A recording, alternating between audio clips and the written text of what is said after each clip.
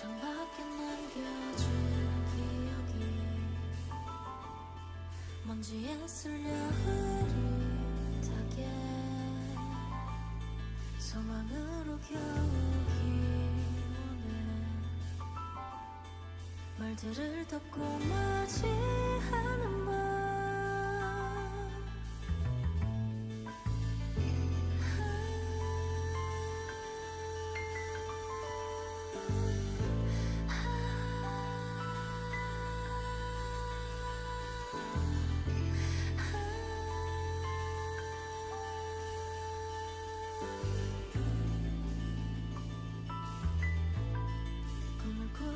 있었던 것처럼 먼 눈으로 길을 찾아 다시 떠오르는 태양에 몸을 훔치려 달아나네 바람에 안긴 흔적들을 담아 깊게 눌러쓴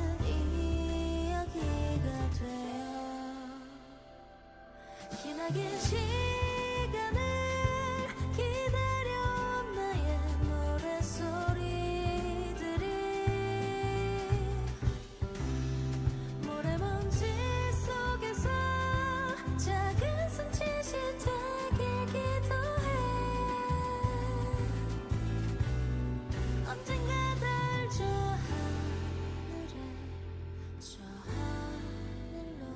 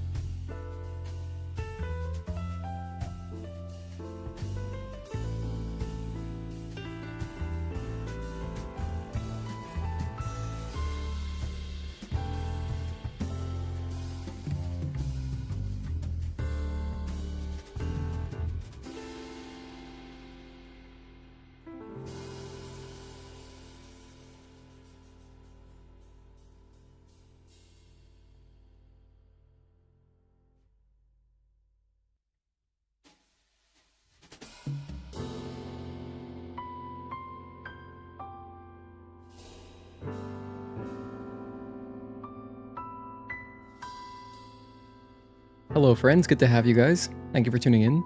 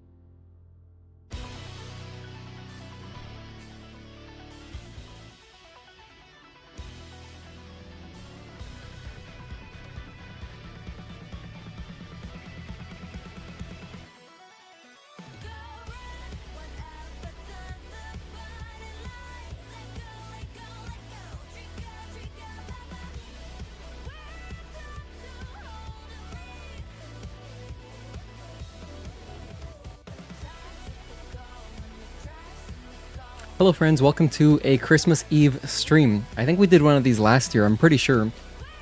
And, you know, last year we had the Christmas update, which was nice. There was a piece of dust flying in front of my face. But yeah, let's go ahead and play some Stellar Blade, shall we? I'm excited. Thank you for being here, Dash. Thank you for being here, Daji2 Kim. Hello, Shinichigami. Hi, Loki. Thank you for being here, guys. Agatoki, how are you doing? Hey, Nicholas Barreto, Pieta. Good to have all you guys. Merry Christmas to all. Yes, deck the halls with boughs of jolly. Or boughs of holly. Anyway, you know what I mean. You guys know the lyrics. I don't. So we're listening to some Christmas music a little bit. Man, first of all, I gotta say, last night, I did not realize how long Act 2 in Clair Obscur was, but we actually got it done somehow, just by the skin of my teeth. YouTube live VODs, if you didn't know, they get cut off at 11 hours, 55 minutes.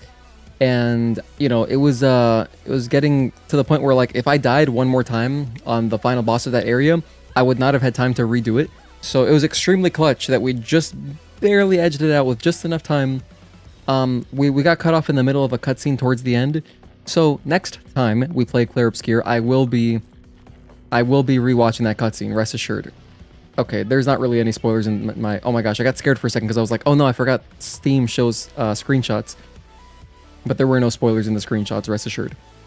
Yeah, so let's jump into Stellar Blade. We're doing a fun, casual playthrough today. That's the plan. We're gonna do a fun, just casual, true ending. I'm gonna do like all the big side quests. We're gonna watch some cutscenes. Should be a good time. I'll stop the music. Thank you, Hypertube Music. And I did, just before the stream, I did timestamp that VOD a little bit. There's more timestamps I can add, but I added the big timestamps for the important stuff like the boss fights, you know, when we switched areas, that kind of stuff. Hey, Addie's World, thank you for tuning in. Hello, Seek and Sue, and hello, Anon AF, or Anon Off. I don't know. I'm gonna read that as Anon AF, like anonymous as fuck. I think that's how you meant to make the username. Yo, what's up, Obsidian Shinobi? Good to have you, brother. You see the Pragmata demo? What's my time? I haven't tried it yet. I just downloaded it. I downloaded it, but I haven't even tried it. But I plan to. I want to play it. I just learned about this game recently.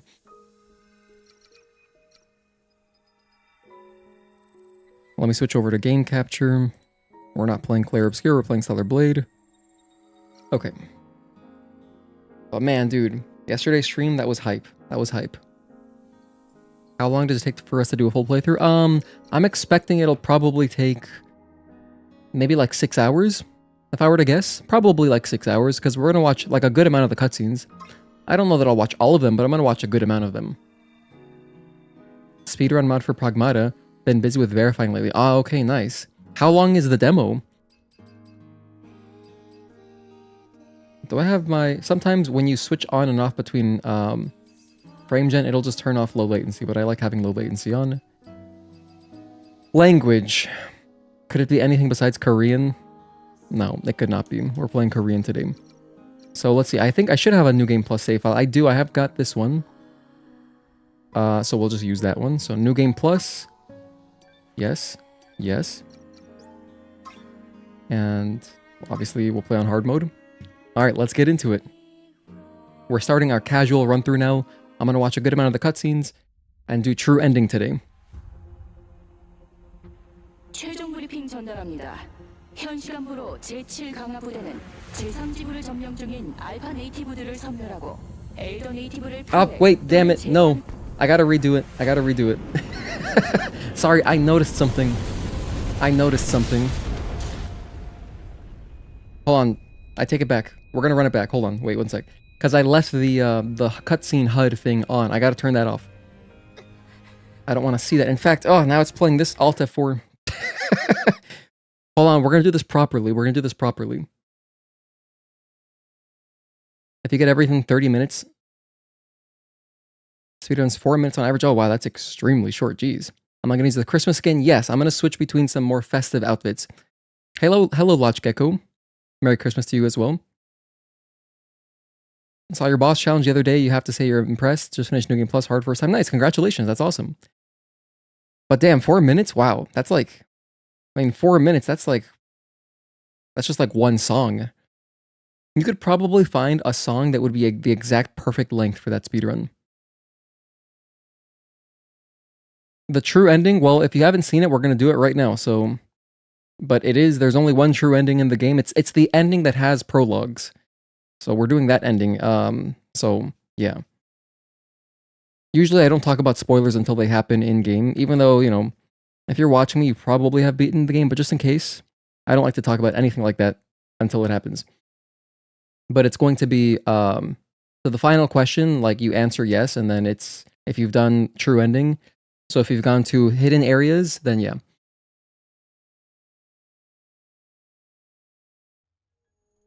Yeah, Merry Christmas to everybody. And also, I know, well, Hanukkah's over now. That ended like 2 days ago. But happy holidays in general, you know? Alright, so this is I Forgot. Okay, so take 2. Turn this off. Display cutscene, display skip cutscene UI off. And now that we've turned this setting off, I can actually start. Because I do not like seeing this. It like, in the corner of my screen, it bothers me. Unless we're doing a speedrun, I don't want to see that. New Game Plus. We'll use our only New Game Plus save. Hard mode, and begin. Hey, Deputy Dog, thank you for tuning in. True ending in 6 hours? Yeah, absolutely. I think so. 최종 브리핑 전달합니다. 현 시간부로 제7 강화 부대는 제3지구를 점령 중인 알파 네이티브들을 섬멸하고 엘더 네이티브를 포획 또는 제거한 것을 목표로 강화합니다. 드라포드 전기 대기로. We don't watch these very often. 디텍트 라인 임계점까지 1분.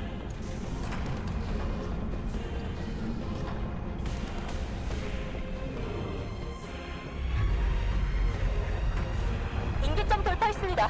실드 전개합니다. I love the little lighting. Like, you can see so much texture and lighting on the ship.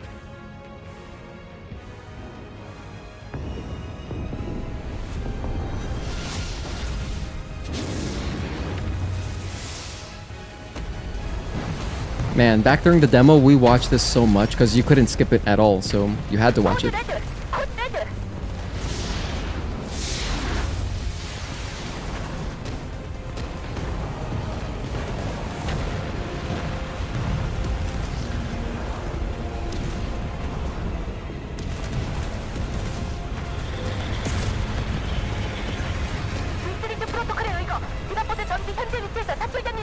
Protocol B32. That's like a cool username, I think, in the future. Whenever this game becomes a cult classic. Protocol B32. Because, like, if you get that reference, that's hardcore, I think. Oh yeah, I'm wearing green, obviously, because Christmas, you know. Green, red, white. Those are the Christmas colors. Just the Italian flag, basically.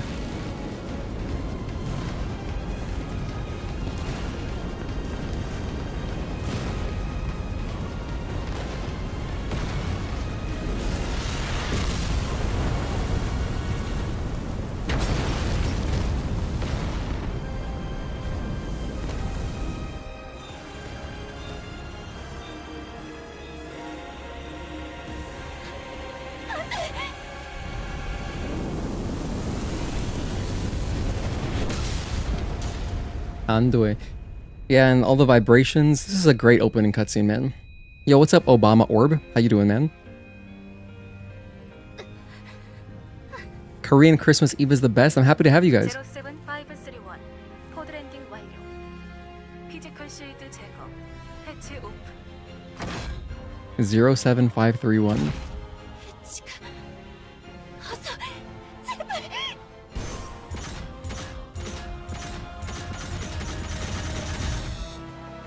You got a 3080 eGPU now? Can max out Starboard on PC? Hell yeah, that's cool, Addy. That's badass. Nice. 이분 괜찮아? 여긴 위험해. 어서 내 손을 잡아. That's so good to hear because I remember you were playing the demo. I think like I remember on a laptop, right? I remember you were trying it out on like the lowest texture settings. So that's a big jump. That's cool. You beat Wuchang Fallen Feathers before the patches to the game to make it better. Oh yeah, I guess we'll be playing the patched version then. Oh, I just realized something else. Whoops, I still have my mod enabled. Oh, dang it. 합류 지점 이쪽. Yeah, I've still got the fusion. Alright, well, this opening bit, we'll just do skin suit then. Wait, that's not that. Yeah, we'll do the opening bit skin suit. Just to use this. And then, once we get to 807, we'll switch to regular stuff. Wait a minute, I'm in New Game Plus. We can run. I can run. Oh yeah, we're overpowered. That's what I'm talking about. Oh wow, this has been a long time since we've done a playthrough like this. This is cool. 다음 목표는 합류 지점 여기서. And this is my first time watching the cutscenes on my new monitor. I can double jump, let's go. Man, the Beholder is just like... What an intro to an enemy. So sick.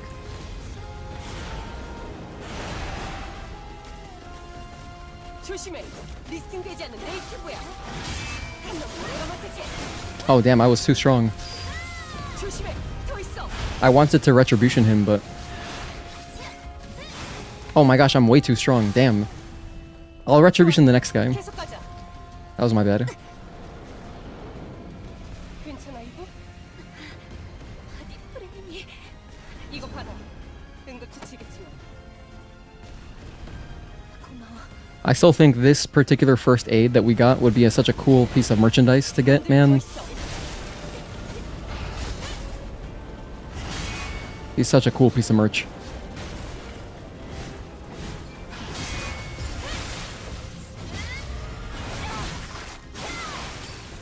Just stunning. I gotta play through this game in HDR at some point. Oh, I missed?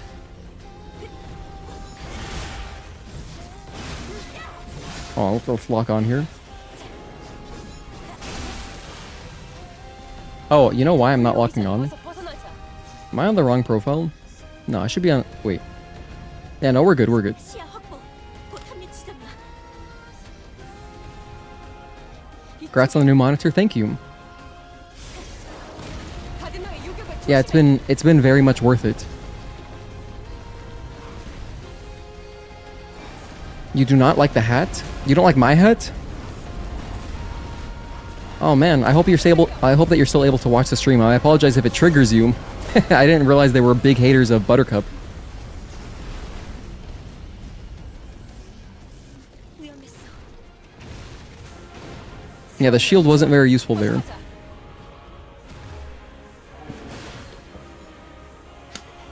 Oh yeah, no, the mod that we're using is just the skin suit, it's the skin to fusion mod that I've been using for the past like couple of months.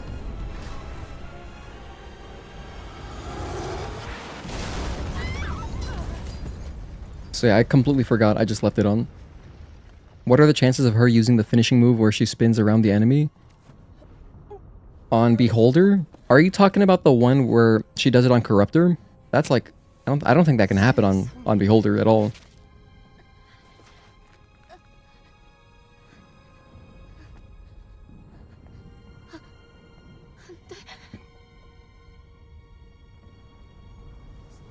스쿼드 생존. Oh wait, no, you're talking about the one where she launches, she plants her sword in their chest and then spins around them. If you're talking about that one, I think there's 3 if I remember correctly. 이브. Let me think. 정신 차려. There's one where she jumps, stabs, stab, spin. Is there another one? 내 말 잘 들어. 아직 임무는 끝나지 않았어. I'm trying to remember the Beholder retributions now. There's at least those 2. 너와 나 둘이서 임무를 완수해야만 해. 알겠어? And then I think there's the knee. There's the one where she can give him the knee. So then there should be 3. So I guess it'd be 1 in 3 chance. Back during the demo, I did a video on every possible retribution. So at that time, I probably would have had a better idea, but that was almost 2 years ago at this point. Oh, they don't like Eve's Christmas hat? 이브. 준비됐지?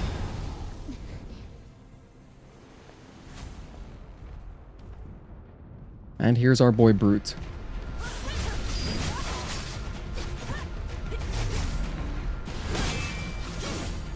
kind of cool having abilities at this point. It's kind of novel. Oh, I don't have my gun yet, though.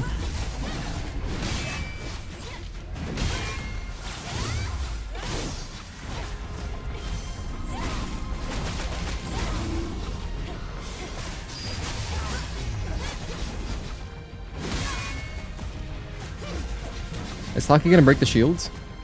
Wait, I don't have to run from that. Wait, we have perfect dodge unlocked. This is New Game Plus, baby. We can just do dodges. That's awesome. Oh, he got me. 1, 2, and 3, 4, 5.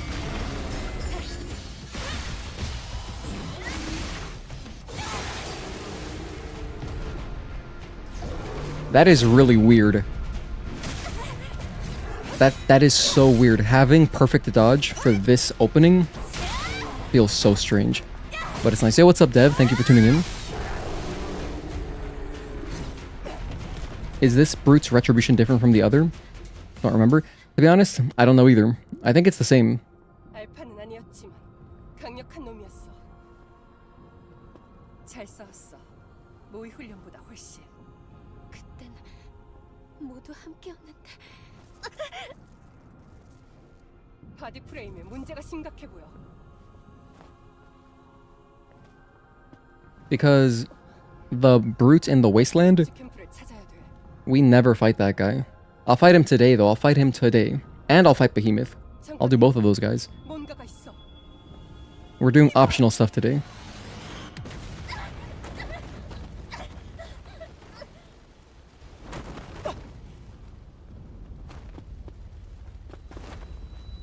이브, 괜찮아?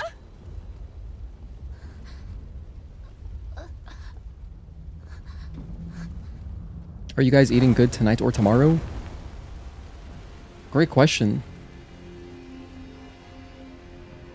Personally, I'm not doing anything for Christmas. 알파 네이티브. I mean, I'm streaming.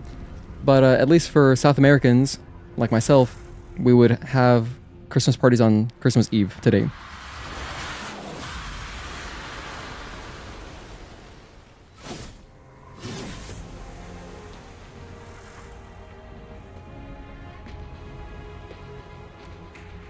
여기야 친구. 네 상대는 나야.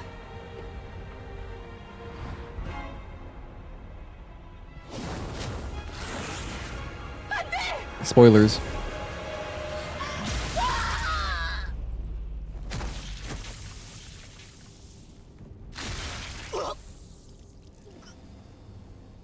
That delivery on that line is so good too. 도망쳐, 이브. Voice actress did a great job there. You got a sushi platter? Nice. That sounds good. You know, I can't remember the last time I had sushi in the United States. Because it's never been great. The first time I had sushi was actually in Japan. And it was awesome.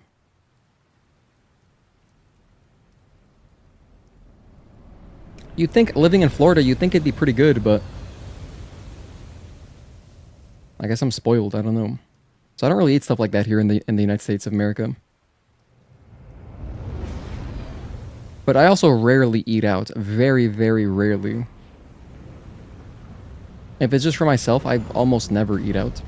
Like at a restaurant. I buy food from outside all the time. I did today, actually. Qdobo was open, thankfully. So was Chipotle. 조용하구나. 그래도 긴장은 풀지 않는 게 좋아. 알파 네이티브가 있는 곳이니까.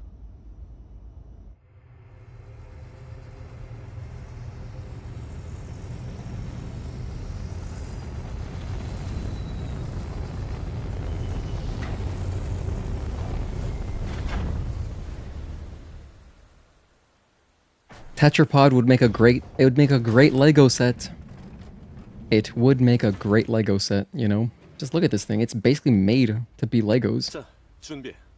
난 이제부터 드론으로 서포트할게. Isn't it kind of weird seeing Adam talking to Eve in this outfit?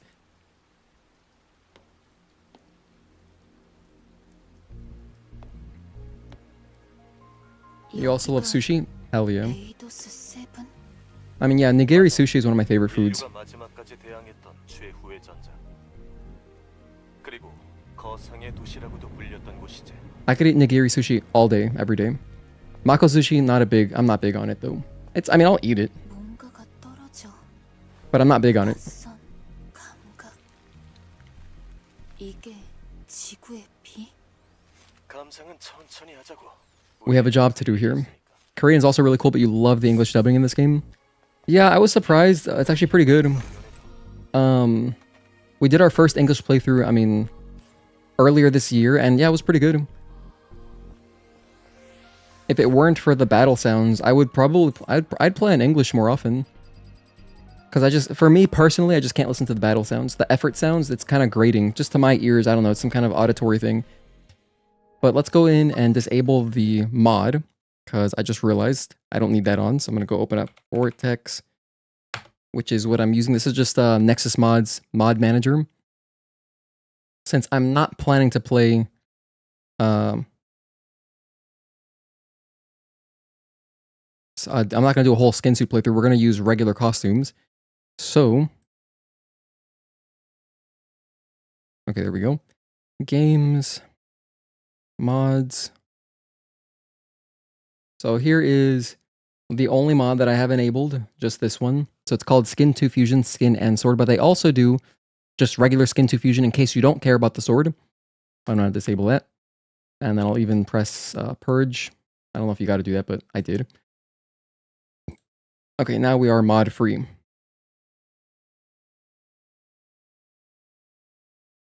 So I'll make another timestamp. Any sushi with jalapeno always catches your attention.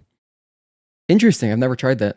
I like the simplest possible, just rice, the fish, and wasabi, and then I have a piece of ginger afterwards.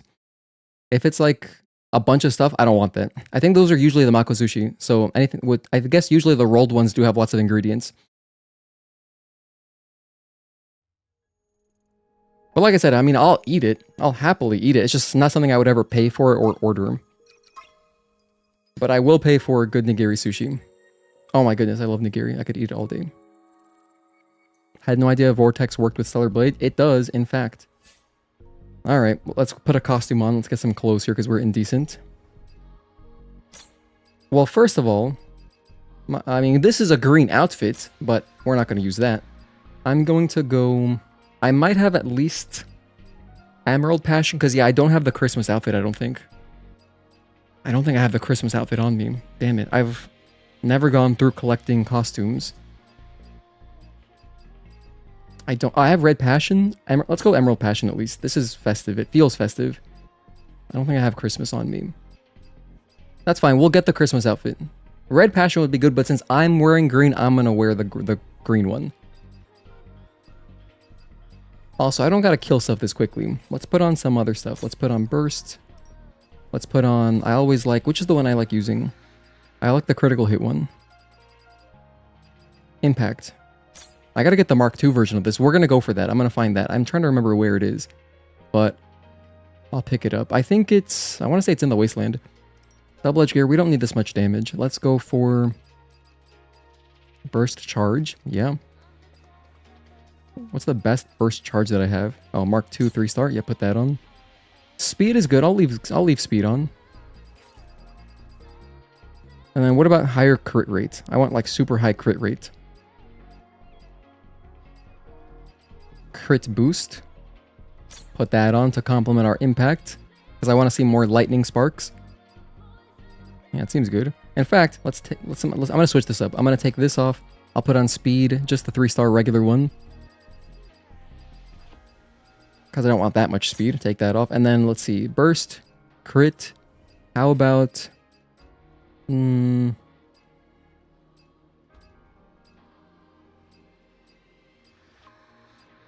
don't need experience. I don't need money. I just want more crits. So, crit. Boost. Oh, I even have the Mark II version. Oh, this is better. Hang on. Let's do this. What the hell? I got the Mark IIs. I didn't know I picked those up. 10%. Yeah, so 22% plus this, 9.5%. So that's 31.5. It's pretty good. Okay, now we're at least green, so at least I'm matching. And I have my lights in the background as green too. Sick. No Santa skin for Adam yet. Yeah, I'm gonna... Dude, yes. I haven't picked that up either. In fact, I can't even customize Adam. I have hairstyles though, so let's mix up the hairstyle. I usually wear this one. Wait, do I have the... Santa? I don't even have Santa. I was woefully unprepared, but that's alright. As soon as we get to Xion, then we're gonna get really festive. Do I even have the glasses? No, I don't have any of that stuff. Alright, well... I don't have the... Okay, we don't have anything. It's fine. So, New Game Plus. We have a few enemies that are a little bit different than the regular playthrough. Like right here, this very first group of enemies. You've got the usual... Oh my goodness, look at the crits! That's what I'm talking about. So this Guardian here is normally not here. 1, 2...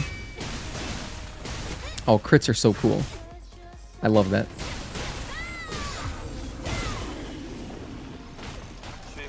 That makes me so happy seeing all the crits, because it makes me feel like I'm Super Saiyan 2 or something, and there's just electricity animating or emanating from me.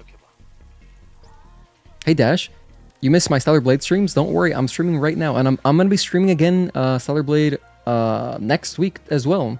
I'm gonna do a Christmas Eve stream. That should be a good time.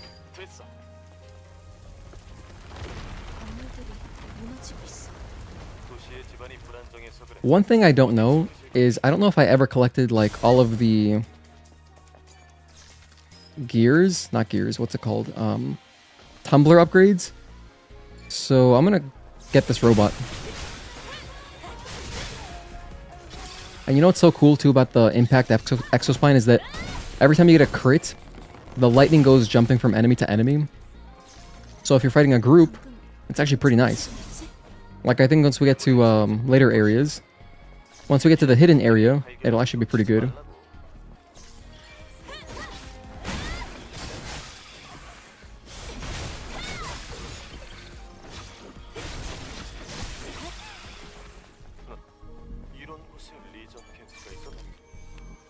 I don't need to activate this camp.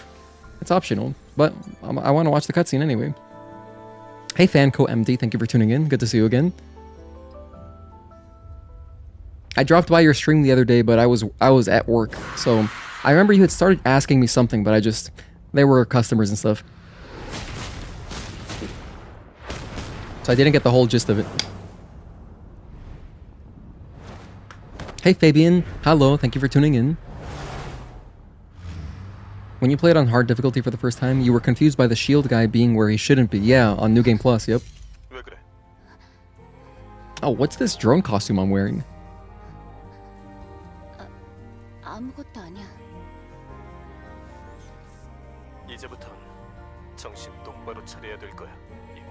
I think I was probably wearing this drone costume to kind of half match with my Taki outfit. But it just looks like a car from Jack X. So I'm gonna take that off. It does not feel festive. Stargazer armored pack. Is Fluffy Bear more festive? Yeah, I guess. I mean, it's the same color as a reindeer in a way. Am I maxed out? Let me see. I don't know what I did on this New Game Plus save. Oh yeah, we're maxed out. I've got all the important abilities. Oh, we even have all these? Nice. That's awesome. Okay, so I did at least a few playthroughs.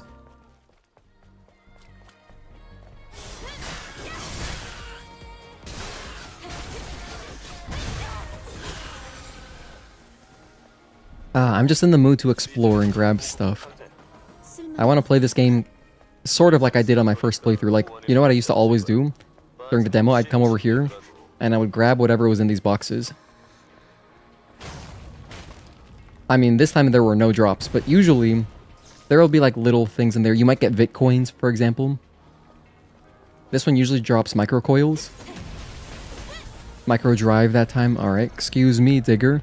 Because we do need some micro drives and coils for Digger's quest. But then again, since this is New Game Plus, I mean, I should have a lot of that currency still left over.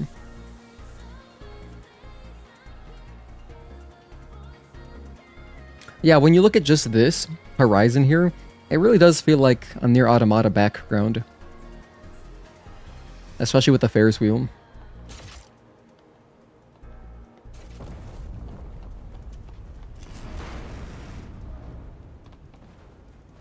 I'm gonna grab some more stuff.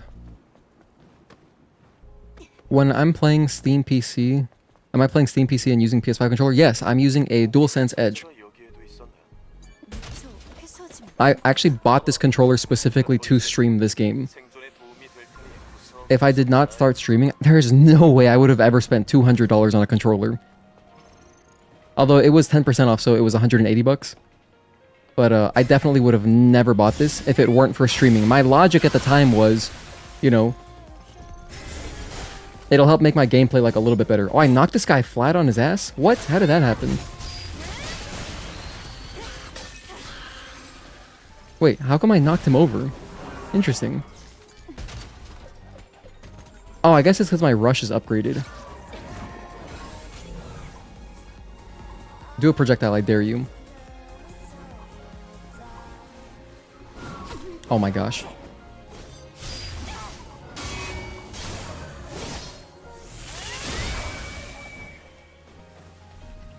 I've played a little bit on Xbox too, and the game plays pretty well on Xbox controller. Although for third-person action games like this, I still much prefer PlayStation buttons, just because they're not as they don't stand as proud, and they don't feel as clicky as Xbox controller buttons. So for me, it's easier. But at the same time, I'm gonna be biased because I grew up playing I grew up playing Devil May Cry 3 on a PS2 controller, so that just feels very natural. And like just the action of doing combos like this, I like better on this. I mean, granted, I'll play on Xbox if I feel like it, but for the most part, like 99% of the time, DualSense. So yeah, and having the back buttons is really handy, just because I sprint so much, and I don't like the feeling of clicking in my sticks. That's why I like the back buttons.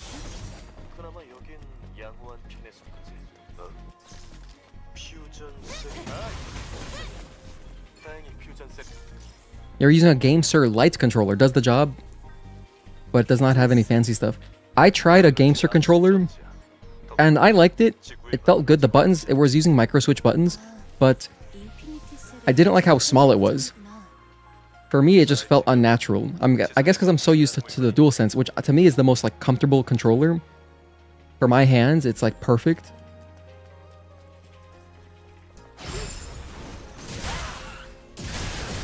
But I liked the buttons, and it was nice because it was like $35 or something on AliExpress, and it had it had all the good stuff that you want, like Hall effect sticks. It had back buttons. It was just too small for me, so. By the way, is there any visual cue? Oh, gotta go. Take care, Dev. Merry Christmas again. I appreciate you. Is there any visual cue of when you get a crit in Stellar Blade, or is it just happens and you don't see it? Oh, yes, cue. Yes. So, interestingly, Fanco, when the game came out, there wasn't any kind of visual cue. You couldn't tell. But then, I forget which patch it was. I would have to go back and look at my own Stellar Blade patch videos. But at some point, they added the lightning effect. And so the lightning that you get now was not in there in the original release. Oh, hey, Juan. Won't be staying long, celebrating your mom's birthday today. Oh, hell yeah. Nice. 2 for 1. So does she get double gifts? It's always tough when you have a birthday right next to a holiday. It's a small problem that also, even though you don't have Hugh Hange, but it's still small. Right, okay, so I'm not the only person who thinks this. I forget which one I was using, but it was a GameSir G7? It might be a G7. I think it was a GameSir G7 HE or SE or something like that. And,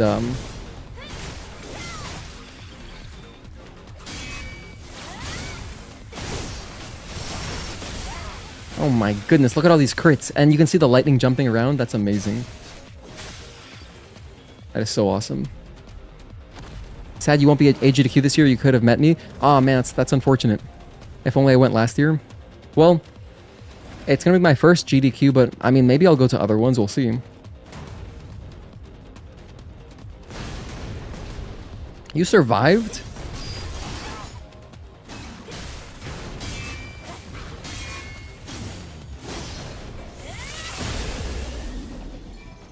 This guy really survived the barrels? Okay. Nice.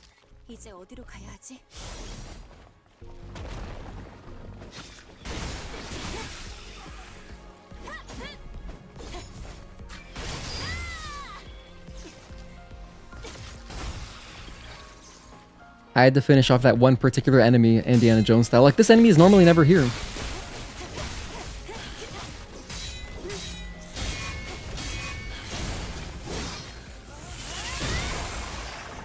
That barnacle is not there typically.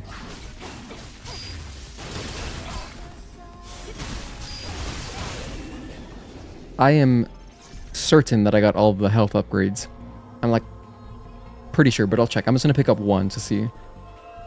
Gotta go see you all next time. Bye, Juan. Happy Christmas. Oh, that was a beta core. And yeah, I did max that out. Is that the yellowish lightning? No, it's like a blue lightning. It's like blue-white. It's just like Super Saiyan 2 lightning. It looks just like that. And it even makes those crackly sounds, which I enjoy a great deal. Look at Adam educating us. That's adorable, but I'm going this way, Adam. Trust me, I won't forget being on couch. It's unforgettable being on stage knowing you are live in front of 60,000 people. Yeah, I mean, it should be pretty cool. The run is happening at 5 a.m., so we'll see how many people are actually watching at that hour. But actually, it's kind of nice because, you know, I know a lot of my viewers are European, so then, like the Stellar Blade run that I'm commentating on, it's going to be at, I put it in my community post, I forget, but I think it was like 11 a.m. in the UK. So if you're near the UK, you know, you're like an hour before or an hour ahead. So it's like morning time. It's pretty good. So I'm hoping that we can get some people from the UK watching. That'd be nice.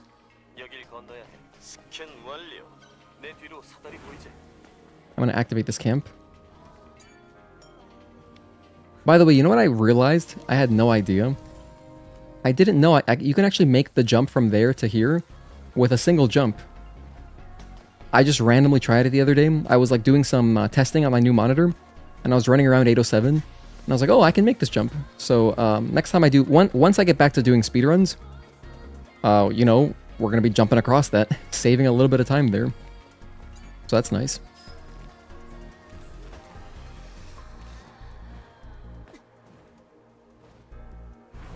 In fact, I'll even show it right now. So it was just with a single jump, just at the edge of this, jump right here, and then an air dash, and it reaches.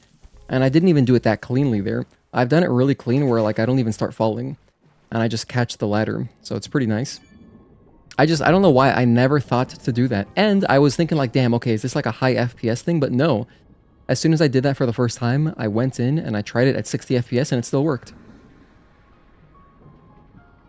Over here, there's like a tiny bit of money. Just 45 gold. I almost feel like they just put something there just so that there wouldn't be nothing, because if there were nothing, that'd be kind of sad. Even though it's such a like minute amount of gold, it's a nice gesture. What music do I have here? Dang it, I don't have the Christmas music. Am I staying the entire event or just a few days? I'm staying one day. I'm staying less than a day. So what I'm doing is, for AGDQ, by the way, if you didn't know, for anybody just tuning in, first of all, I appreciate you guys. Everybody lurking, I appreciate you. Happy holidays. If you didn't notice, in case you missed my community post, I'm going to be going to AGDQ early January. So the event, I think, is like from the 3rd to the 9th or something. But I'm going to be there just on the 9th. I'm arriving at like midnight. And the run starts at 5 a.m. So I'm taking just the cheapest red-eye. I'm flying Spirit with no luggage at all.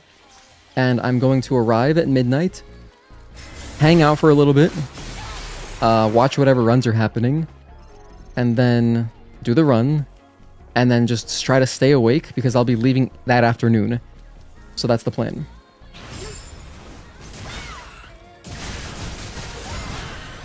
Which is really nice because January 9th is actually my fiance's birthday, but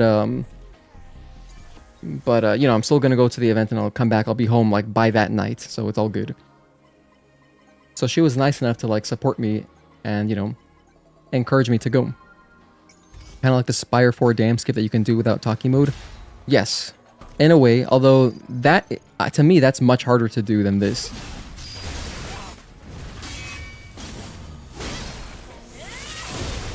Like the talkie skip for the Spire dam, I've never even done it without talkie mode, just because, you know, I always have talkie mode, so I may as well use it there. But I know it's possible without talkie mode. I've just never practiced it. I tried it like a couple times and I was like, damn, this seems hard. And then I just defaulted to my usual. Did I open this? I did. Hey, Alex T. Friend, bonsoir. Your friend is hosting the 70-star SM64 relay that night. Wish you could be there to see it. Yeah, I was taking a look at the schedule, and the very last run that is happening right before I leave is going to be Lies of P DLC. So I'm super happy that I can at least watch that. Oh my gosh, I didn't get the assault kill.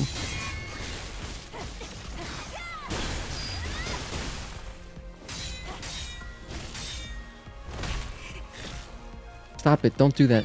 I want to do my, this. Wait, hold on. Chill. There we go.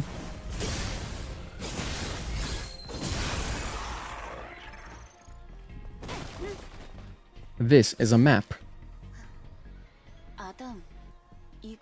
You know, I was thinking about it. Eve is really similar to Starfire if you've ever watched Teen Titans. Because Starfire is like, what is this? She doesn't understand anything on Earth.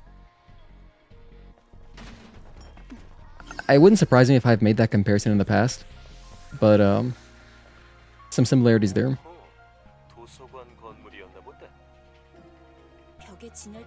Couldn't get it even with talking mode most of the time. Yeah, it's definitely like a... You could try messing around with different camera angles. It helps. I usually move my camera in the middle of the jump.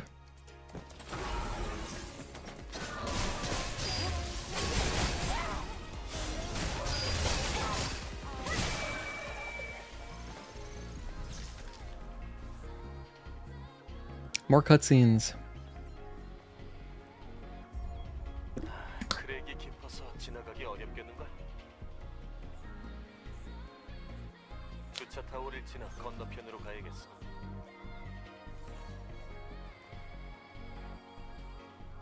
There's one enemy over to our right. I'm gonna go kill them.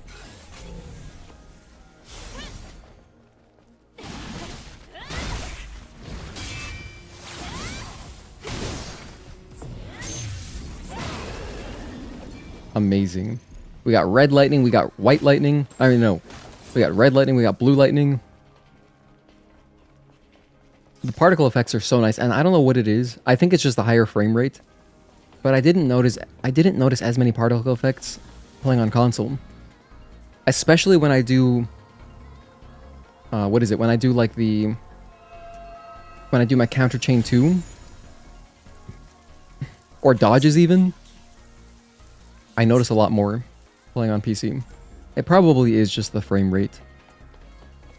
There probably isn't that much difference for particle effects specifically, but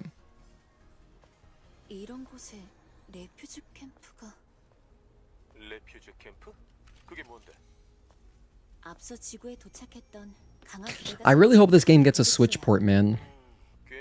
I think it'd be really good on Switch. They got Final Fantasy VII Remake Part 1 on Switch.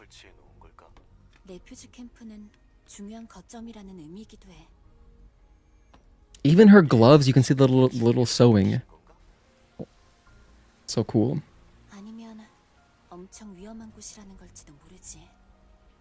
Is getting... Oh, I just noticed your message, Dash. Is getting all the fish type annoying in Stellar Blade? You got only 20 for the trophy. Is it annoying? I mean, if you don't like fishing, it's going to be annoying. I like fishing. It's pretty relaxing. The one time that I was like somewhat annoyed by fishing was when I was doing my platinum speedrun, because for that trophy, we were trying to get it as fast as possible. And there's a lot of randomness, you know? So it was like, oh my goodness, please, where's this last fish? It was brutal. Oh, I wouldn't be able to get the Christmas outfit there. Drone. Oh yeah, check it out. We can get this. Attaches a can detector to the drone. Actually, I don't want that. Never mind. No wonder I didn't research that. Because I don't want it buzzing.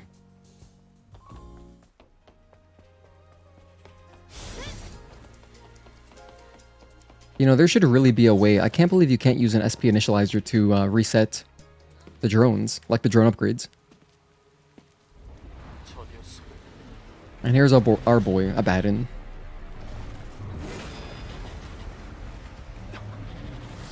What was he even doing up here? I guess he just enjoys the weather. He's like, oh yeah, thunderstorm? Time to bask. I'm gonna bask upstairs. I'll catch you guys later. I like to imagine that he was hanging out in the camp where we were a second ago. That's just like where he relaxes.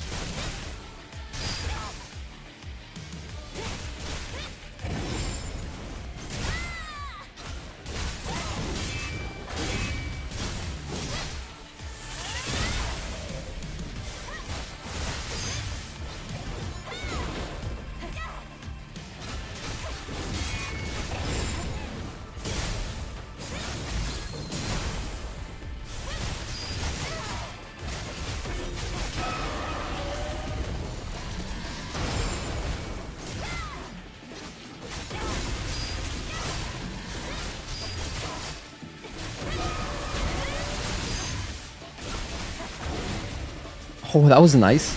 I was exactly in the middle.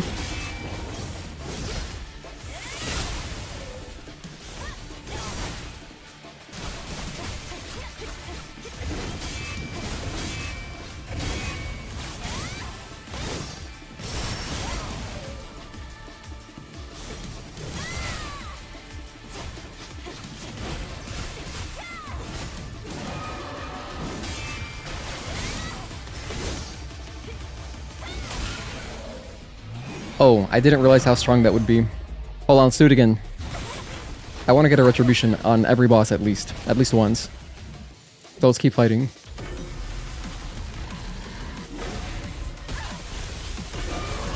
The lightning is so hard to dodge, man.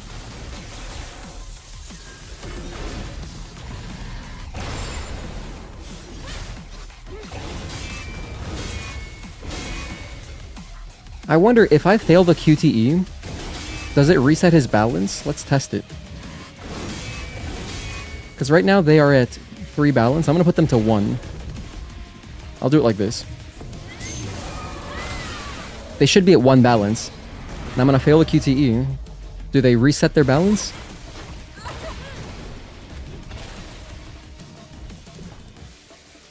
Oh no, he did go down to 1. Okay, so it works. Cool. I never tested that. Pretty interesting. Hey, Robin, thank you for tuning in.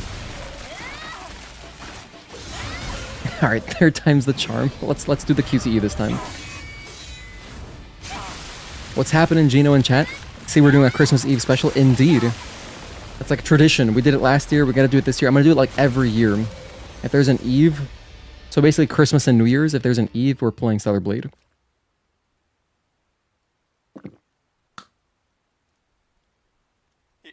이겼어. 굉장해. 알파 네이티브는 아니었어. 알파가 아닌데도 이 정도라면 앞으로 만만치 않겠는데. 그럴지도. 어쨌든 다음 길 Dodging in Stellar Blade is harder than deflects. You find dodges harder than parries? Interesting. Maybe it's like a visual thing. I don't know. The timing is the same. 기록 보관소까지의 직선 거리로는 멀지 않은데 블록 하나가 통째로 물에 잠겨 있어서 말이야. 건너갈 방법이 없다는 거야? 찾았어. 석상 너머로 옆 간판 보이지? 저곳에 블록 사이를 이동할 수 있는 운송 장치가 있어. Granted, I don't have data on this, but just from feel, 가동될 수 있을 거라 생각해? 레퓨저 캠프도 멀지. a dodge, a perfect dodge has the same window as a parry, a regular parry. But I'm pretty sure perfect parry does have a tighter window than a perfect dodge. So, but the timings are the same as far as like, you know, the enemy timings. So that part doesn't change because I interchange them all the time. That's why I like to have both parry dodge on the same hand. So like dodge parry, dodge parry. So if something weird happens where I'm trying to preserve a retribution, it's nice having them on the same hand. For me at least, it makes muscle memory a lot easier. But if you're like, you know, more advanced, I know just from my comment section, I know there's tons of professional gamers who like you could definitely go between L1 and using your right thumb. I don't like doing that. That feels really weird for me. So like that would make it a lot harder. Which is why I just like the back buttons. But if you don't have back buttons, unfortunately, I guess, yeah, there's no option there. Let's get a backstab. Oh, no backstab?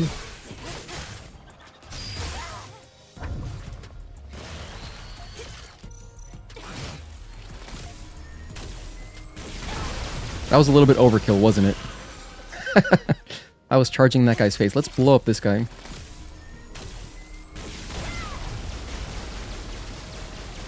Oh, nice. We had some laser to spare. You gotta hit him with the shoop de whoop. Maybe the problem from your playstyle because you focus on parry a lot, forgot how to dodge, and treat it sometimes like Sekiro. I mean, yeah, the less you use it, definitely the less intuitive it'll feel. Especially, you could be like me.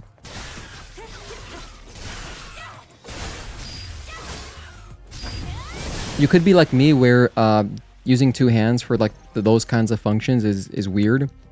So if you have the ability to use a back button, you know, try dodging parry like this, and you might find it easier.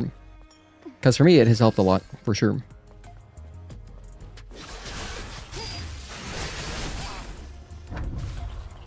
Hang on, where's this guy?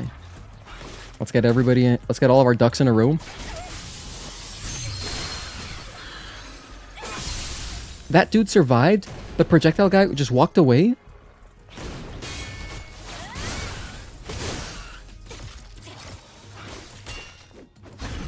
They really walked away. Hang on, let me switch to a different gun. I want missiles. I'm gonna try to use stuff that I don't often use. So I'm gonna try to use some tempests. I'm gonna try to use some crosswaves. I'm gonna try to use some missiles. Hey 58 Kiko, thank you for tuning in. Is there any Christmas theme? Yeah, there's lots of Christmas stuff once we get to Xion. So there's the Christmas tree. We'll put on some Christmas stuff, like some Christmas gear. And we'll have the Christmas themed camp songs. So we've got all that, and then I'm just wearing green today. I have my light in the background as green. That's kind of that's as much as we can do. But until I get to Xion, we don't have access to the Christmas outfit. You know, I really thought that I had picked it up, but I guess I never did. It makes sense.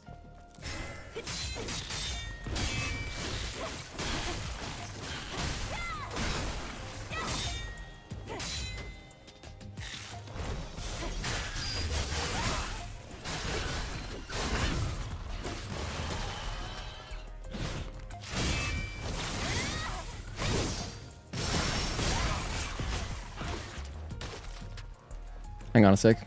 We can do something cool here.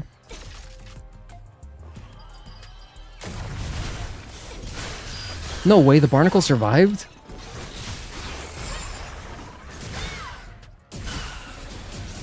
That barnacle survived somehow. I think I shot like 3 missiles at him. But that must mean that even the barnacle's shield, it can deflect, or not deflect, but it can kind of tank missiles, like the Stinger missiles. It's pretty impressive. Yeah, because I don't think... I mean, maybe I have, but I don't... Maybe I have never actually shot missiles at barnacles. If you log into Stellar Blade, now you'll get all the Christmas stuff. So yeah, the Christmas stuff, it's always been there. But by default, the game settings will have season event content set to off. If you set it to automatic, the Christmas stuff should turn on around the 17th of December. And then if you always want Christmas, if you want Christmas every day, you can just put it on to on. And so what this turns on, it'll toggle summer and Christmas. Those are the 2 seasonal event content things. So if you have it to automatic, it'll turn on. If you turn it on, it'll always be on. But yeah, the Christmas stuff is just there. And once we get to Xion, I'll be able to show you guys. In case, you know, maybe you're newer to Stellar Blade and you haven't seen any of the Christmas stuff yet, because that came out last year on console, right? And then when the PC launch came out, the way they set the default settings, you wouldn't have known about the Christmas stuff. Oh, I just skipped a cutscene by accident. I just skipped the Dozer cutscene. Whoops. Kind of just did that autopilot.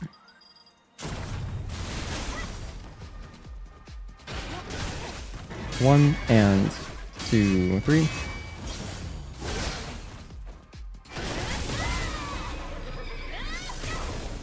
Whoa, that was an interesting little glitch there because of the geography.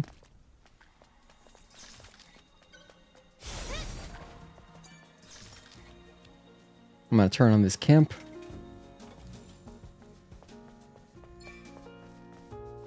You know, this isn't a Christmas theme per se, but it's nice and jazzy. Let's see, what is over here again? I know we've got up here. if we do some climbing. This should be where the little jump scare is. I like this room, I think. I think it's this one. Maybe it's not. Maybe it's on the other side. Oh, you feel the same? You feel the same dash? Mostly parry and never dodge. Okay, so you guys are in the same boat? You and Dash watch?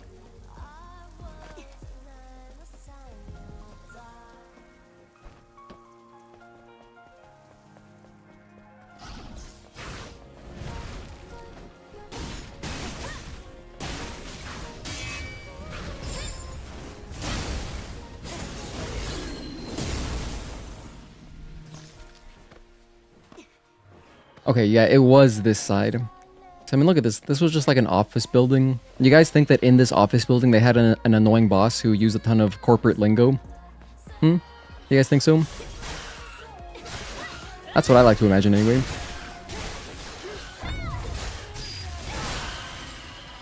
Am I projecting a little bit? Possibly. I probably am. However, shout out to that boss because honestly, we got so many laughs out of him, man. It was hilarious.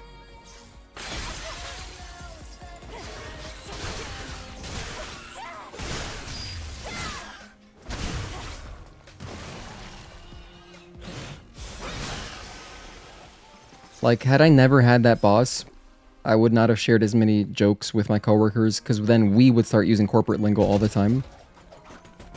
In like a semi-ironic way. I mean, some of the... I like the sports ones. Like, you know, if you're about to finish a task, you can say that you're rounding third. Just like the baseball reference.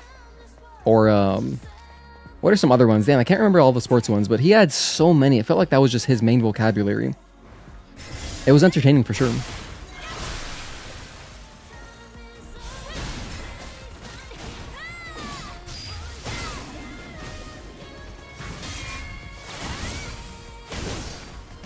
Hey Frizen, thank you for tuning in. But yeah, Sravan, check it out definitely. If you haven't checked out the Christmas stuff, take a look at it. It's pretty cool. It's pretty nice. There's some songs. There's the cosmetics for Adam, Eve, none for Lily, unfortunately, but there is a drone cosmetic as well. Oh yeah, for anybody who didn't know, there's free money over here.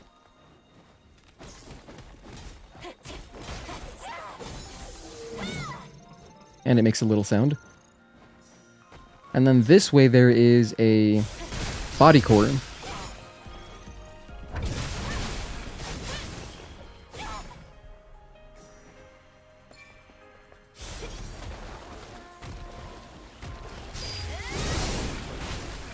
Oh, I didn't reach? Damn. Punish Gantz really doesn't have that much range, does it? You guys both survived?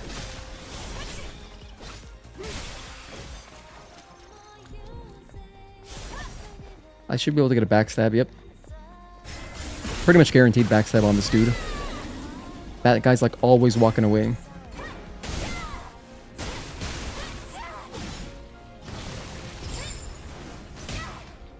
No way, I got cut off. That's amazing. I was in the middle of a Reflection 1, and one of his projectiles actually stopped me, dead in my tracks. The 807 OST is also just so awesome. Battle music is a straight vibe, gives you early 2000 vibes. I've heard that sentiment echoed more than once, and I fully agree. I get the same kind of vibe as, you know, PS2 era, you know, 6th generation games. And I mean, I'm biased. Probably some other people are also biased in that, you know, I think it's like just such a memorable generation. It's my favorite for a reason.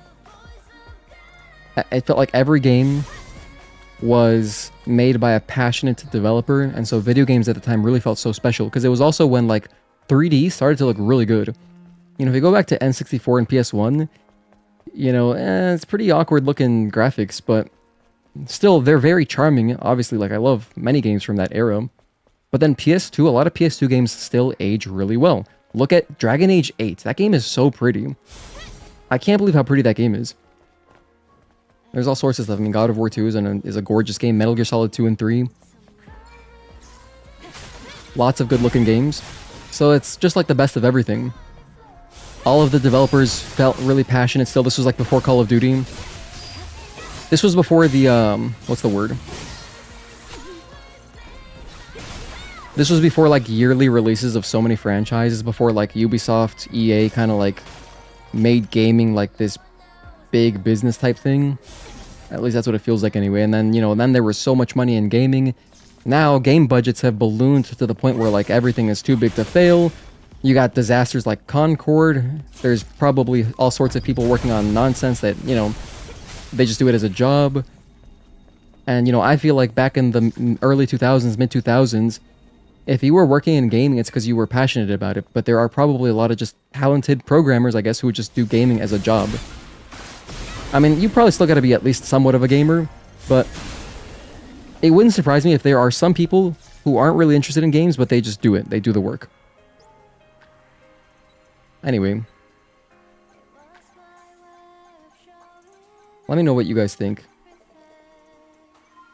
Our age might be showing here, but those were the golden days if you ask me. Yeah, I mean, nostalgia also plays a big part. That's the thing, is I'm biased, right? So like nostalgia is worth a lot to me.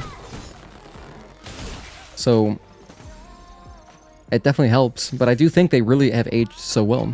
A lot of PS2 games have aged really well, and just playing them a lot recently, I'm like, damn, this looks pretty good. You agree? I remember also playing your first Metal Gear game, which was 3. The amount of interactive stuff you could do during cutscenes and during the intro music was just amazing. Blew your little 14-year-old mind. Hell yeah. Yeah, MGS3 was an amazing game.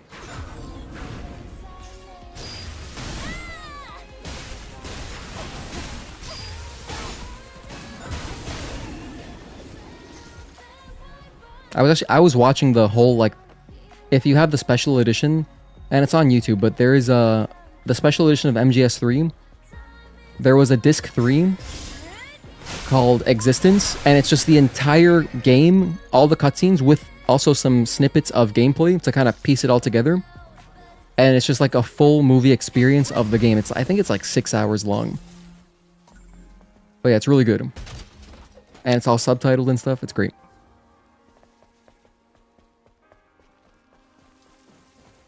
I know there's something else up here too. Is this an enemy? No, wait, this is also an enemy? This guy isn't here in New Game.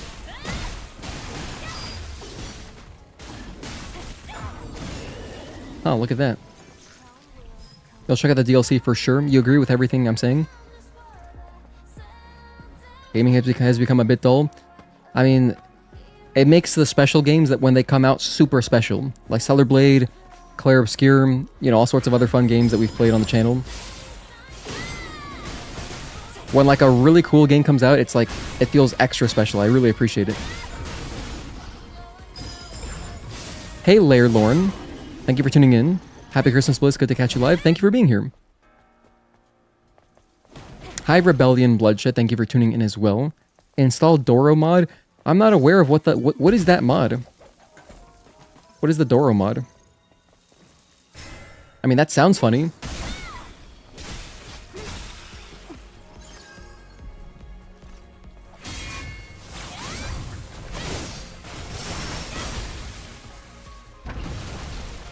Oh my gosh, you're here.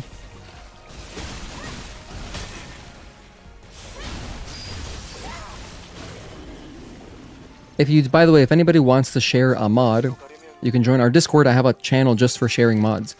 Because that's kind of like my main source of learning about mods. Okay, Agatoki, you're saying that you don't feel like gaming has become dull? You're still buying, playing, and enjoying new games? I'm still buying new games too. I mean, I'm definitely playing a lot of games. Especially since I started streaming, I've been playing more games than ever. I mean, I guess, I think that what Sravan was trying to say was, I guess depending on the genres that you follow, maybe it can become dull. Like if, I don't know, maybe there's someone out there who only plays Ubisoft games, I guess it could become dull in the sense that like it's all the same game, right? Like, they definitely have a really similar feel. But, I don't know.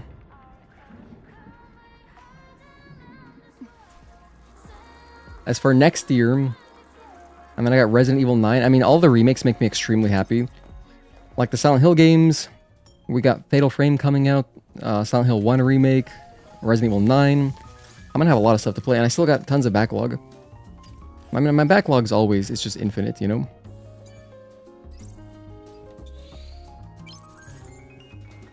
I feel like I always have too much to play. In fact, all these indie games, like I'm curious to try out Hollow Knight as well at some point, maybe after Nine Souls, because I like Nine Souls so much that just, you know, by virtue of liking that game, I'm gonna enjoy 3861. I'm going to enjoy Hollow Knight.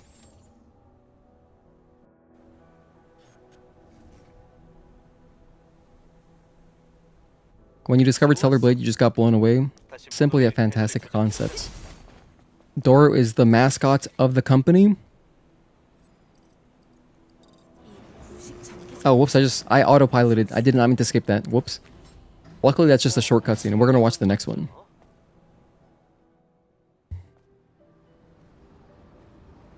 Definitely directed more at the AAA devs. There are some sick games out there for sure, but there's also a lot more slop in the industry. A lot more slop in the industry. I think, yeah, just by nature of there being more games. So like I was saying earlier, just, you know, since gaming has become a much larger business, volume has increased. So then percentage-wise, I guess there's more, like, games that you might not be interested in compared to... Look at those gloves. Those are nice gloves. There's probably a lot more games that you're not interested in now compared to the games that you're interested in. Especially because each person, we only have so much bandwidth. I can only play so many games per year.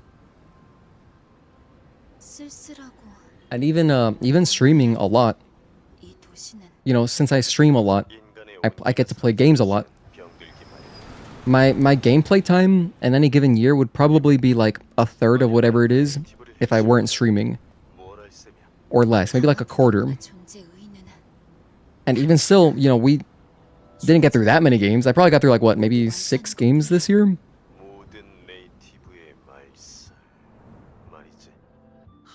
Or 7? I'm not sure. About that puzzle I just did, is there a hint for the code 3861? You simply tried until it worked, and later you memorized it. Just wondering. Yeah, so for that one, you're just trying to fill up the bars. So, there's no hint. No, it's just the first time you do it is trial and error by just putting them in different spots. And then seeing how it functions, because... depending on the slot that you put the number into, it'll spread out. It's like, for example, let's say if you put 6, it'll spread out 6 across the 2 that it's adjacent to. So that's how that puzzle works. But yeah, the first time is just trial and error. And then I just memorize it 3861 so that I remember that 3 and 8 go side by side. Your backlog is Doom Eternal and Metaphor Fantasio. Oh man, I'll get there one day. I'm gonna, dude, I've been playing Persona 4. I'm still playing it. That game is just really long. But I'll beat it one day. I'll beat it soon. Within the next couple months, I think I'll beat Persona 4. Definitely more directed at the AAA devs. Sravan, you're saying there are some sick... Oh wait, I already read this. Oh wait, I didn't finish reading the message. I got to the middle of it and then ADHD. So yeah, you said that there's sick games out there for sure. There's also a lot more slop in the industry. Just look at Call of Duty and now Battlefield 2, sadly. Yeah, I don't know anything about those franchises because I didn't play Call of Duty besides Call of Duty 4 and 6. So after that, I couldn't tell you. I know that people are big fans of zombies. Like I know Mark is a fan of zombies. I've never played a zombies mode, but you know, I know that there's probably some other good Call of Duty games, but for me, it was just Call of Duty 4. And then after Modern Warfare 2, after playing that, I was kind of just like, oh, this has changed. I'm not interested in this franchise anymore. So then I was kind of like, I'm never playing another Call of Duty. That was the one that did it for me. So I never played another one. And I probably never will. I mean, I don't really have... For me, I mean, I understand people love those games, blah, blah, blah. For me, there's not much appeal.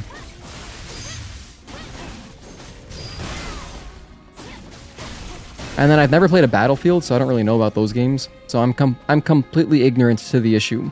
So I can't speak on it as a result. But, you know, I'll just take your word for it. You know, if you're not enjoying it, if you're a big fan, then I'm sure stuff has happened and changed, and I don't know.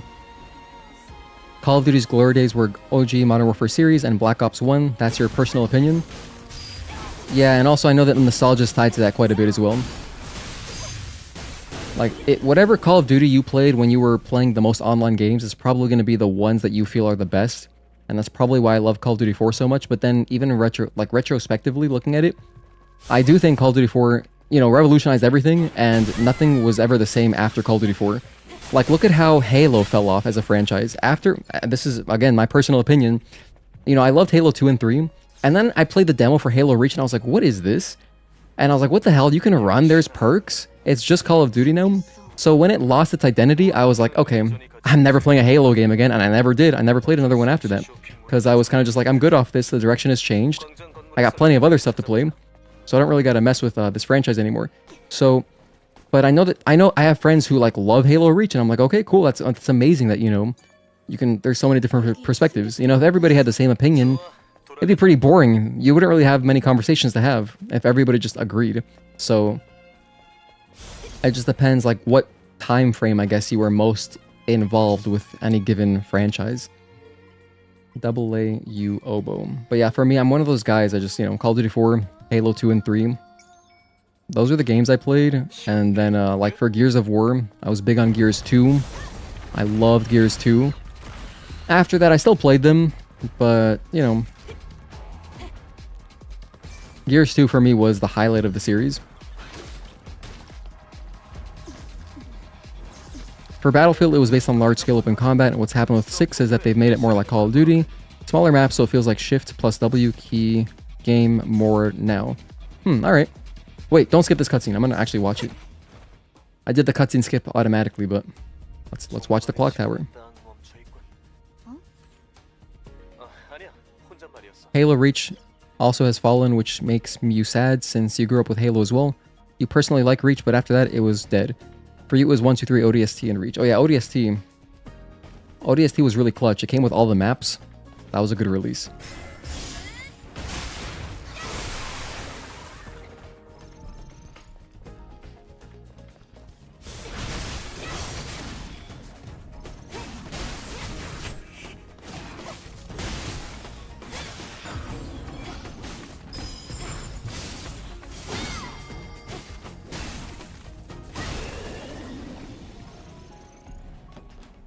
It's still so weird to me how you can just... The only thing to do over here is you jump across some poles, and then the floor collapses. I mean, there's also the shortcut here, but... As far as I know...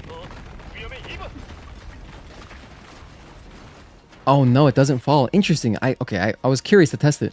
But on that last pole, it collapses underneath you. But then if you jump over it, because, you know, I don't normally play New Game Plus. So the fact that I have double jump here, I was able to even try that. Huh, interesting. But the collapse started, like the building started to collapse. But then once you get to the last pole, this happens without fail. And I even took some damage? Wait, I wonder if that can kill you. I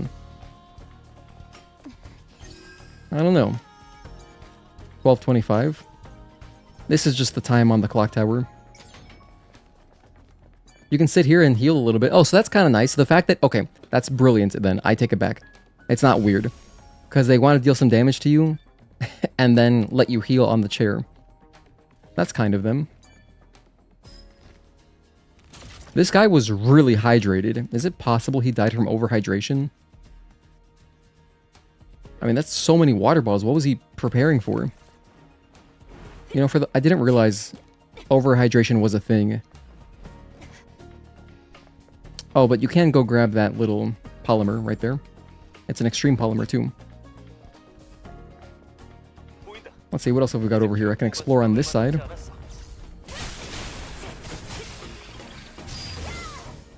Oh, I wanted to redirect.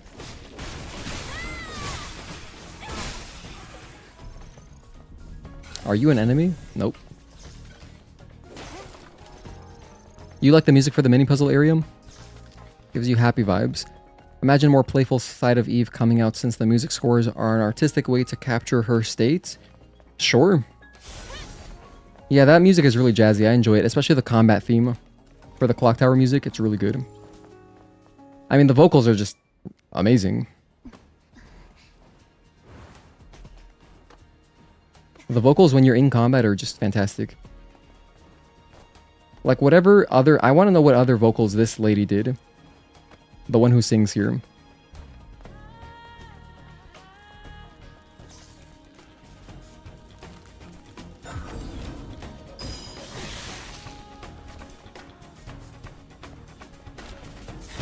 Ouch. Hang on, let's shoot down the little guys.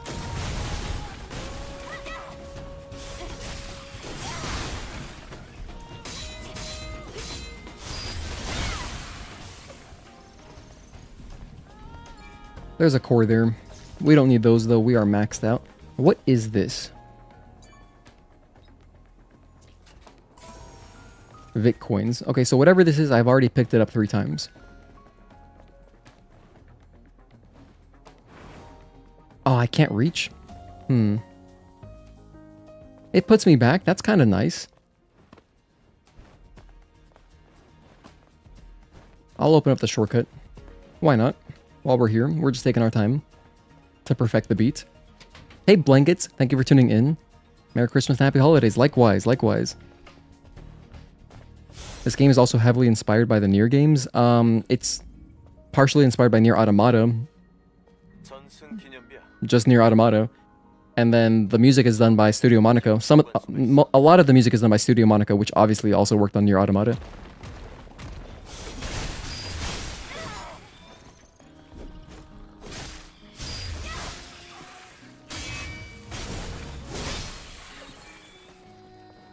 So if it sounds like Nier Automata music, it's because it really could have been.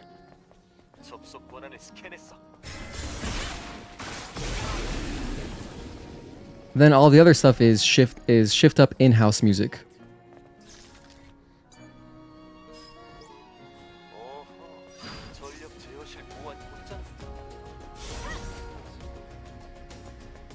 This is Sua KOK.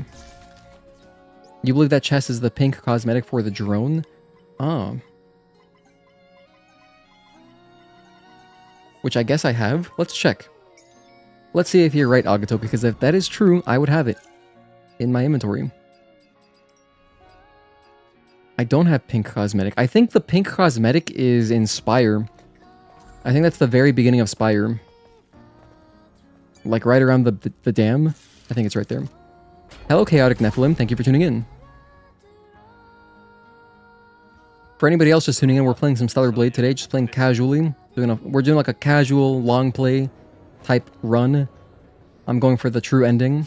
So I'm going to be going for some of the main, like all the big side quests. We're going to do a lot of fun stuff. Wait, I didn't kill this guy?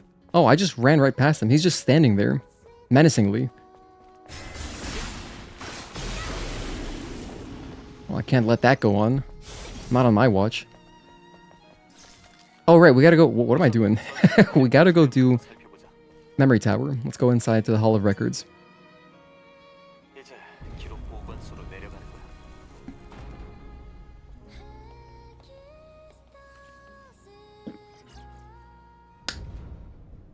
It's gonna be a full 100% playthrough. Not at all. Not even close. We're not doing 100% at all. I'm not doing that. I don't think I've ever done that in one stream. The closest that we've gotten was obviously the Platinum speedrun. All achievements. But I'm just going to be doing the main quests. And I'll do like the side bosses. But no, I'm not going to be doing every side quest. I'm not going to be doing all fishing. I'm not going to be doing all memory sticks. Zero chance of that happening.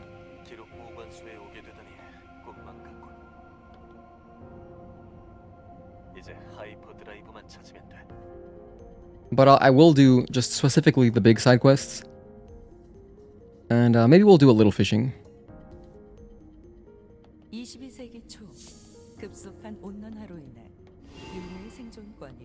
you got 6+ hours of Geno time then? No, yeah, the stream should be roughly like 6 or 7 hours, I guess. Just about. I do expect we should be streaming into Christmas. You know, I'm on the East Coast in America, so right now it is 7 p.m. So there's 5 hours to midnight, and yeah, we've got that much gameplay at least left. We'll keep you running in the background to pad the watch time as well, in case you fall asleep. I appreciate that, thank you. Hopefully I don't get jump scared and wake you. Granted, I don't think I'll be getting jump scared by anything in this game. I randomly got jump scared last night though. I was playing Clair Obscure and I just ran oh my goodness, there was an enemy hiding in a corner. And I don't know why they were hiding in the dark. but it was like a soft jump scare. It was a good moment. 인류의 어머니 마더스피어가 건설한 최초의 도시 에이도스 세븐에서 번영과 화합을 생소한 이야기들 뿐이야. 아담은 이게 무슨 소린지 알겠어? 인류의 과거는 최후의 전쟁과 함께 다 묻혀버려. Oh, but yeah, I'm excited to start Wuchang. 이건 그 Should be a lot of fun. Because I don't know anything about that game. All I remember people talking about was that when it came out, it was really hard because of like some kind of stun. Like when you get knocked down, there's a big stun, and then they patched it and some stuff, whatever. They patched all sorts of things.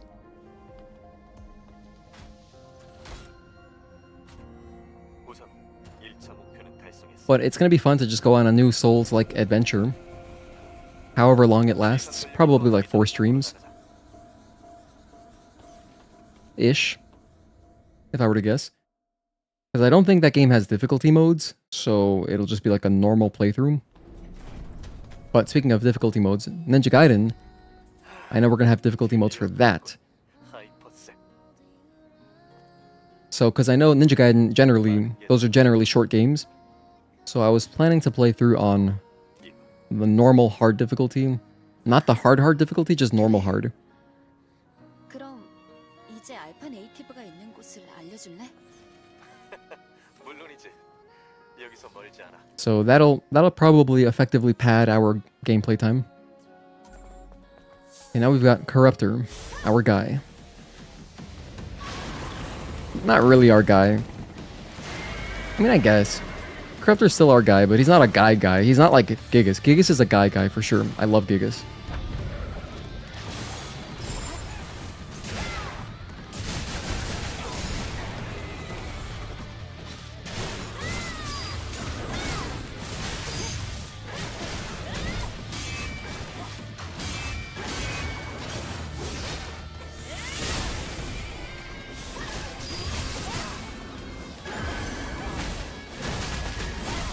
Knock him over.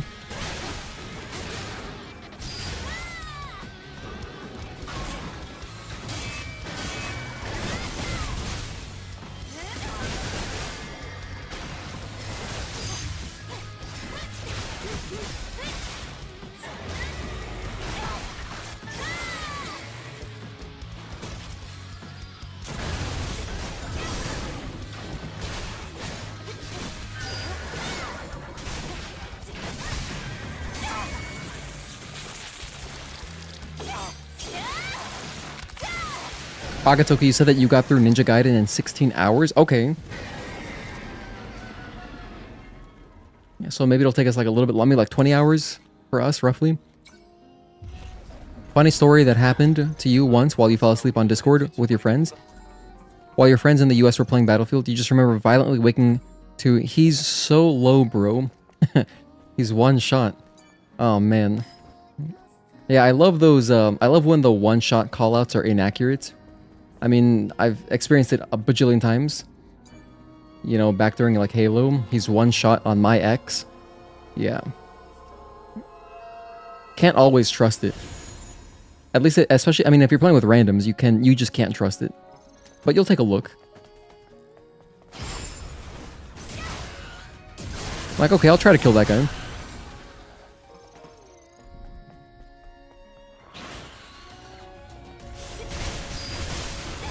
Oh, look at the crits hitting these guys over here on the side. Nice.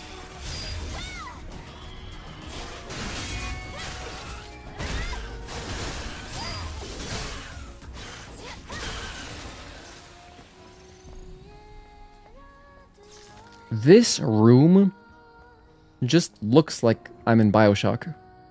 I feel like I should be able to drink some of this alcohol to get a little bit of health back.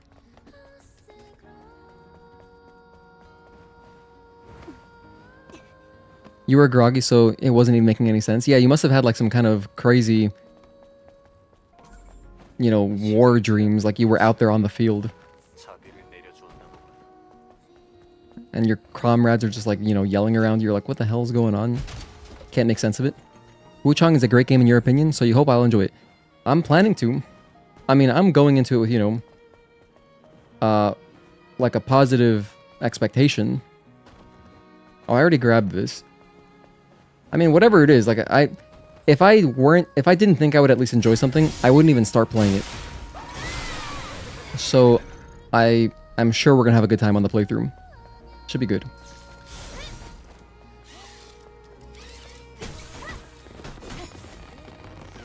And actually, because I'm playing 9 Souls as well, so I'll probably be playing like Wuchang 9 Souls at the same time-ish. And you know, they both have like Chinese lore and stuff, so that's pretty cool. You never trust that's the case, especially with some people. You get to know as you play with them more. Also, the hack accusations are off the charts, because it's impossible that someone is better.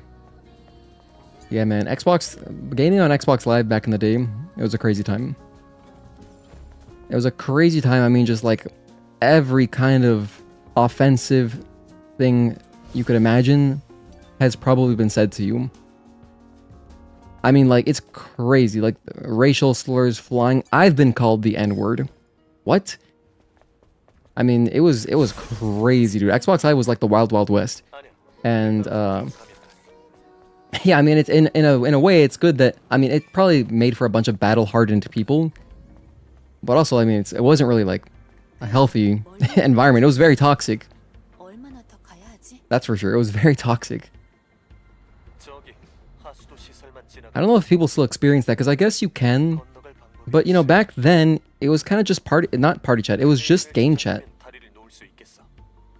Unless you were always in a party, you would just hear game chat. And so then you would just, like, you know, naturally just start talking to the people around you. But nowadays, you know, because it's like Discord is a whole thing. I mean, even before Discord, like, whatever. We had Ventrilo, we had TeamSpeak. There were all sorts of programs that were the same thing. But now with the insane popularity of Discord, like, I feel like more often than not, people, when they're gaming, are probably in their own private parties. So then you wouldn't really have the same kind of exposure to all that toxicity, which, you know, like I said, isn't really a bad thing.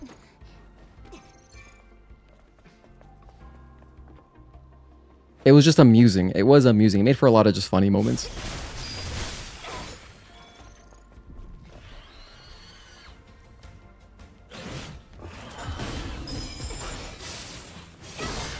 Have I ever tried the Neo series? I haven't, but I own 1 and 2. I have them, actually. I have them on PS5, and I'm going to play them at some point. 1, 2, 3, 4, 5. Oh my gosh. Try that again. 1. Actually, I'll try it on the next guy. We're going to fight another Cricket Butcher soon. Yeah, Neo is another series that I want to check out because I was gifted it, and oh, whoops, I forgot. I did kill that guy, didn't I? Oh, whoops. That's okay, we're not that far back. I want to try it, but I know that Neo, they're like pretty long games. So, yeah, I'm kind of hesitant to start streaming them because, you know, I don't really like starting games that I'm not going to finish. I've never done that, you know? I've never once done that. If I have started a game on stream, I have finished it on stream. And I mean, I guess I could just like, I don't know. I guess I could do just like one stream just checking out Neo, but that feels weird to me. But I could be just being silly. That could be some of my stubborn nature, and I should just give it a shot anyway. And even if it's just one stream, whatever. Like, I can beat the game offline.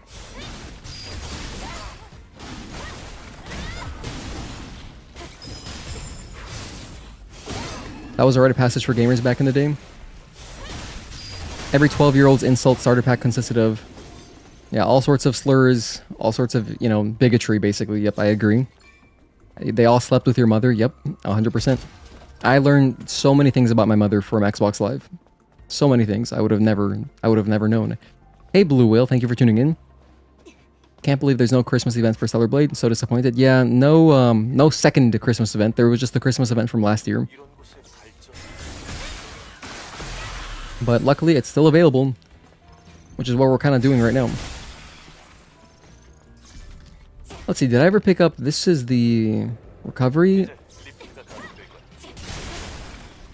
Or this is recovery or protection, one of those. Oh wait, no, that's above me. Just kidding. What's in this chest then? Just loot?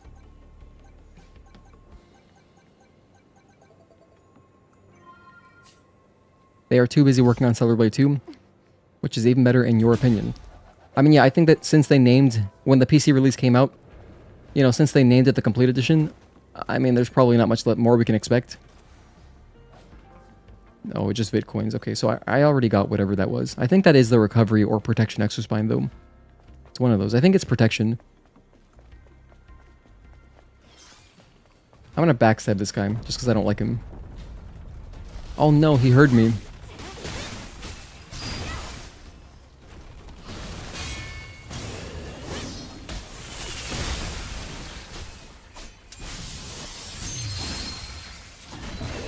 Nice.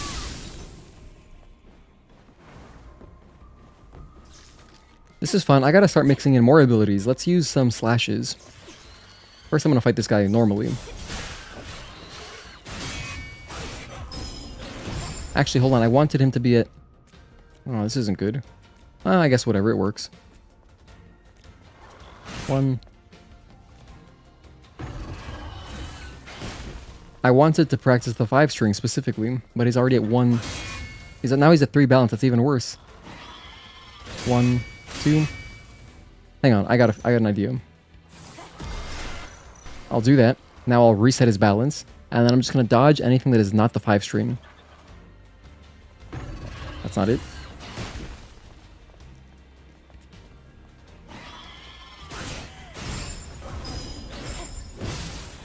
Okay, that doesn't reduce his balance. Come on, give me a 5 string.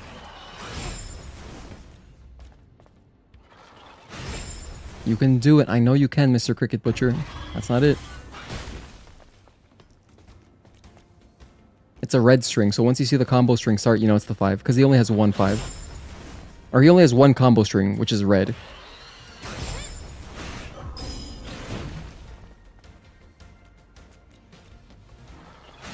Is it a distance thing? What if I stand around here? No. That's repulse, because, for example, Stalker has proximity based. I mean, every enemy does. Depending on your proximity, they're more likely to do other strings.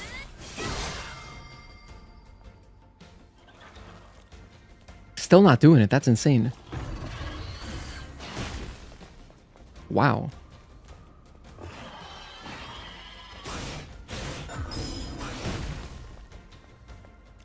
You can see that attack path is very narrow. So just dodging up in the way is like perfect. It's like 100% success rate.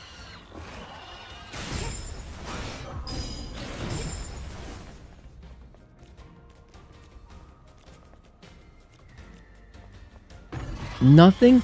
With this guy, it's almost like he doesn't do it. But it's a Cricket Butcher. It's not like this one versus the other one would have different movesets. That's weird. You know it's not a boss, but Raven, for example, will only do her 7-string Psycho combo once per fight when you're trying to practice it. I've gotten it more than once per fight, but you gotta be in the fight for like half an hour. Because it's extremely rare, and it feels like it's mostly just at the very end of the fight. Like towards the end of her health bar. So actually that's a good idea. Let's get her lower. Let's get this guy lower health. Because now that he's low health, maybe this will prompt him to do the 5-string.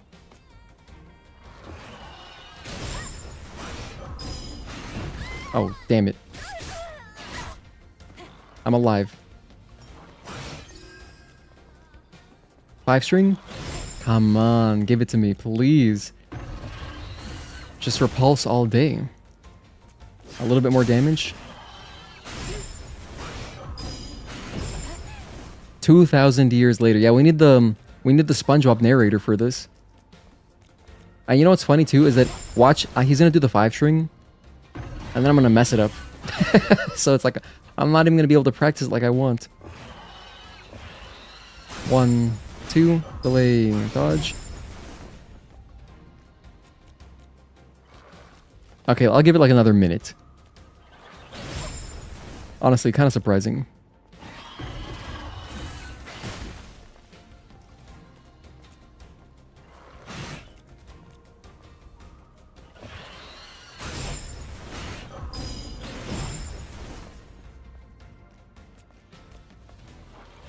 Bro, they're not doing it. Okay.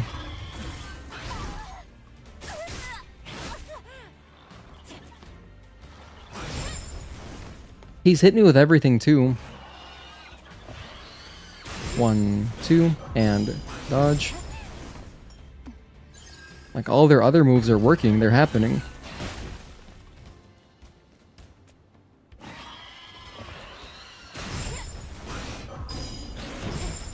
Alright, that's enough. Okay, this is your last chance. I'm gonna let you do one more attack. Okay, that was it. Oh well. We didn't get the 5-string.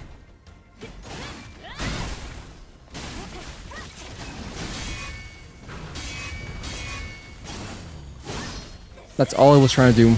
I just wanted to see the 5-string at least once.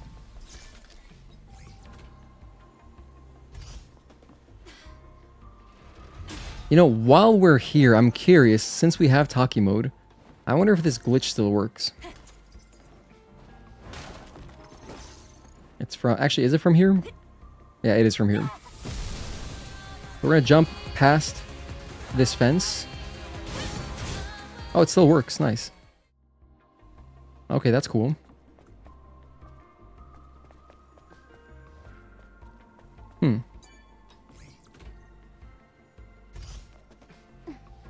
Kind of surprising.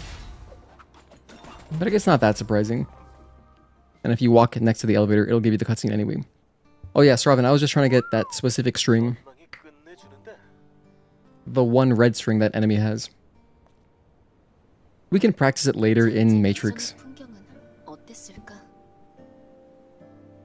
이분 네가 생각하기엔 어땠을 것 같아? 똑바로 선 빌딩, 관리된 You guys stretch your wrists a lot. I do this all the time. 살아있는 사람?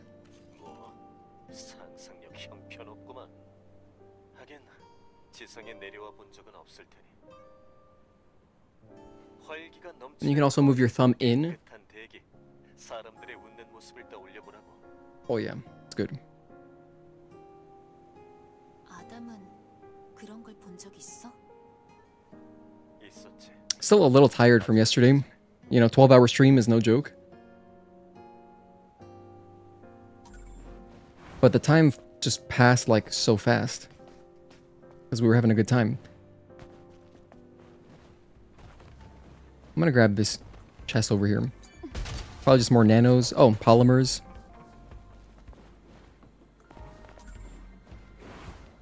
We got a note here too. Okay, we gotta drop off.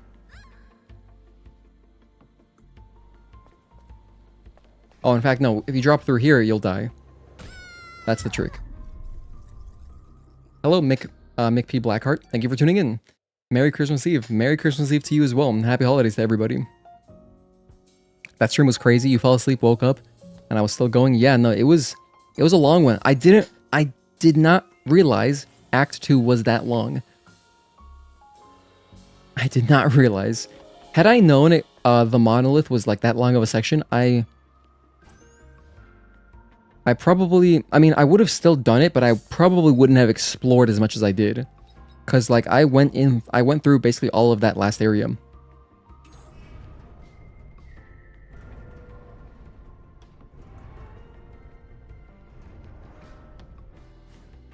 And it's crazy because it ended up mattering, like, if I just had like 5 more minutes, the stream would not have gotten cut off.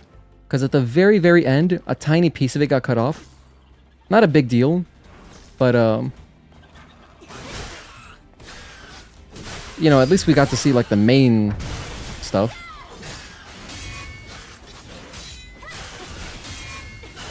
But next time we do, for anybody who is interested in Clair Obscure, no spoilers, don't worry.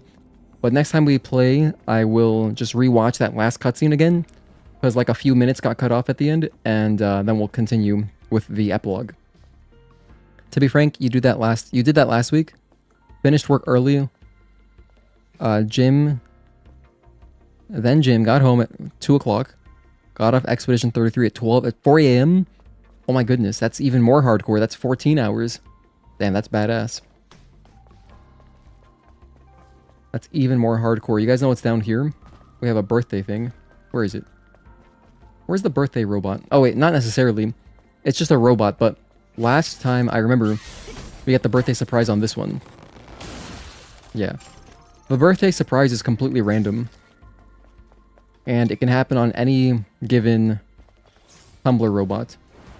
Hang on a sec, I just realized something. There's a cosmetic something over here at the very top floor.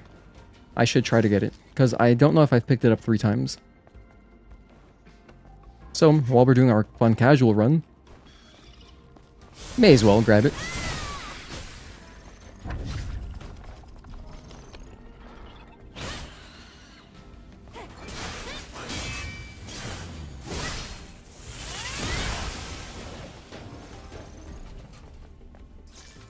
If it's Vitcoins, that's how you know you have exhausted all the possibilities. Vitcoins. Okay, so I did get this too. I guess most of the collectibles like that I didn't grab in my playthroughs here on this save file, they must have been like just stuff in the wasteland and desert more than anything. Like the stuff to the left, I have it. I'm wearing it. Obviously, I'm wearing Emerald Passion.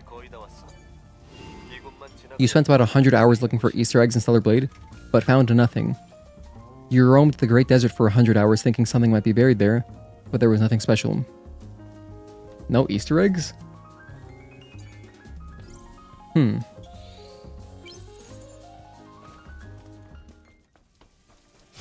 Well, what Easter eggs would you have expected maybe from Shift Up? Their only other game is Nikkei, right?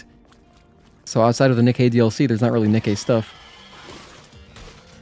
I believe, I want to say, someone told me that some of the flavor text references stuff in Nikkei, but yeah, since that's their only other game, I guess that's the only other thing they could have done Easter eggs for.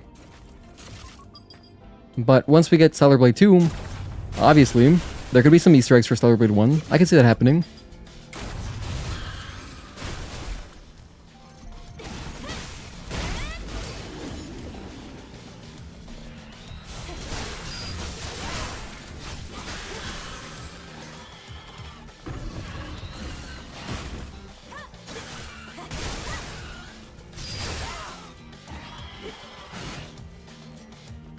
Give me the 5-string, please.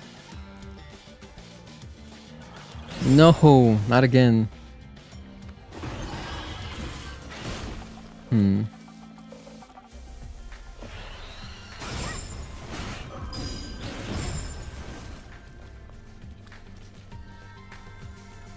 I'll try on this guy for like 30 seconds. 30 seconds to a minute. 1, 2, delay and dodge. Isn't there one wall? Wait, isn't there one behind the wall you smash with the crane? Yes, there's 2 walls you can smash with the crane. But that's the costume that I'm wearing. So I know for a fact I got that stuff.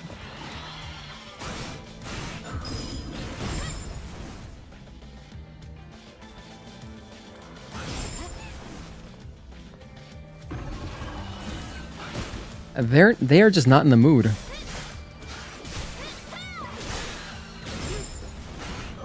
This guy will not give me the 5-string. Holy hell.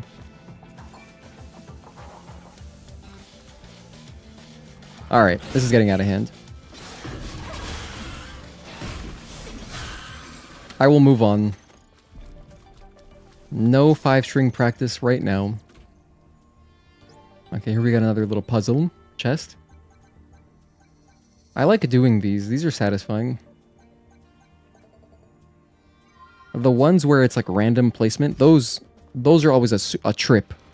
Especially when we're playing late at night, like if I've been on a long stream and then I got to do that that kind of puzzle. Can be rough for sure.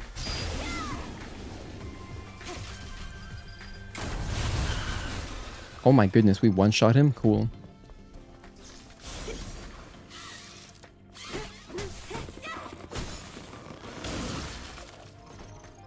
Oh, and also, if you didn't know, there's a body down there as well.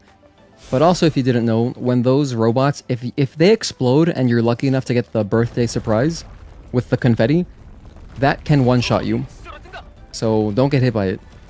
It's happened to us before. It deals like extra damage. If you just stand next to them, it'll still hurt you, but it's not gonna kill you.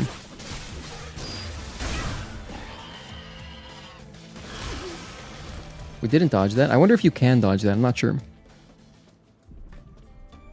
Whoa, its legs are going crazy. Did you see that? In the corner, that was kind of funny. Unreal Engine. There's a beta core over there to the right. I don't want that. We're already maxed out, so...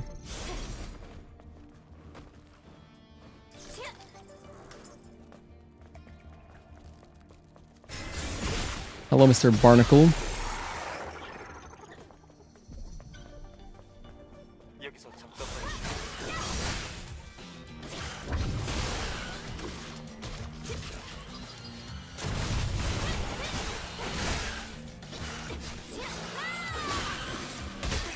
Ow.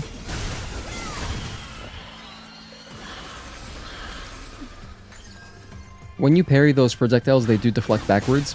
I mean, they deflect straight back, which is nice.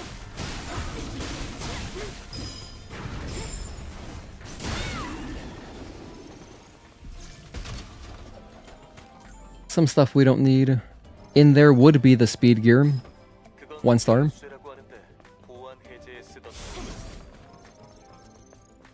I may as well turn on the camp.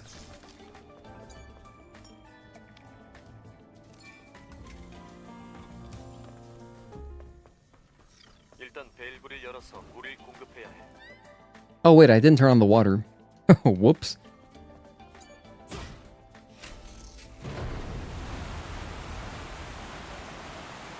You tried all 24 possible sequences on the 4 vending machines in Xion, even accounting for specific conditions, but still found absolutely nothing? Wait, what? Do you mean to say that you grabbed the cans in different orders? Or, I guess there are some vending machines that just... you can interact with them, but they don't have anything inside, right? If so, that is impressive dedication. Like, wow, that's hardcore.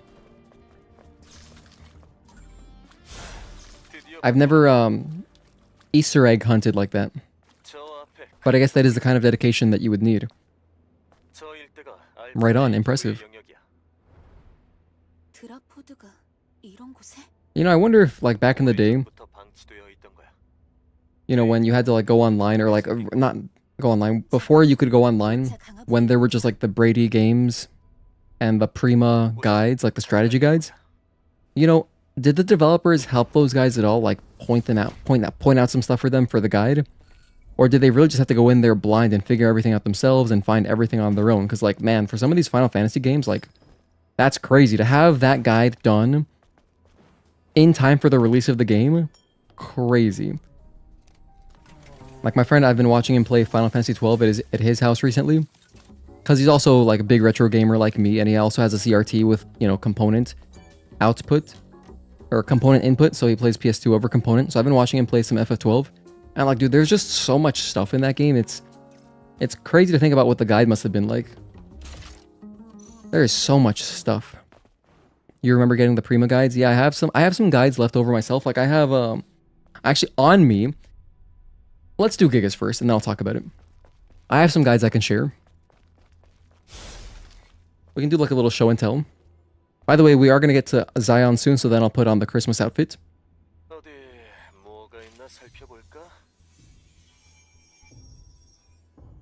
잠깐, 무슨 소리가 들려? Oh, we got a QTE here. Gigas, big entrance.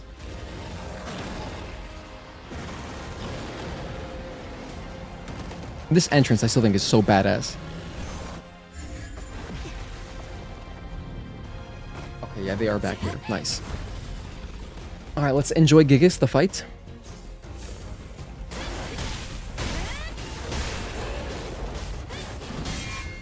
And 3.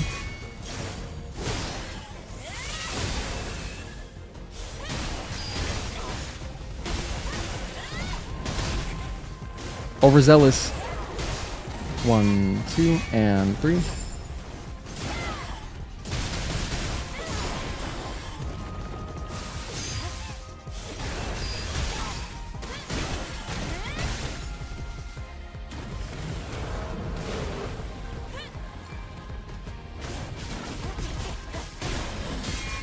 Two, 3, 4, jump, and 5.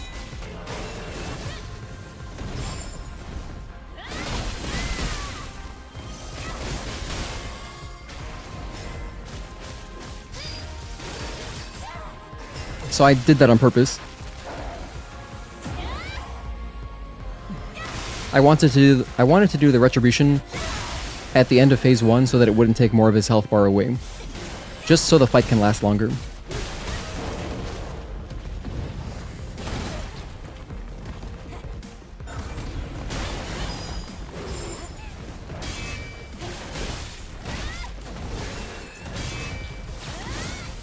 That reflection is so cool. She just punches the crap out of him.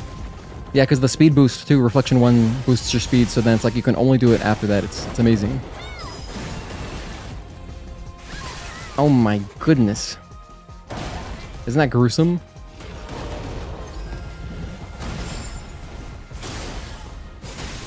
We barely survived. That was nice.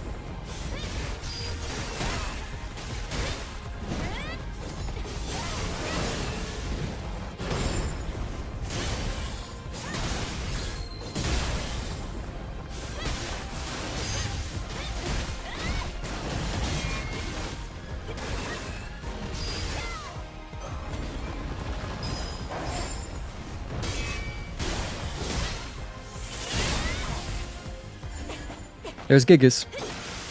Alright, cutscene time, cutscene time.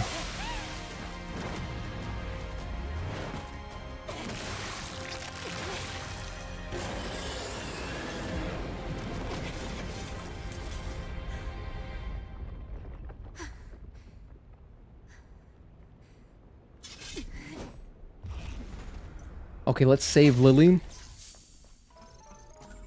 And then I'm going to talk about some strategy guides. I don't know if I've ever talked about these on stream, but I'm going to talk about them. 이런 세상에. 직접 보고도 믿기지 않네. 이 녀석이 알파 네이티브야. Alright, let's talk about some literature. 이 코어를 보면 알 수 있어. 알파 코어라. Which I guess what I can do is I can do this. I have a bigger webcam preset here, don't I? I do. Nice, that's good. 그녀라면 That's good enough. So I don't have very many strategy guides. Let me know what strategy guides you guys have. Oh, hey, Roke, thank you for tuning in. Good to see you, dude. 알려줄 것이. Merry Christmas or Happy Holidays, Gino in chat. It's been 84 years. Is that a Titanic reference? Yeah, dude, it's good to see you.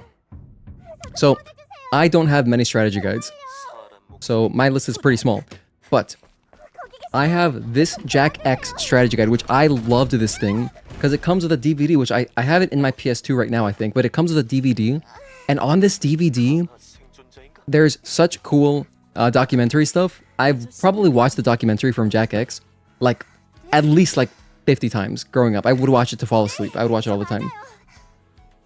The strategy guide itself, to be honest, it's not like the most useful guide for a game because there's no like collectibles. There's really no hidden stuff.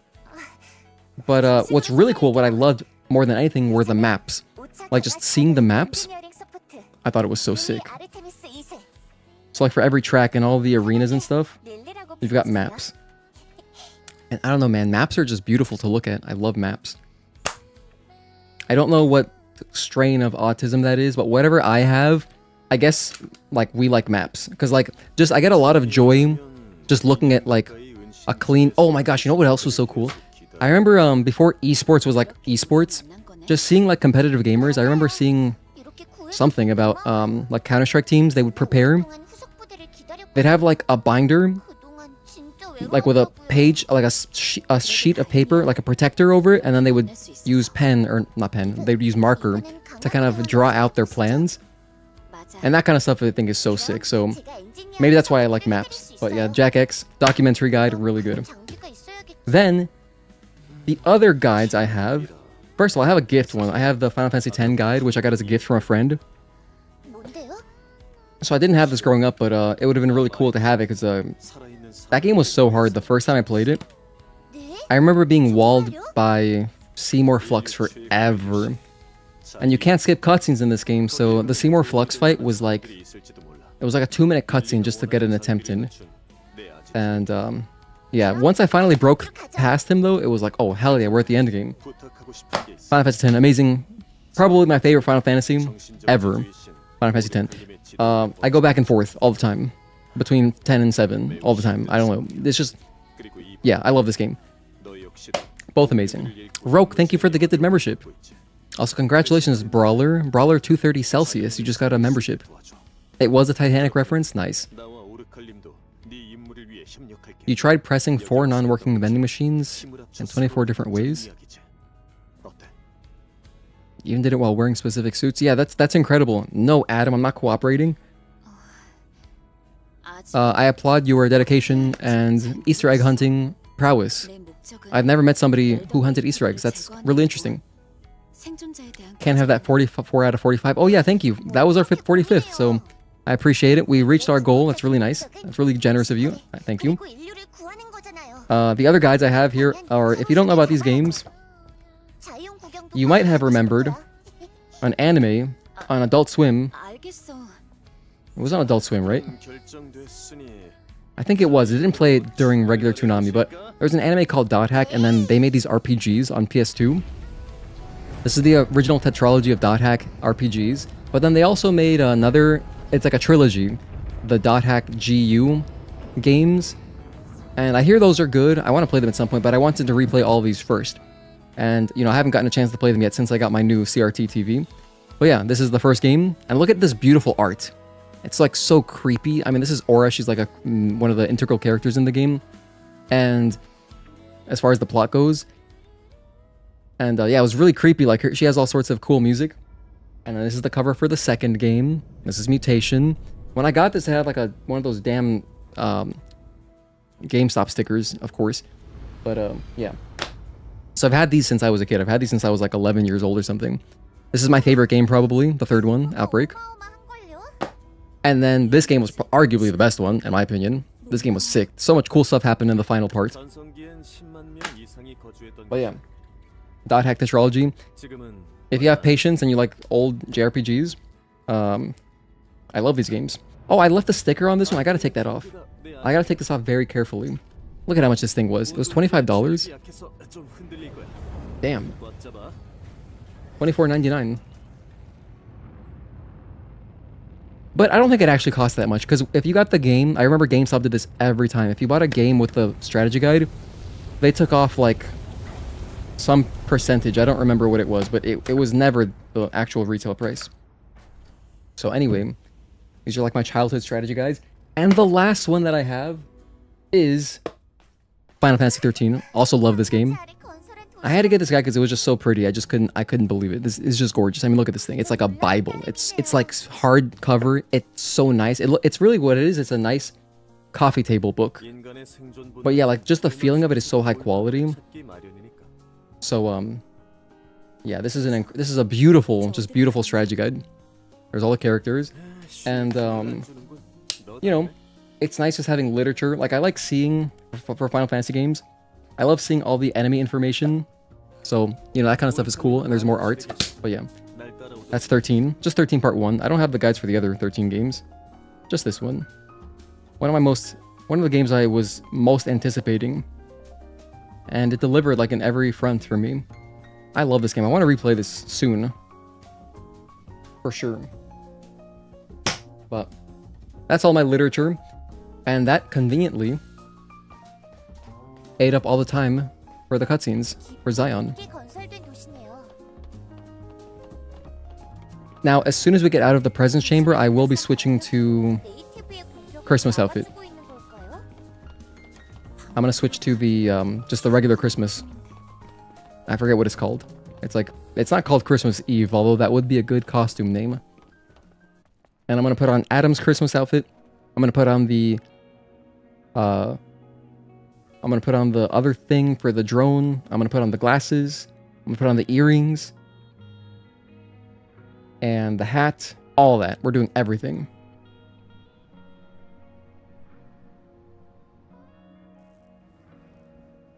곳이 있었다니. 콜로니에서 이 사실을 알면 어떤 반응이려나? My performance is always so low here. I'm getting 70 FPS. It's under 70 right now, 65. 하지만 Am I doing anything for Christmas? Just streaming. 보호할 수밖에 없어요. That's all I'm doing today. Christmas Day, or like for Christmas Day rather. No, I don't have any plans. I mean, not like I'm not going out or anything. I'm just gonna be hanging out with my fiance. We're gonna probably watch some Christmas movies, 우리가 왜 play some 이렇게 games, whatever. 하는 거죠? And I'm gonna do like a Christmas tradition that I like is I like to try to play a game that I got for Christmas growing up. And this year in particular, I felt like doing Dragon Ball Z Budokai 2. So I'm gonna play some Budokai 2 specifically. And just enjoy that because I remember loving that game when it came out, when I got it for Christmas.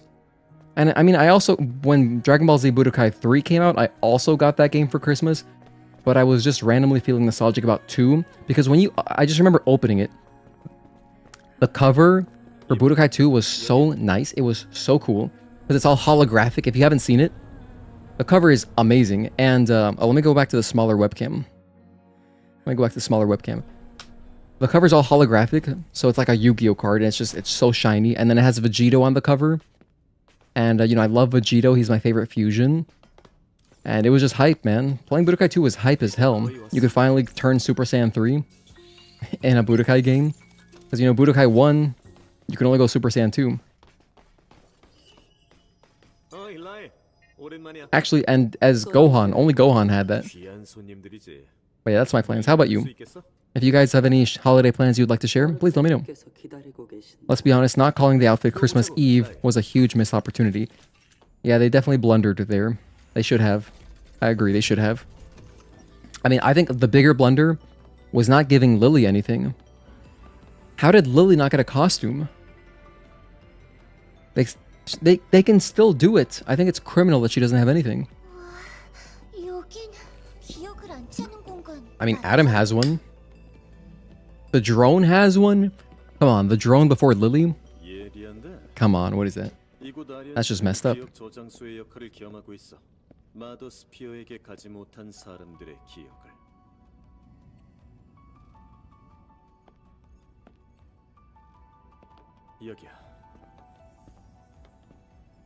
Hello, Oracle. We have our Santa Claus. Honestly, Oracle should be wearing a Christmas hat. Then again, it wouldn't really fit because of his power supply, so yeah, I guess he couldn't really wear a Christmas hat. 강화 부대원 이브. 전 릴리라고 해요. 잘 부탁드려요. 그대들에 대해선 아담에게 들었네. 알파 네이티브를 쓰러뜨렸다지. 뭔가 얻은 게 있다면 보여줄 수 있겠나?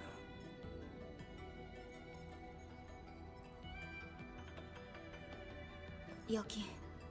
오, 알파 코어로군. 잠깐 실례하겠네. That would be a pretty cool graphic if like Shift Up wanted to make some kind of Christmas thing. Like one of those images with a lot of detail and hidden stuff to find. They should just have Oracle in the background dressed as Santa, and then kids are like lining up to ask him for presents. 그 사실을 어떻게?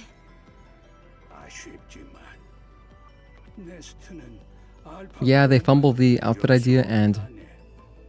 Hold on. Number one, you're saying they fumbled the outfit idea. Number two, not doing anything crazy, just making a roast dinner with the family and chilling. Ah, for your plans? Roast dinner. That sounds nice. Sounds very relaxing. Also going to do some work for your cohort that starts on January 4th. Alright. Gonna hit the ground running right off the bat in January. Hell yeah. Early January. If Oracle wears a Christmas hat, would man wear reindeer antlers? I don't see why not. I think that would suit him perfectly. I think man secretly loves Christmas. Like, I think man, if he had a... Maybe he does. If his home, wherever it is, I think he would go all out with Christmas decorations. He just doesn't show it. In your country, you celebrate Christmas on the eve, so it's already over. And thankfully so, honestly. It was the first one after the loss of your father, so it was a rather hard one for all of us. I can imagine. That sucks, man. Yeah, the firsts after loss can be rough. Thank you for sharing that again, by the way. Wishing you all a better one than mine. Aw, man. Sorry, Roke. But, yeah, like you said, you're past it now. So...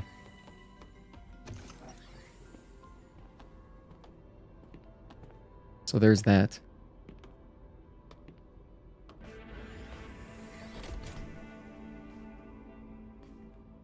Yeah, I've never been huge on celebrating Christmas. I mean, but obviously when I was a kid, I was much more excited about Christmas. But you know, in recent years, like in the past decade, haven't really done much for Christmas. But you know, once I'm living together, like once me and my fiance have like our own place and we can decorate ourselves, I think I will get more into Christmas. Or like holidays in general, not necessarily just Christmas, because like, you know, I've always liked Halloween decorations.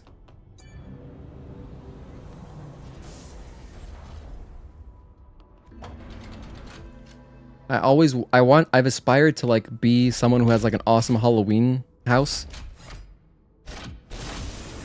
And then I'll probably do some Christmas, but like I want to have an awesome Halloween experience. That's my goal. One day, I might achieve it.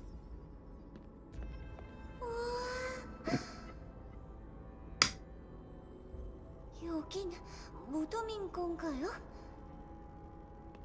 아니, 이곳의 주민들은 에너지 고갈로 잠들어 있는 거야.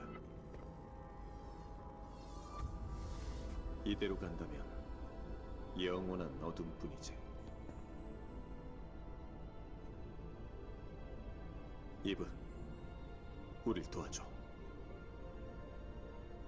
You know, looking at this room makes you realize, damn, Xion is actually kind of enormous. 이브가 하이퍼셀을 구해준 덕분에 당분간은 마음을 놓을 수 있게 됐어. 의미 있는 일이어서 다행이야. 근데 주민들이 깨어나려면 하이퍼셀이 더 필요한 거예요? 맞아. 자이온의 시설을 완전히 재건하려면 3개의 하이퍼셀이 더 필요해. 오르칼님께 돌아가서 이야기를 마저 들어보자. Sounds good, Adam. Alright, I'm gonna make another timestamp in a little bit because once we're Christmas time officially, I'll make a timestamp. I messed up a little bit. I didn't plan for this where I was like thinking, oh yeah, I should probably have the costume ready to go. Like you said, life goes on. Thank you again, Gino, for all that you do. Might not chat often, but it doesn't mean you don't watch a lot of your stuff after the fact. And I appreciate that. I appreciate that greatly. You know, it's folks like you, that's the reason I do the timestamps. I do the timestamps for those who come after, literally. Probably gonna pass out here soon. Keep running, bro, but if you're KO'd, wishing you and everyone else's Merry Christmas from the UK. Have a great one, guys. Thanks, Sravin. Hope you get a good sleep, dude. I appreciate that.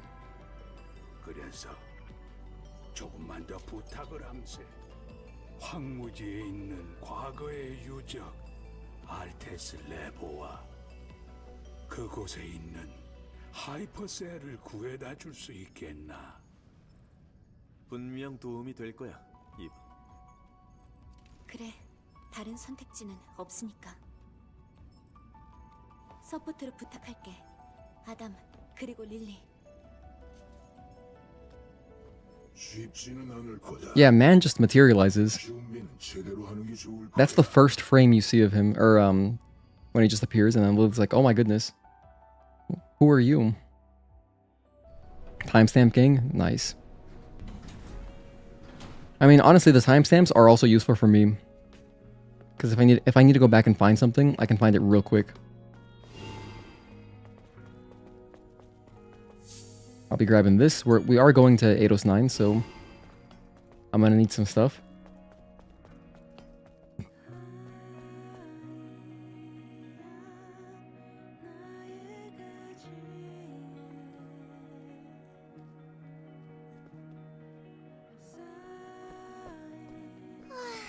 What is it with being...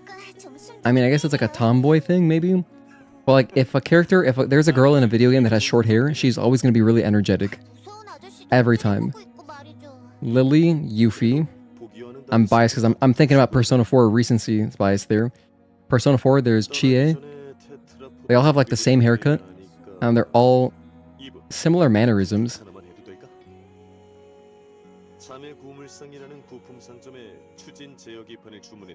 I guess because they don't have long hair holding them back. That's gotta be it.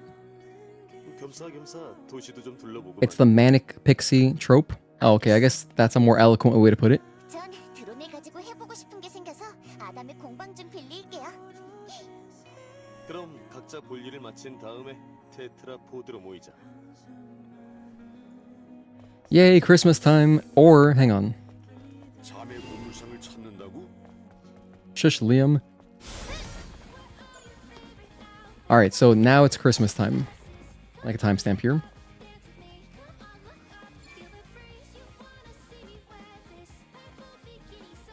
Okay, so we have finished running through 807. We made it to Xion, watched some cutscenes. It's time to open our presents. So for me, being, you know, Colombian, actually I think South America in general, tradition is you open one present on Christmas Eve, always, and then you open the rest on Christmas Day, but not really, you open them at midnight. I've never waited for Christmas morning, that doesn't happen. We open gifts at midnight. So even though it's technically not Christmas Day just yet, it's not midnight, it's it's 8 p.m. It's Christmas Eve. We're gonna open all of the presents. So we got that Rudolph pack, and we got the Santa dress, and some songs. So we got "Take Me Away," which is the song that's playing in the background right now. "Dawn Winter," which is my favorite, and then Francis's letter. We also got that. But then over here, if we go to the last gulp. Wait a minute. There should also be a Christmas gift here. Do I gotta do this cutscene first? 정지, 여긴 아무나 들어올 수 없는 곳이다. 자이온에서 못 보던 I guess so. Let's watch the cutscene. I'm gonna do the Anya quest anyway. 잠깐. 나는 콜로니 강화 부대원이야.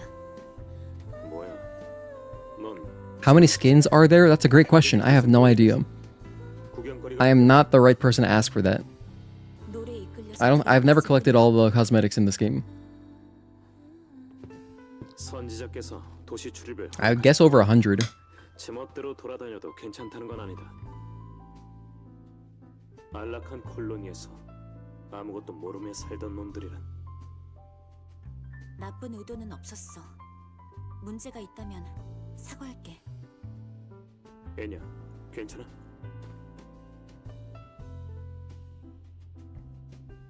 You know, those little twitches making me feel so bad. 이 펍이 사람들로 북적거리던 때가 있었지. 하지만 이젠 횡댕거렁하고 어두침침할 뿐. 엔야도 마찬가지다. 이 몸으로 언제까지 버틸지, 노래도 언제까지 계속할 수 있을지. Because it's like she's barely clinging on. But I do like seeing the aid bot, which is what they're called. At least in the enemy intel section. 도움이 필요하다면 Because later in Inspired, we run into some of them, it's the exact same design, but they're red. They're not green like this one, so this is like a good guy. Christmas percent when? What could Christmas percent be? 하지만 나는 대가를 치를 수가 없는 상황이다. 그런 건 You mean just like 필요 없어. 807 get to Zion and get to the Christmas tree? 꼭 이유가 필요한 건 아니니까. 그래. 그렇다면 꼭 부탁하고 싶다. Does that give me the Christmas gift? No, still doesn't. Well, I'll pick up the quest here. Oh, look, there's a cactus right there. I didn't notice that guy. 그래. Behind Enya. 역시 도와주지 못하겠다고 내뺄 아무것도 아니다. I'm gonna help, of course. 상태에 대해 뭐지? 자이온의 엔지니어들은 그래. 자원, 설비, 기술. 어느 것 하나 What you don't know is we have Lily. 알겠어. 우리 엔지니어한테도 그렇게 전할게. Alright, I think that once I do Kaio and then get my gun from Lily, that might... Oh, by the way, you didn't know. Oh, I don't have my gun yet. Oh, I mean, I should have it because this is New Game Plus, but we gotta shoot some stuff.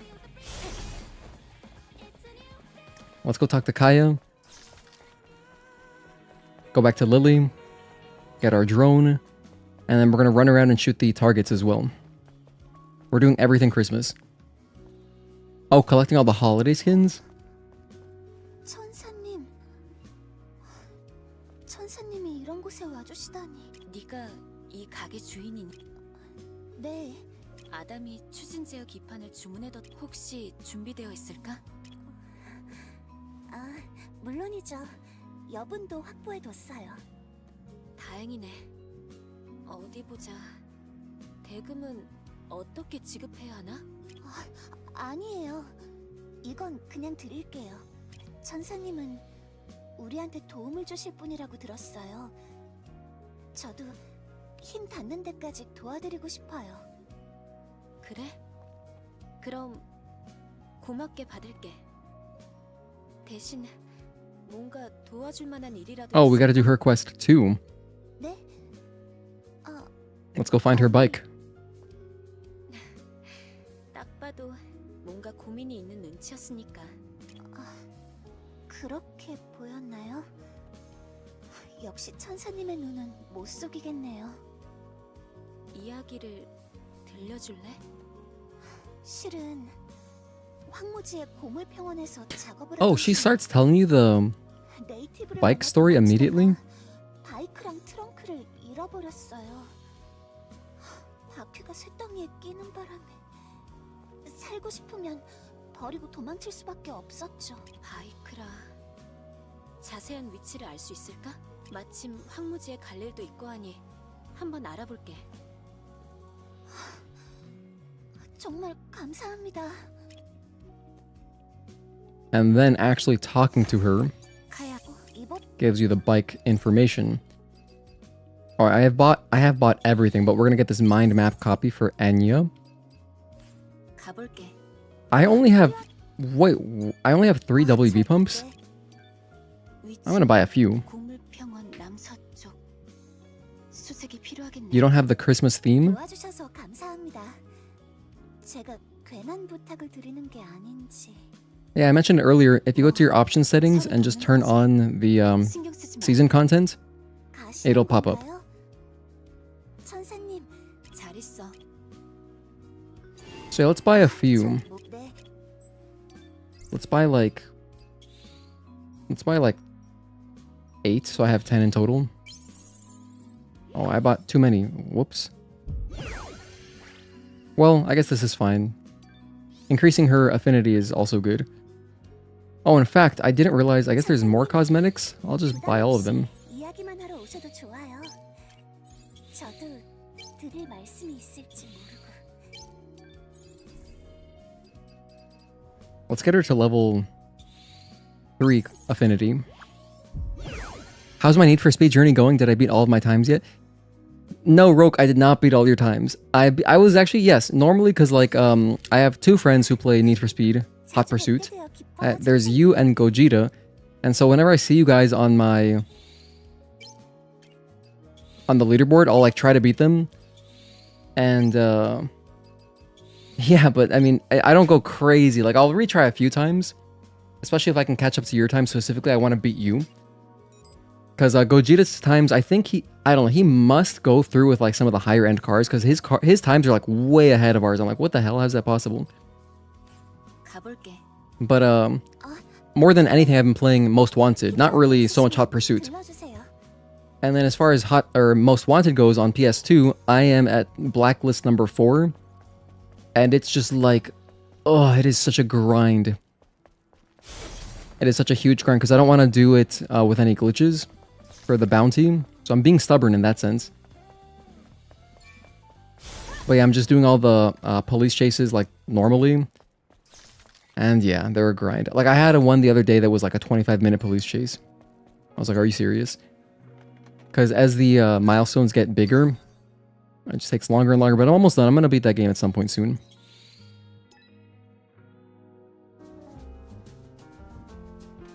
But Hot Pursuit's a pretty good game. I like that game. Although I much prefer the soundtrack of Most Wanted. Like there's very few songs that I'm like, I don't really want to listen to that one 이브, 와서 이것 좀 보세요. in Most Wanted compared to like Hot Pursuit. It's like, you know, I like some of the songs. My favorite is definitely Watercolor by Pendulum. There's like a Hadoken song on there that I like. I like Hadoken in general. There's some good ones for sure. But then Most Wanted is like banger, banger, banger. All of them are incredible. 드론이 변했어. 그렇습니다. But Need for Speed is dead now, isn't it? I think they're not making anymore. 업그레이드된 드론 2.0. Here's the evolution cutscene. 이건 이미 업그레이드를 넘어선 에볼루션. Hell yeah. Most Wanted is the best Need for Speed of all time. 자, 반역을 So you like it? 좋았어요.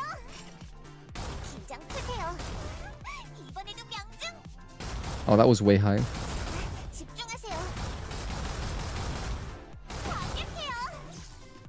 Of the modern ones, you like Heat the most. I also liked that one. 릴리, Need for Speed 2015 is also turbo difficult if you want to beat the Prestige DLC. I don't even know which one 2015 is, but I did enjoy Heat. 임무의 큰 I like that game. 탄환이 I played it through, 부족하면 like I had 언제든지 EA 말해주세요. Pass for 1 month. It was like $2. And then I just played that game and I beat it and it was awesome. It was like really stylistic. It was pretty. Let's ask about Enya. 릴리, 부탁할 일이 생겼어. 큰 손상을 입은 사람에 대한 이야기를 들었어. 거동도 못하고 말 한마디 할 수 없을 정도로 여기 기술로는 어려울 것 같아. 네가 어떻게 도와줄 수 있지 않을까? 그야 그렇지만 지금 그래도 될 타이밍일까요? 여기 사람들은 기본적으로 콜로니에 반감이 있어. 버려졌다고 생각하는 사람도 많고. 우리 임무가 위선이 아니라는 걸 보여주고 싶어. 원래 우리 임무는 인류를 구원하는 거니까. 네, 정말 이브답네요. 시도는 해보죠. 대신 완전 회복은 장담할 수 없어요. 그리고 꽤 많은 준비가 필요할 거예요. 알겠어. 필요한 항목을 알려줘. 리스트에 전송할게요.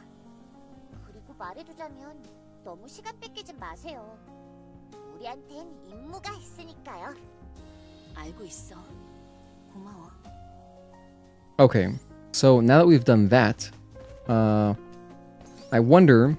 Oh, we've got plenty of extreme nano elements. And I got plenty of WB pumps. So now I'm wondering if I go back here, will I potentially have the gift from Enya?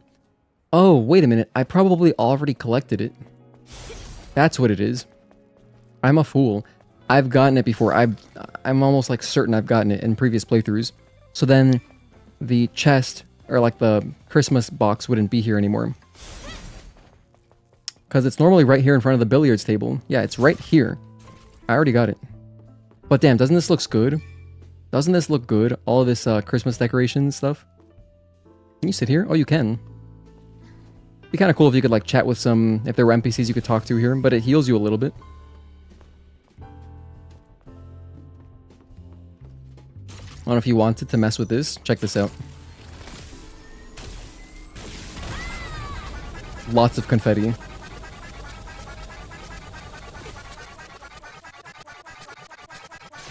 That is maximum confetti. You can't get more than that, so... Yeah, just use level 3 laser on the cactuses. Or cacti. I got some snow crystal glasses. That's number 1. Where are the other ones? I haven't gotten these in a very long time.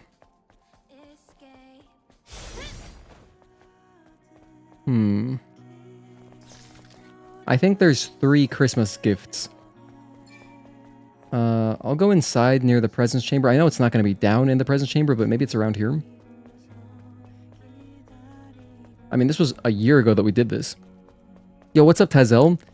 Happy Christmas Eve. Good to see you, dude. I'm glad that they're not working you on Christmas Eve at the post office. That's incredible. So they do have some kind of mercy after all. At least a little bit of mercy. Oh, look, there's the... Well, it almost looks like the same type of color pattern as the hoverboard from Back to the Future.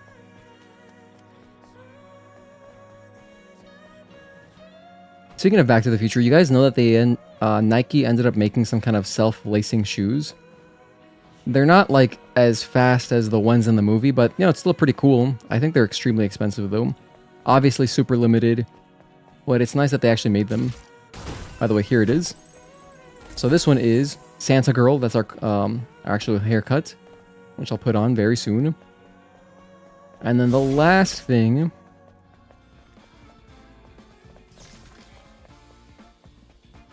I believe the last one is outside. It's over near the tetrapod.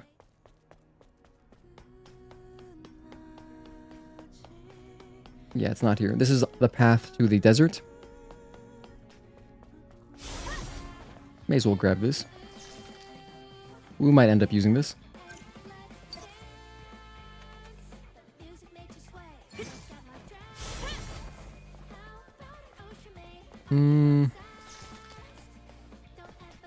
Maybe around here?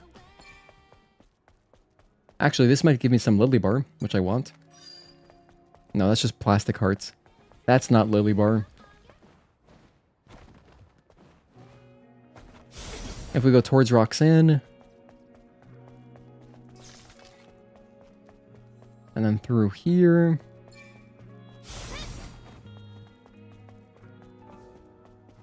Nothing. Okay.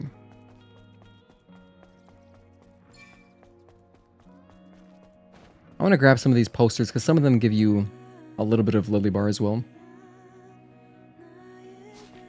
That was not one of them.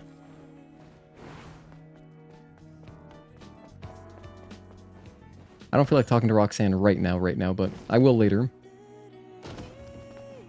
Okay, so in here we have some Lily. I can grab this book. Oh, there it is. Sleigh ear cuff. Alright, so now we can actually get dressed up because we have everything at this point, I believe. So number 1, Adam. Wait, where's his thing? Oh, damn it, I don't have it yet. This book, this one right here. This one gives you some Lily Bar right there. Done. 2%. And then there's also down here. Is it this one?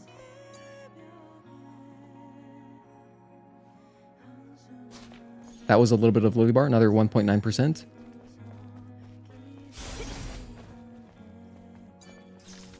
You were off yesterday and today and tomorrow. 3 days in a row. Slept all day yesterday. Oh, dude, I'm sure you needed it. On the big stairs ones, shoot some of the snowmen. Oh, yes, I remember now. Thank you for reminding me, Rogue. I forgot about that. I remember that was the last thing that we found when we were doing this originally. Back during the original stream when I was finding the Christmas gifts for the first time. This one was totally just eluding me. It's right there. Look at him. So that's Adam, which is, you know, perfect because that's going to be his costume. Wait, you got to shoot it multiple times?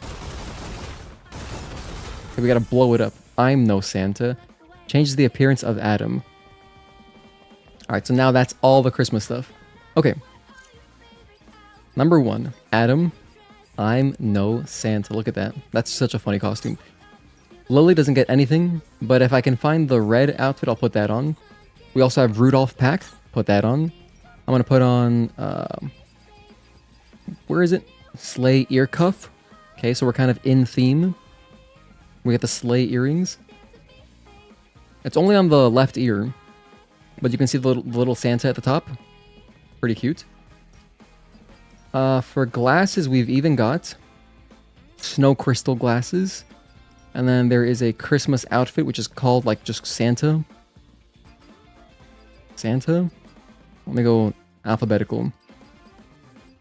Santa dress. There we go. So now we're fully maxed out in Christmas attire. It doesn't get more Christmassy than this. This is literally as Christmas as you can get. By the way, if you wanted to mess around with these cactuses, you can shoot the laser at the cactus. It's awesome. Try it out. Especially if you have the level 3 laser. So it doesn't get better than that. Although I know that there are some mods for more Christmas outfits. So those are out there. Someone had mentioned to me like there's Christmas outfits, but I'm just using the default one that comes in the game. There's a little bit more Lily Bar. And yeah, downstairs there's no more targets, right? Nah, that's it. And there's Adam. Look at him. He looks amazing. That is so funny. Oh, and the hats too. I forgot. Thank you for reminding me. We can go to our hairstyles and put on Santa Girl hat. You can even change the hair color on this. I'm not going to. We'll just do default. Okay, now we're maxed out Christmas. Too bad Lily doesn't have anything, so sorry, Lily. 부탁한 물건 찾아왔어. Looks pretty good. 여기. 수고했어, 이브. You can't even see his mouth moving anymore. 소감이 어때? 빈 곳이 많아서인지 쓸쓸해 보였어. That cactus dancing in the background. 황무지로 가자. 아담. 그게 말이야. 테트라포드 조향 장치에 좀 문제가 남았어. 오늘은 출발이 어렵겠어. 그럼 언제쯤 준비돼? 아무래도 하루 이상은 걸릴 것 같은데. 그럼 도보로 이동할게. Oh, I forgot. This is a great song too. This is Flooded Commercial Sector, the jazzy remix. 생각보다 넓다고. But I'm gonna put on Dawn Winter as well. 있을 수만은 없어. 무엇보다 황무지를 직접 눈으로 보고 싶어. You can even tell the Christmas hat looks kind of fuzzy a little bit. 그럼 드론으로 안내를 도와줄게. That looks great. I think the drone is the best looking one. 그래, 고마워. 황무지로 가는 길은 저쪽이야. Okay, we are Team Christmas now.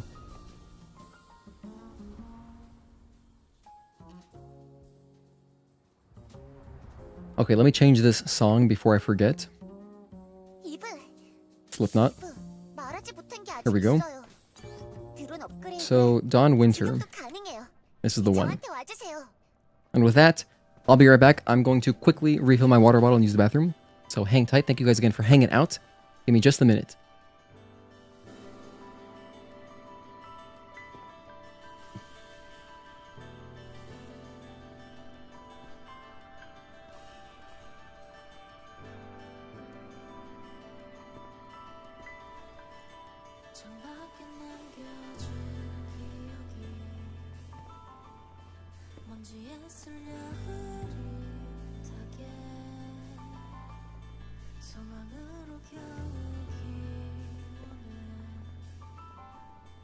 말들을 덮고 맞이하는 밤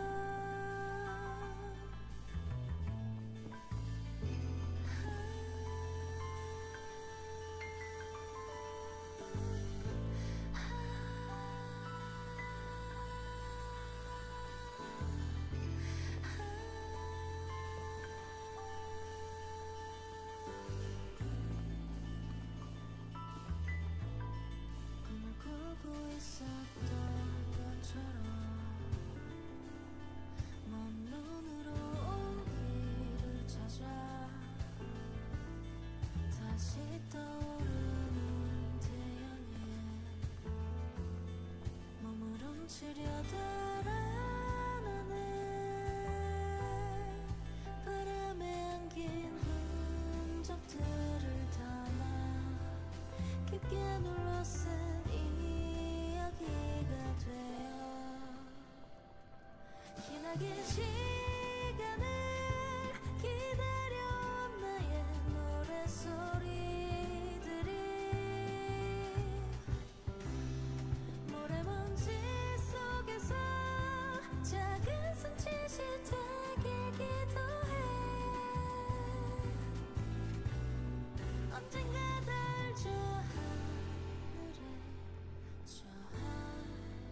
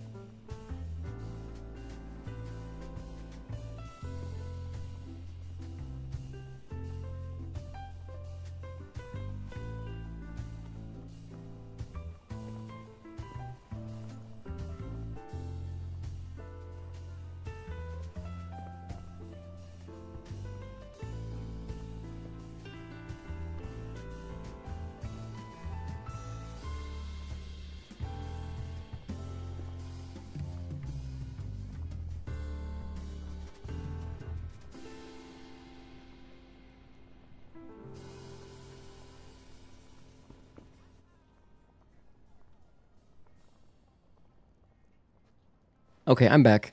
Hello, Joey Central. Thank you for tuning in. Hope everyone is having a safe and joyous day. I appreciate that. Happy holidays to you as well. Oh, did I get back as soon as the song ended? That's crazy. Kind of good timing. I need to buy some ammo, though.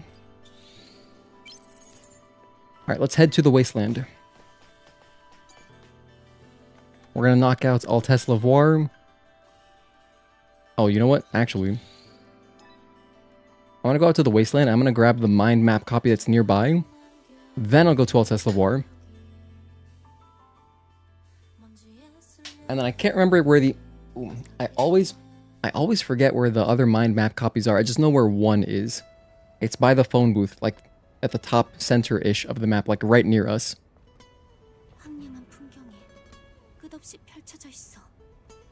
Wow, look at how thematic we look. That's the holiday spirit. 곳에 위험이 도사리고 있어. 조금만 발을 헛디디면 죽음이 기다리는 사선 위에 서 있는 거라고. 알테스 레보아의 스캔 좌표는 입력해뒀어. 그럼 출발하자. And I suppose I'm gonna want to activate the... Yeah, I guess we get the solar tower first. Let's get the solar tower. This is just Australia. Now, indeed. You can jump across here, no problem, because we have double jump. 1, 2. And then we can kind of just keep going and get to the solar tower real quick. Right here is Racer's High, which I'm sure I picked up. Okay.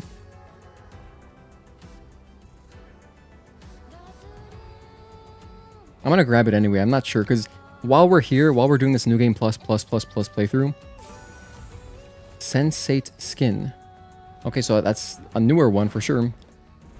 That's probably one of the complete edition costumes that I never got originally.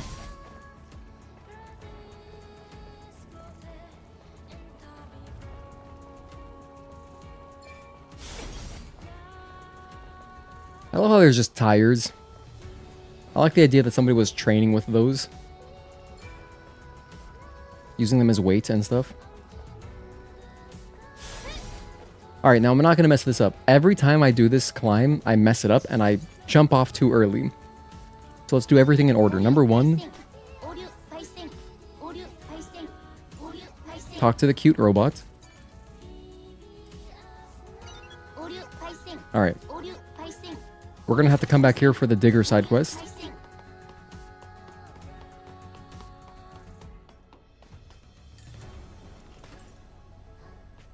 Now we elevate.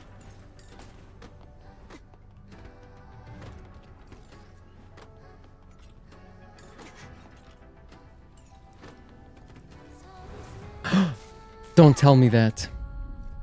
Oh my goodness, that's unfortunate because I think we don't have an autosave from talking to that robot. Oh, it did give us an autosave. Nice. Okay, it's very clutch. Why am I hearing fireworks? Who is lighting fireworks for Christmas Eve? We're not even close to New Year's. And even Christmas Day, is there any point in lighting fireworks for that? What the hell? Oh yeah, so you can just jump across from the handhold to the ladder. Nice.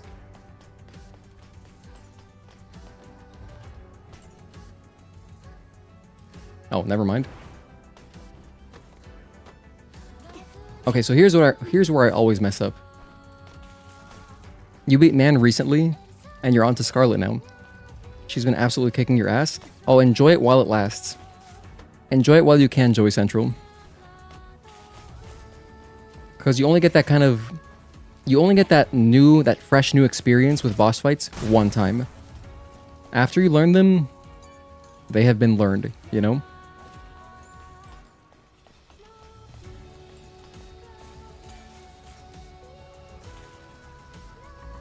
Okay, yeah, system error. So I think what I normally do, because I autopilot, is I press that button and then I don't come here to save this guy.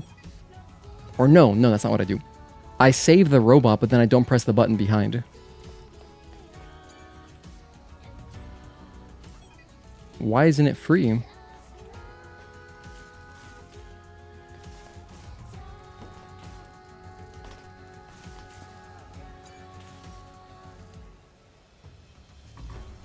System error. 리부트 실패. 아무래도 시설에 문제가 있는 모양이야. Wait a minute, what am I doing wrong here? How do I not remember how to do this? You have neighbors shooting fireworks right now as we speak? Oh my goodness, so it's not just me.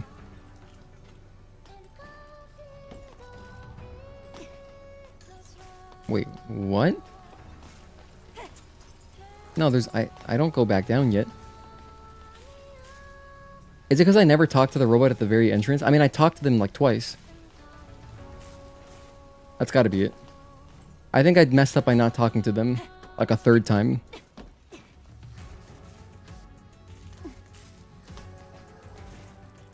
Surely that was my mistake.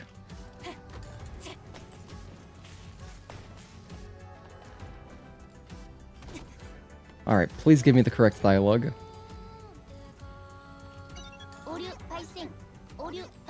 I heard this.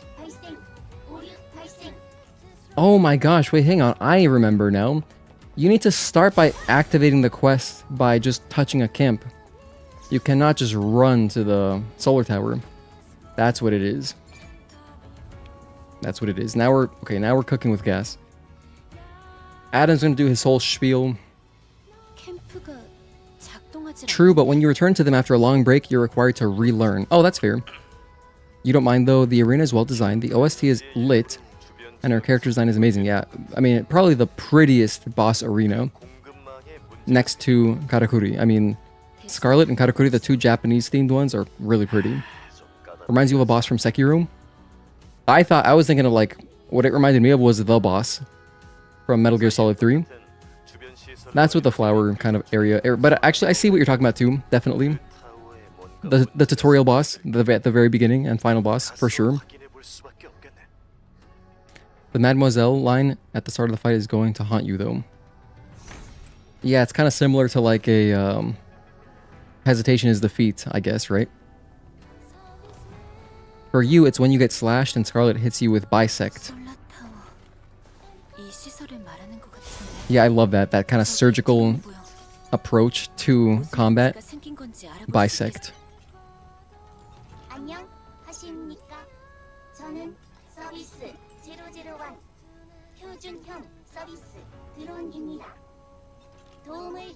She says that in Nikkei when taking down enemies, so you were shocked when it happened to you. That's cool. There's like a little Easter egg then there for you, for Nikkei players.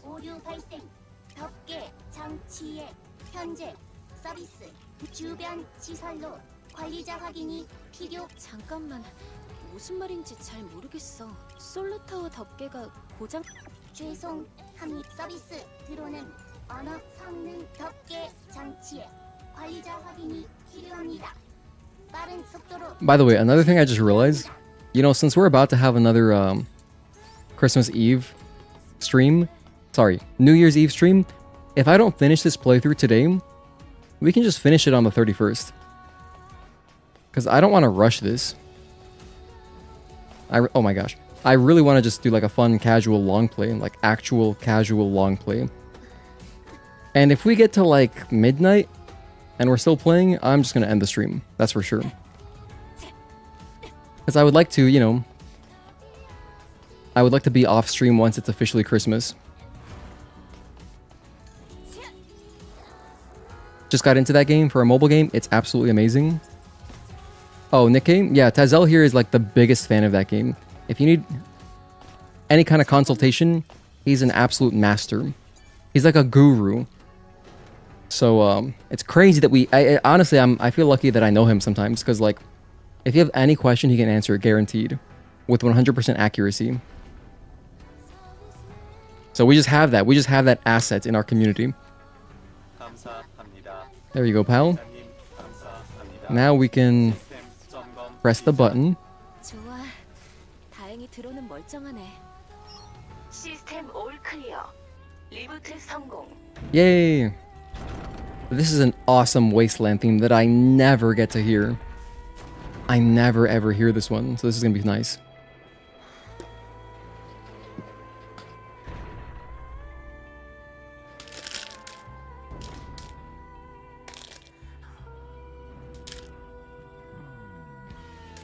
문제가 해결된 건가?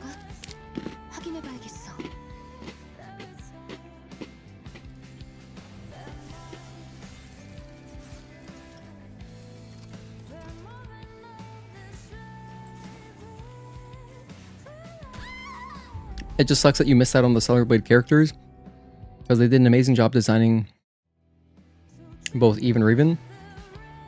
Oh, are you talking about in Nick game? You can't get them anymore? There's modders too, pretty diverse. Oh yeah, in the community? Yeah, for sure.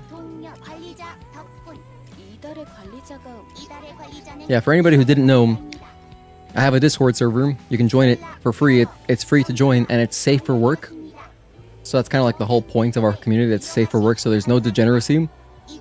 And yeah, you can just chat about games in general, but it's Stellar Blade focused. The Discord is also the best way to keep up with my streams because I'll always post whenever I go live. Alright, so we just finished Reboot. We have power. Let's go.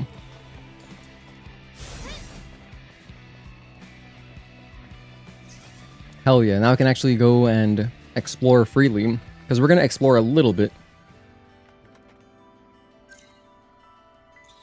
I can go back to Xion, so I can unlock the very opening, the first camp.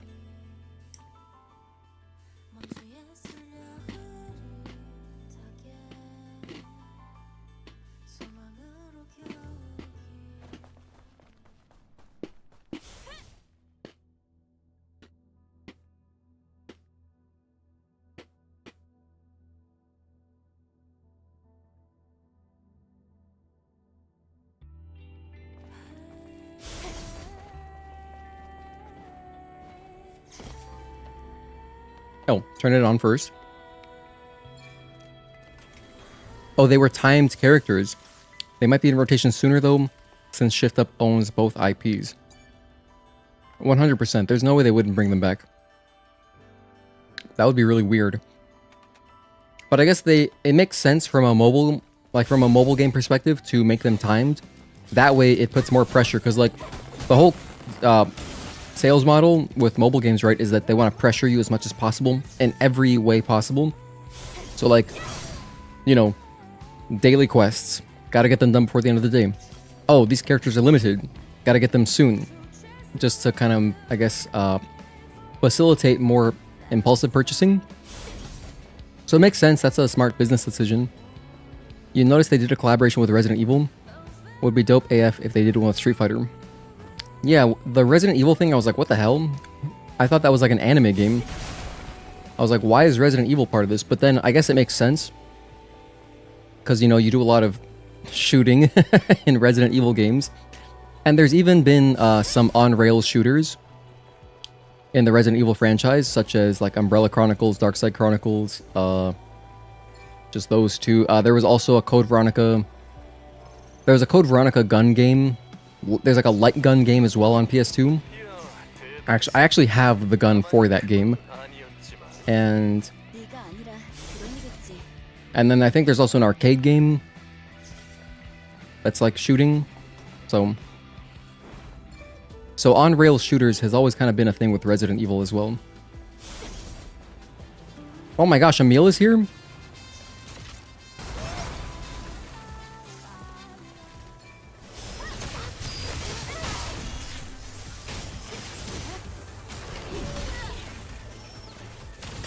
Dude, relax. Hang on.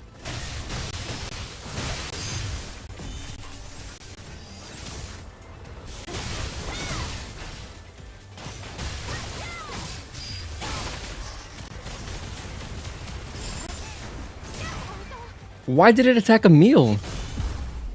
Did you see that? It auto-locked onto port Emil. I'm sorry. My bad.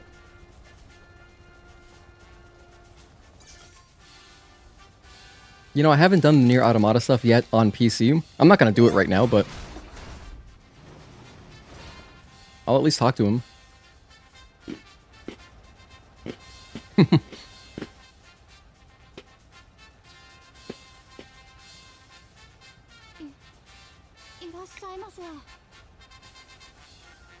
Emil has an entire vending machine in the trunk.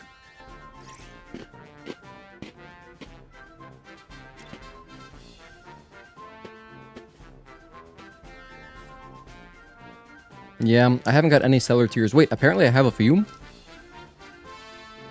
It says 5. I picked up 5 at some point.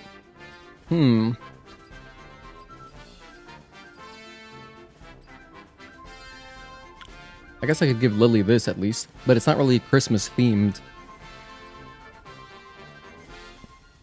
Honestly, the pod is like the best one. I love this. I'm not gonna wear it today though, but that's like the coolest thing out of this entire DLC is the freaking pod. It's amazing. The added one's also funny. You know, I guess I will get these. No, don't put that on. I'll get these out of the way. I'm not gonna equip this for Lily. Actually, no, I will. I'll put it on because I feel bad that she's not wearing any cosmetics. And then the rest doesn't matter. At some point, I'll go around and collect the seller tiers again. Thanks, Emil. Oh, shit, sorry. Actually, if you hit them enough times, they'll just explode and they'll fly away or something. I feel bad doing it, but trust me, it works. It's not like they don't reappear, though. They will come back. You just gotta leave the Wasteland or respawn, reload, and then you'll have the option to... You'll find them again randomly, you can shoot them down again, and access the shop, just like normal. You wish they added side quests and bosses for Nier Automata like they did with the Nikkei DLC?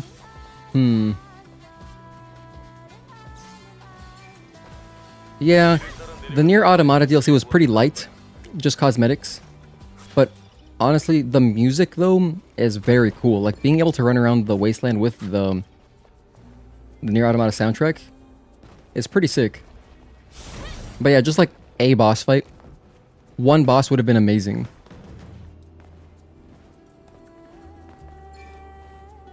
Because, like, side by side, the value doesn't seem very good when you look at the Nikkei DLC, because you get cosmetics too, but then also you get a boss fight, and you get a minigame. So they're both $10. So by comparison, it does look like the Nier Automata DLC is pretty poor value. But, you know, it's still cool. Because, like, especially for, like, console players who can't mod stuff, at least you get to play as 2B, right?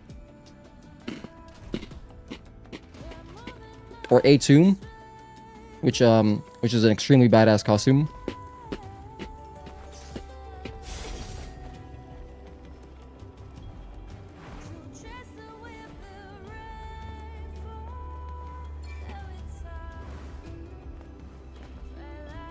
Hang on a sec. If you go like right around here,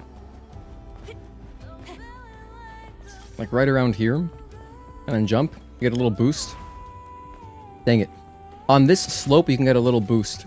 And this works at any FPS. It works even at 60.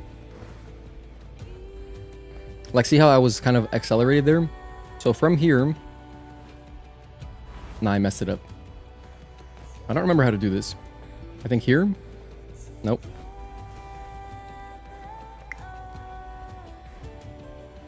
There we go. Almost. I didn't quite get the boost, but I almost made it anyway. That works.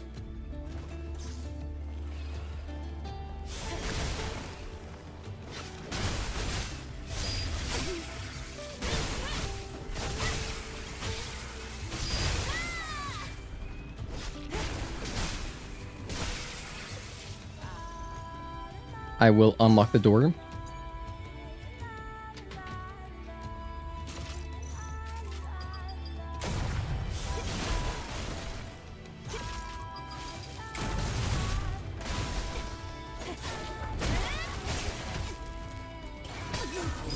Oh my goodness, this guy almost killed me. How dare you?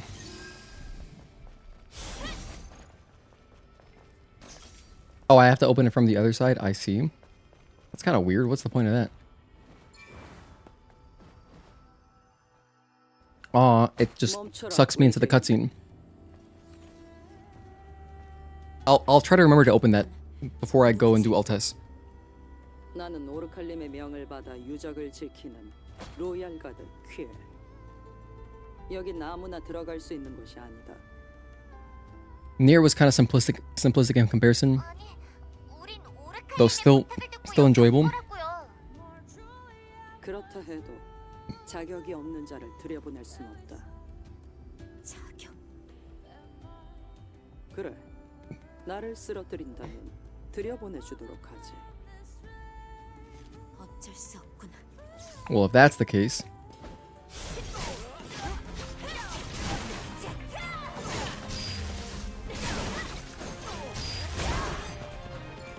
Damn, why are you so slippery today?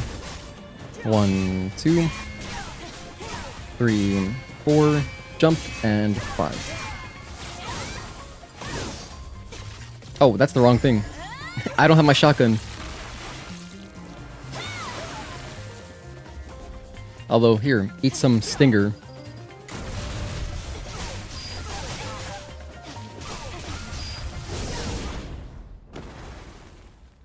Hey, Andy Dodo. Merry Christmas, everyone. Merry Christmas to you, too. Thank you for being here. 여기까지. 알파 네이티브를 How good is Scarlet and Nikkei? 과소평가했던 것 같아. Hazel, you're saying that she's one of the best electric DPSs in the game? Self-damages in exchange for damage. And her ult is a nuke. Wow.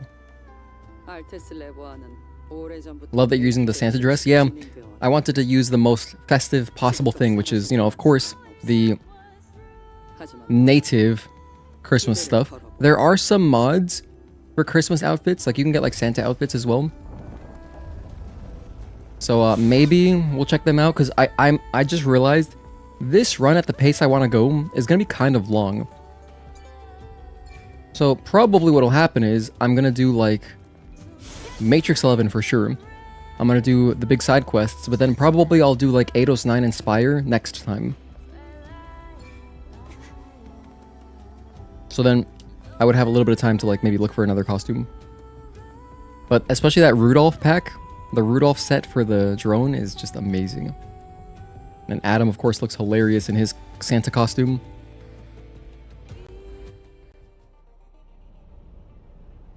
By the way, if you didn't know, I made, back when this free update came out originally, I made an update video and I show the locations of everything.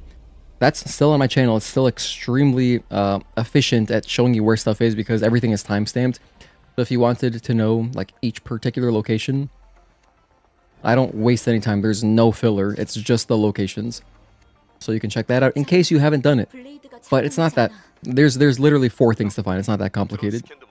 But one of them is pretty hidden, and so at least for me, I struggled to find it for a while the first time. 분명히 네이티브가 있을 것 같은데. 드론 장착은 가능한 것 같아. 원거리 사격도. 릴리의 개조덕을 보게 되네. 그거면 충분해. 진입할게. Down here is still some of the best lighting, like around in this blue area. Everything here looks great. There's a nice classy mod called Christmas Dress on Nexus Mods if you wanted another Christmas dress. Yeah, we might be thinking of the same thing. So yeah, I'll look into installing one of those. Just to mix it up, you know? Some variety. Eve grabs the ammo so aggressively, doesn't she?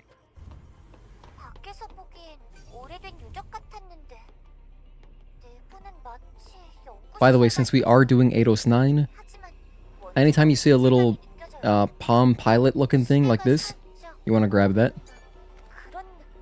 Oh no, I'm showing my age. I mentioned Palm Pilot. Oh dear, that was a whole thing. The Palm Pilot craze was real in the early 2000s.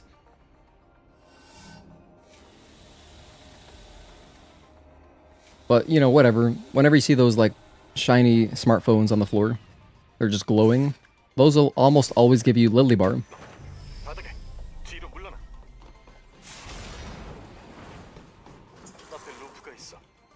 Yay, double jump. Oh, that one actually didn't give me Lily Bar. Well, usually they do.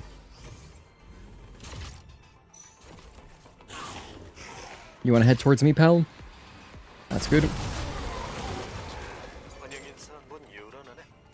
I shoot him a little bit farther away from the button just so that it doesn't get blocked by the flames. Using some gift money, you're upgrading your Ryzen 7700X to a 9800X3D for your office PC. Oh, very cool. You know what's crazy, Andy Dodo? I was looking into the exact same thing. I was considering just finally buying one of those Micro Center bundles because in the bundles, the RAM prices look pretty like just what they used to be. So I was looking at buying 9800X3D with 32 gigawatts of RAM and just like a motherboard. And it's like $750. And that's all I would need. I could then upgrade my PC completely because I can reuse everything else. I can reuse my case, I can reuse my fans, I can reuse my AIO, I can reuse my power supply is I got like for what I'm using, my power supply is so big. So I would still have overhead. I have an 850 watt power supply. So it would still be enough for 9800X3D and then my 5070 Ti. And yeah, then I could just do that. I mean, it would be a nice big upgrade compared to my, you know, I'm on 9th gen Intel. So I was considering it, but then at the same time, you know, for the most part, I can do everything that I want. And so since there wouldn't be like an immediate big benefit to upgrading, I kind of just decided to be more, I don't know, a little bit more frugal. Try to be as frugal as I can, but then I was thinking like, huh, is this good for the stream? Would it really benefit me? And it would, a little bit. But not like that much, so I think I'm just going to keep waiting. And yeah, I mean, because the 9800X3D will just only get cheaper over time.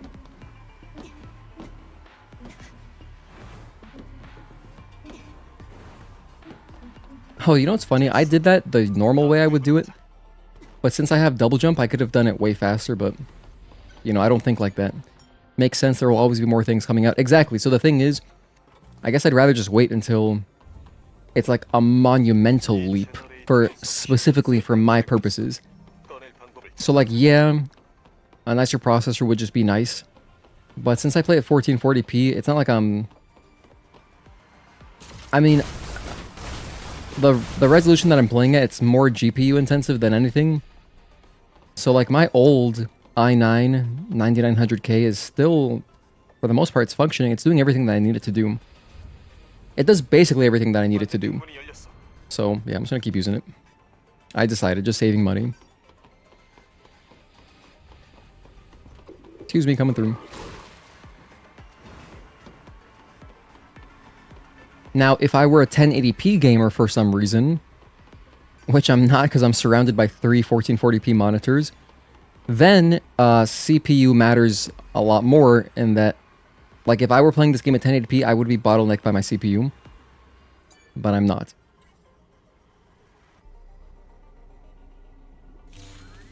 Well, yeah, I don't have like a perfect consistent 120 FPS in this game. It'd be kind of cool to just have a perfect 120 at the settings that I like. But at the same time, $750 for that? Nah. And I'm still able to stream while we're doing a recording. So, you know, it's just good enough. It's good enough. But it is enticing, I'm not gonna lie. It does, because it was in this Micro Center bundle. By the way, I'm so lucky.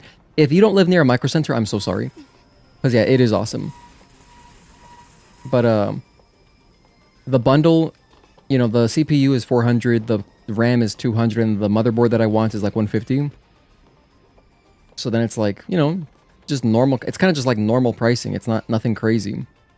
Maybe RAM was a little bit cheaper, but like $200 for 32 gigs of DDR5 is pretty fine. Yeah, Micro Center bundles are great. Furthermore, the fact that they're even still doing bundles like that makes me think, yeah, I think even they understand that this is just like, this bubble, I am kind of thinking it's similar to like the GPU bubble from, you know, 4 years ago. Very similar, but I don't think it's going to last. It's not going to be as long lasting as that was. But if you did want to pick up new PC components, dude, Micro Center can't really go wrong. If you live near one. If you don't live near one, that's unfortunate. We have one in Miami, so. And it's a newer one too. It only came out like a couple years ago, 2 or 3 years ago. Ish. Like 3 years ago, that's when Micro Center first appeared here. So it's pretty good. And they sell also, I mean, they sell not just PC parts, but they sell like magic cards there too. So like the one time I went there, it was funny. There was like some of those scalper people. They were just trying to like buy out all the magic cards they had, which I thought was, you know, a little comical. You don't know what Micro Center is, but you've heard good things. Yeah, it's just a PC parts store.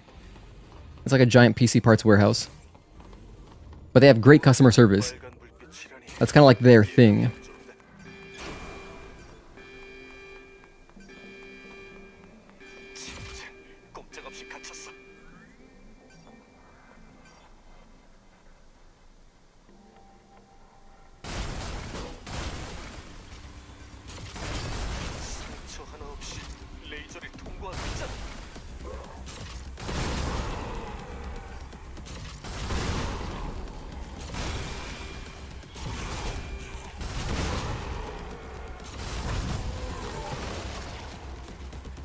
Okay, here I shoot these guys when they're close. Just to get their ammo. Pick up all the ammo.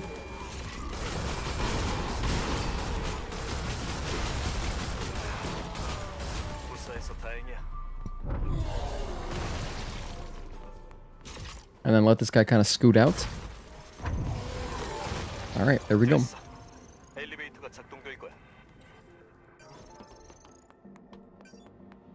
At some point you want to make it your own. Or at some point you want to make your own PC. Yeah, dude, it's fun. PC building's just like a fun activity. Definitely don't be intimidated by it. It's for the most part pretty straightforward. And then if there's ever anything that you get hung up on, there's hella tutorials online. I mean, there's so many tutorials.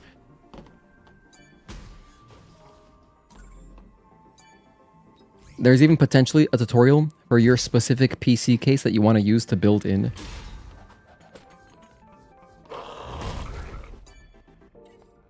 Question for chat: if you had to choose one, 4K 60 with ray tracing or 4K 120 without ray tracing, 4K 120 easy in my opinion. But then in reality, I wouldn't choose either. I would choose 1440p 240. That's what I would do in reality. Even without ray tracing. 길이 막혔어.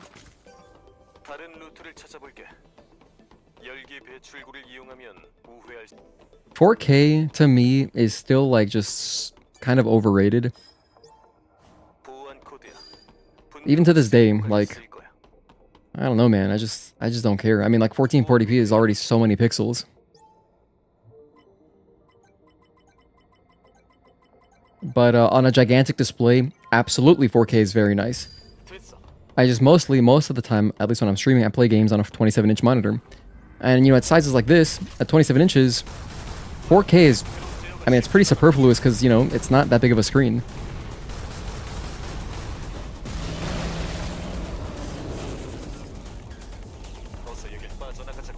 And if you're doing anything like competitive, you're probably playing on a 24 or 27-inch monitor.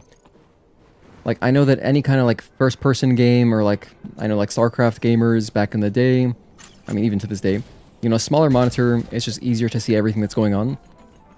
So 24, 27 inch is kind of that sweet spot for anything competitive, really. Because even though you might think like, oh, what are you talking about? An extra 5-inch screen size? How hard could it be to move your eyes up to like check stuff? It's like, I mean, at the highest level, it does make a difference.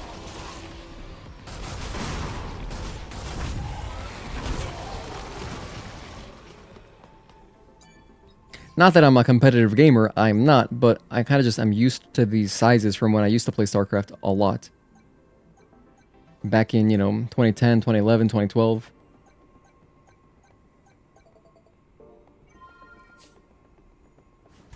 You'll take 60 FPS ray tracing because you don't really notice the extra frames, but you also have a big TV and don't play competitive games. Wait, Tezel, your TV, you have a 120 Hz TV, and you've tried playing games at 120, and you don't notice a difference?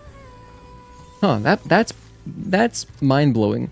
I think just because you're a fighting game player at heart, and those, you know, fighting games are just 120 FPS games. Sorry. Fighting games are just 60 FPS games. And, you know, they feel really smooth because that's what they're made for. Maybe it'd be harder to appreciate, but like, dude, play any game where you can pan a camera and you can immediately see the difference. I think the jump from 60 to 120 is gigantic. And now that I'm playing, now that I got a 240 Hz monitor, the jump from 120 to 240 is also really nice, but not as big. In my opinion. It feels more incremental. But like 60 to 120 is amazing. When I first experienced it back in like 2010, when I really got into PC gaming, I was like, oh my goodness, what have I been doing my whole life? How have I been living like this for so long, you know? And yeah. Which the first game I played at higher FPS was Team Fortress 2. Because it's just a very optimized game. So it's pretty easy to run at high FPS.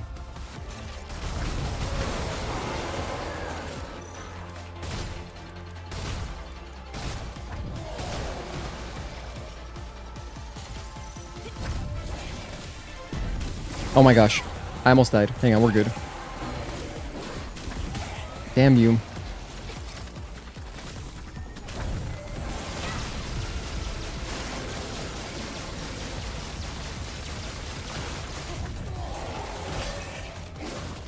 Don't do it. Don't do it. Don't kill me. Alright, there's Maelstrom. Hey Tailius, thank you for tuning in. To each their own, visual fidelity really matters to you. You notice the difference between 1440p and 4K going from a 27 to a 32-inch monitor. Between 1440p and 4K going from 27 to 32. Yeah, no, so exactly. So precisely what I'm saying is, if you're playing on a smaller monitor, which is all I play on for me, that extra density of pixels is so hard to notice, I feel. But on a 32, I think if you're playing at 32, that's when 4K starts to matter.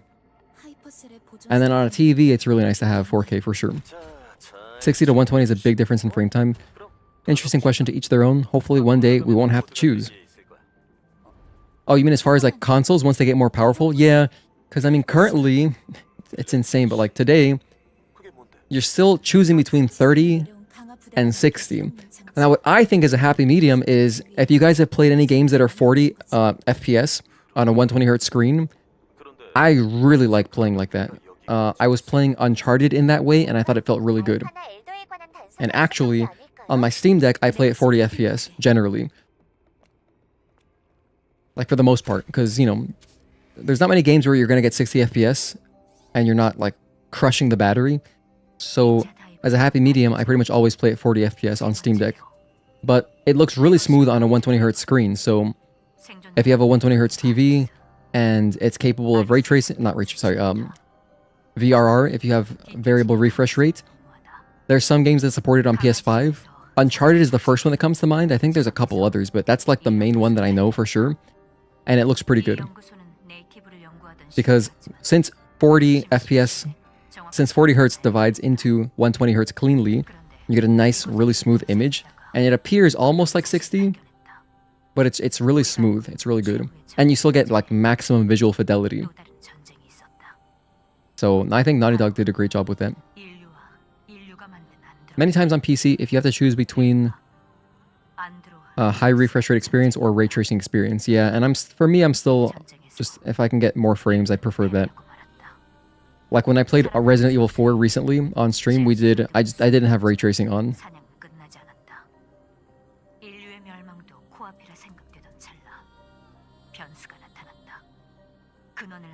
That would be like one little benefit if I did upgrade my PC, because then I should be able to probably play 120 easily with ray tracing, everything maxed out, while streaming, while being able to do recordings if I want. Currently, I can't do that. It's too much. Like, the load from OBS is just, it's too much. Welcome back, Juan. Hello. How are the movies? What did you watch? Hard to beat high FPS. I would agree. But it also depends on the game. Anything with fluid motion, I really, really value higher frame rate, like more than anything. But if it's a game like, I've been playing Persona, you don't need high frame rate for that. At all. I would happily play that game at 30 FPS. Or if it's a game like... what's another good example?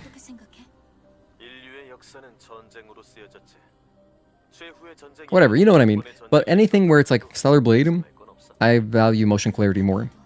Have I played Ninja Gaiden? First of all, hi, Iron Spider Kid Haskins. Thank you for tuning in. I've played Ninja Gaiden 2 Black. That's the only one I've played. I've played some of the NES one as well. I never beat it. But Ninja Gaiden 2 Black, we did a playthrough of that like a year ago. It was a one stream playthrough. It was really fun. And I'm planning to play through Ninja Gaiden 4 next month. That's my plan. In January, I'm going to be playing Wuchang, Fallen Feathers, and then Ninja Gaiden 4 immediately after, because I got to get the most out of my Xbox Game Pass. So I'm basically just going to buy 1 month and then do both games. Hello, Heath. As a Samurai, thank you for tuning in. Hey, Merry Christmas. You're playing Ninja Gaiden 4. Gift early. You're playing on hard mode on your second run? Nice. Early Christmas gift? Hell yeah. That sounds fun. Yeah, I was planning to play through on hard as well. Just the hard difficulty for our first playthrough. It should be fun. Excited to see the Wuchang stream. Yeah, I think that Wuchang will probably last like 4 streams, maybe 5 streams. I'm not entirely sure. I know the game's like roughly 30 hours, but we'll see how much I struggle with, you know, it's a Souls-like, so I might get wrecked by some boss for like half a stream. Totally possible. Playing Ninja Gaiden 4 on PS5, nice. Sounds like it'd be a really smooth experience. Wuchang was great. Am I doing level 1? No. Don't even joke about that, Tezel. Only you are hardcore enough to do that. I am not that hardcore. I'm good off that.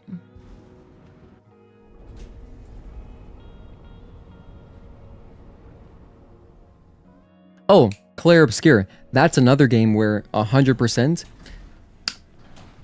If I had to choose, like if I was choosing between, like since we were talking about, 60 versus 120, if I had to choose between more visual fidelity and higher frame rate, I would happily play that game at 60. I'm very fortunate and privileged to be playing on PC with like, a modern enough computer that I can play it, I can do both. But if you were choosing between them, I would choose higher fidelity and 60 FPS. Because that game is stunning, it's really pretty. And, the extra frames in a game like that don't really matter as much. It doesn't matter as much as in a game like this, Or like, to be honest, the game where you feel the most, where you can value high FPS the most more than anything is first-person games. Since you're constantly panning the camera. And then you get the most out of your extra visual, the motion clarity. But yeah, Claire Obscure, that'd be a good one as well. So it's really a game by game thing.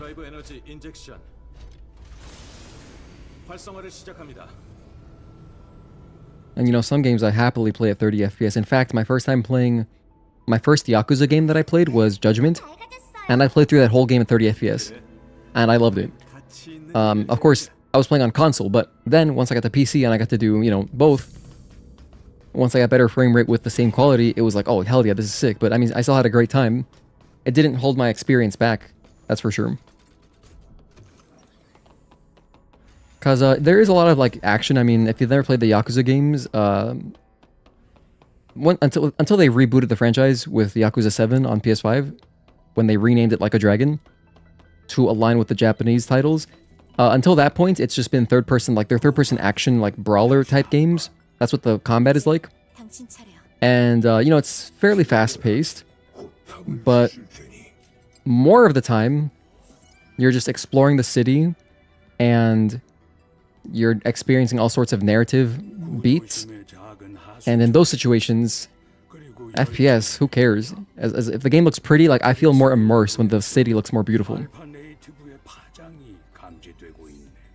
But thankfully, now on PS5, they do run really well, still look really pretty at 60. You can definitely see depending on the game.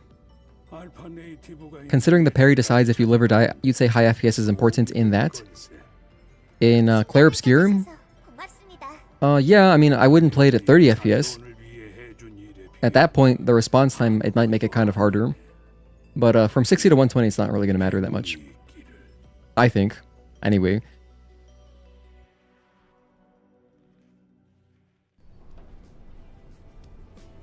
Just like it doesn't really matter much in this game. I played a lot of hours on PS5. I played a ton of Stellar Blade on PS5 for the first year and a half of our stream. We played at 60 FPS. In fact, less than that. I played at 50 to... It was like 55. Because, balanced mode on PS5, that is not exactly 60. It is for a lot of the time. But sometimes it's like 50 to 55. And I didn't feel encumbered by that at all. I had a great time. I had a super good time. I remember when the game came out and, I never stopped getting comments about, like, input lag or whatever. Apparently, some people experience, like, input lag in Stellar Blade on PS5. And I never felt that, but, I guess there are really high-level people. So, like, I guess depending on how skilled you are at these games or whatever, maybe you'd feel that more. I guess I'm just not sensitive to it. But, for the folks in my comments who, like, would talk about that, they must be, like, really, really professional gamers. And so then I guess you might feel it more.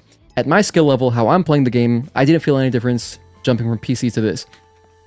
I mean, there's obviously always going to be quicker input, like response time, playing on at higher FPS. So we're playing at 120 now, but it's not like I don't feel like I'm gaining an edge. It's just a little bit smoother. It's just a little bit nicer, and I can see more clearly more than anything. In fact, I feel like I got a visual buff somehow. Just I can see stuff better since I got my new monitor. Because it's OLED, so I could just, like, there's more contrast. I can just see a little bit better.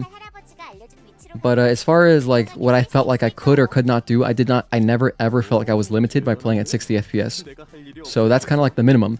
But if you were playing at 30, yes, that'd be hard. If you were playing Stellar Blade at 30, I think that would be a lot harder. But, like, the hardest challenges that we have done were on console. The hardest stuff I've done was on console at lower FPS. Completely agree on Expedition 33. Congrats on that new monitor. You're jealous. You've got the tandem OLED. Yes, actually, it's exactly that. It's the new 4th gen tandem OLED. It's actually tandem. It's a WOLED. So it is LG's 27GX700A, and it's like the new version of tandem. And unfortunately, I haven't found much time to really game off stream. So I only tried HDR stuff a little bit, but I know there's incredible examples of, like, the peak brights in HDR games that I still haven't really experienced. So I still have more to have fun with my monitor. It's just, you know, I'm mostly streaming, and so when I stream it in SDR. You like playing Slitterhead for the horror? Music by Akira Yamaoka. Oh my gosh, from Silent Hill. That's amazing. I love Yamaoka. They are fantastic. That's cool. I don't know about that game, Slitterhead. They had a whole year and Lily still doesn't have any Christmas outfit. I know, Juan. I'm gonna riot. You feel more connected to the game at 120, but 60 still does feel pretty good. Yeah, I mean, I play so much PS2. PS2 was mostly a 60 FPS console. Like, if you look at the game list, over 50% of the games are 60 FPS. But a lot of them are under 60. However, the thing is, the magic of CRT is that, you know, CRTs have perfect motion clarity. And then just by nature of the screen, like, you don't really, I mean, I feel it. Trust me, I feel the slowdowns. I've been playing Need for Speed Most Wanted. That game has tons of slowdown. The PS2 version isn't that good, but it's the one I grew up playing, so it's the one I'm playing now. And yeah, it definitely goes into, like, the mid-20s, like low 20s potentially sometimes. The FPS gets so bad, but it doesn't really feel like, I don't know, it's still an enjoyable experience. Whereas if that happened on PS5 or on PC, I'd be like, oh, this is terrible. But on a CRT, it feels still decent. So it's kind of weird how that works.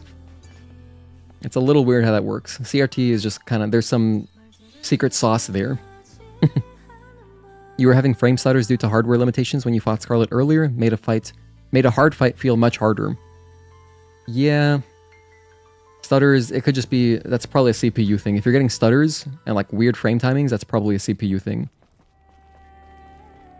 Hey, Promote. Thank you for tuning in. Power Rangers Battle for the Grid Mystic Force. I don't know what this is. Are you an AI? I'll give you one opportunity to reply and say that you're a human being, because I'm just curious. If it's another, I don't know, if it's another, like, kind of, I don't know what that is, what you would call that. That looks like AI, to be honest. But, yeah, we only support human beings here.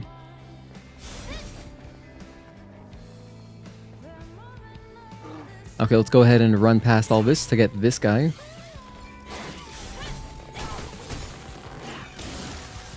Bam. Oh my gosh, don't kill me. That is mind map copy number 2. Thank you very much. I'm gonna grab the phone, because why not? You watched last stream? It's funny that I got cut off. I just barely, Juan. Isn't that insane too? Dude, I honestly forgot how long the monolith was. But yeah, I was just off by like 5 minutes. When I finally ended the stream, it was like 12 hours and 1 minute. So I just needed an extra 5 minutes. If I died like one less time, if I explored like one less thing, we would have gotten everything perfect. But it's not a big deal because I can just rewatch the cutscene at the end before next stream. Where's the mind map copy? Hang on, let's go to our missions. Track this one. It's over here.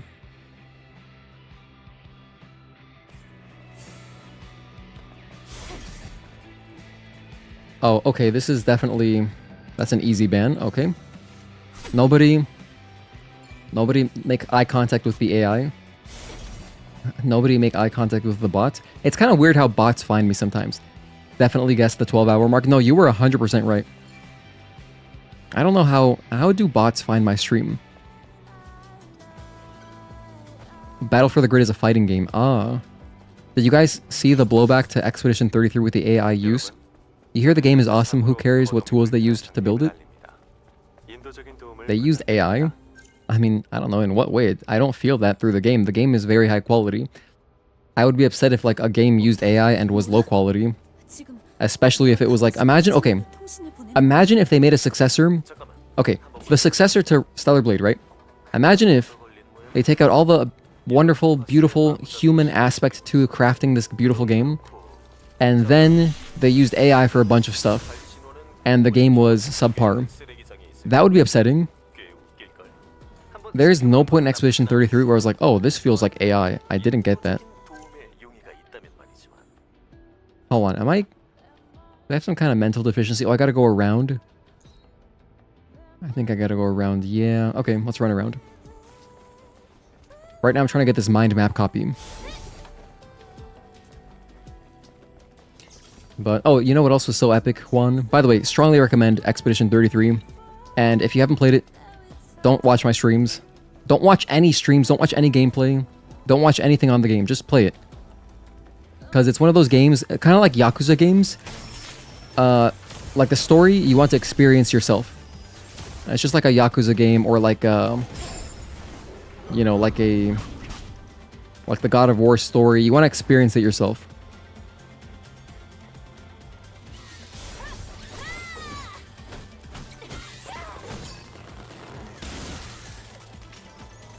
Okay, there's mind map copy number 3. So now we can go and deliver all of our stuff to Lily.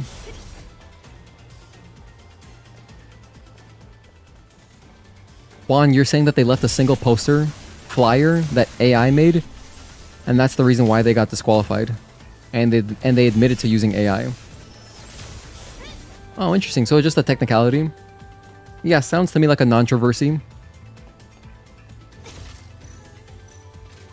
I mean, that's just the internet in a nutshell.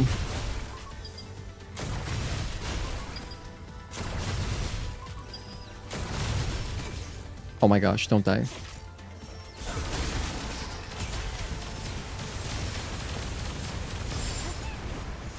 You guys are crazy.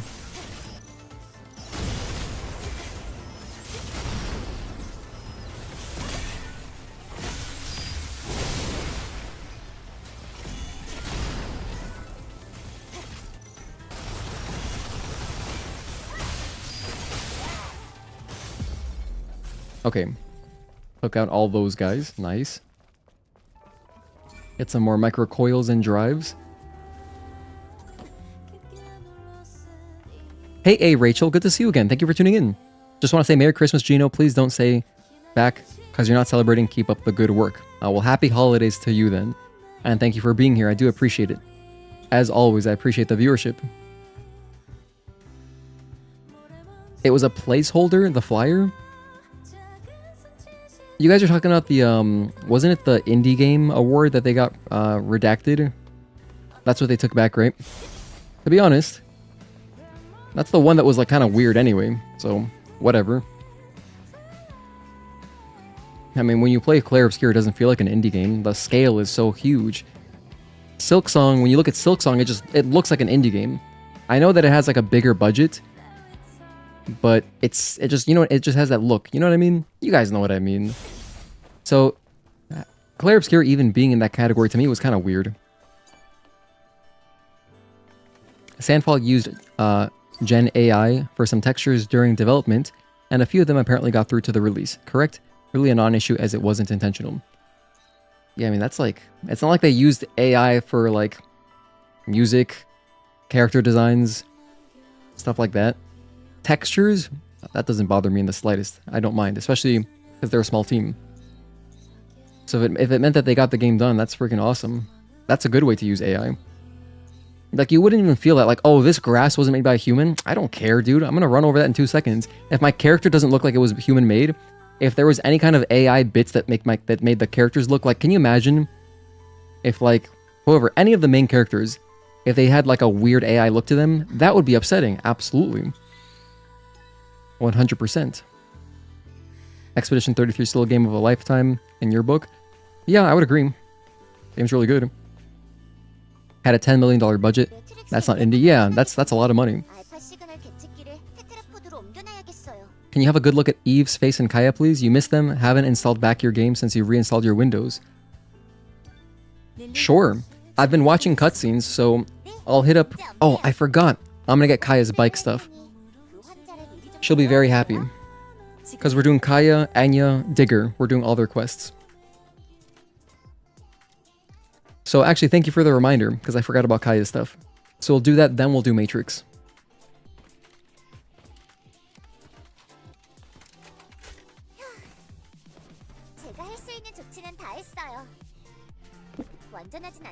Oh man, Lily's bag is so cool. Her, what's that called? It's not a purse, it's like a... Is that a satchel? No. It's like a tiny messenger bag. Looks so cool, I want that. 거기 있어? 나 네가 느껴져. 애냐, 정신이 들어? 애냐? 응, 네 손 따뜻해. 너무 오랜만이야. 애냐? 이브님, 조금씩 기억이 나요. 도와주신 것. 답례를 해드리고 싶지만 제겐 아무것도 없어요. 제가 할 수 있는 건 노래뿐이에요. 그 노래라면 충분해. 그리고 감사는 여기에 릴리한테 해도 이 친구가 널 살렸으니까. She's so proud.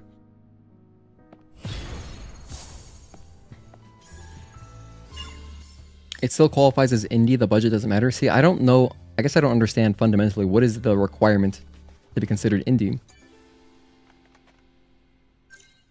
Is that just small team?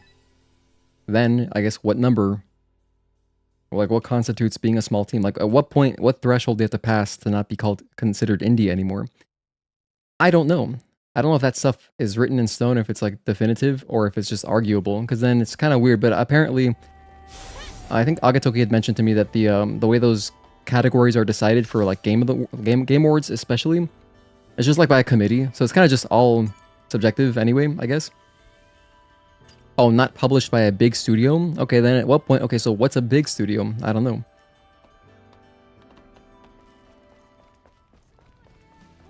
Hang on a sec, what am I doing? Oh, hold on, I'm going to grab Kaya's bike. So I'm going to teleport there, because I have the fast travel. Thought indie has to do with the publisher? Junkyard? Like it's not published by Ubisoft or Sony? Right. Apparently, it was a placeholder asset in the UE5 store that was AI made, was meant to be replaced, so it's not like they even specifically used AI. It's overblown. I say this as an artist that hates AI. Yeah, as an artist that hates AI, first of all, good for you. And, yeah, it just sounds like a non-controversy. But that's going to be like, you know, I mean, sensationalism is, unfortunately, kind of, you can't really avoid it. A lot of, like, you know, websites and just, like, especially with social media, it's just going to be a lot of sensationalism because you just want to generate traffic. And so it might just be, like, a pointless story, but whatever. This is the kind of stuff that, like, gets around if you're on social media. So, yeah, it's pretty fruitless discussion, in my opinion. It's an interesting discussion. One benefit, potential, for AI to alleviate speed is to alleviate or speed up dev time. Oh my gosh, what are you doing? Who let you in here? You know, this fort, I know it's all trash, but maybe it doesn't smell that bad. It's like recycled bits. So it's not like exactly garbage, but I feel like this would be such a cool fort to have. It reminds me of that movie Little Rascals, and then they have like the secret word to get inside, and then like the secret handshake that where they do this or whatever. So anyway, I'm showing my age again. Self-publishers indie. Oh, just self-published? Is that just the main thing? Okay. Well, then I guess that's easy to understand. Juan, you said that so you can win the lottery for $20 million and make a game like Silksong or Among Us by yourself, and that still qualifies as indie. Ah, okay, I got you.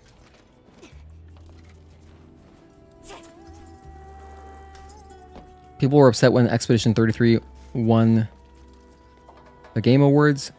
It's just jabs at the game at this point. Where am I? Oh my gosh, here's the trunk. Okay, we found it. We got the bike, we got the trunk. 아담, 바이크를 발견했어. 바이크를 두고 도망칠 수밖에 없었다더니 그새 드론들이 쓰레기처럼 처리해버린 모양이야. 이건 포기해야겠어.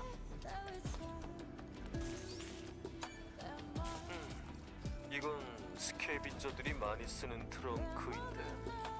카야의 소유물이 맞는 것 같아. 잘 됐네. 이거라도 회수해서 돌아가자고.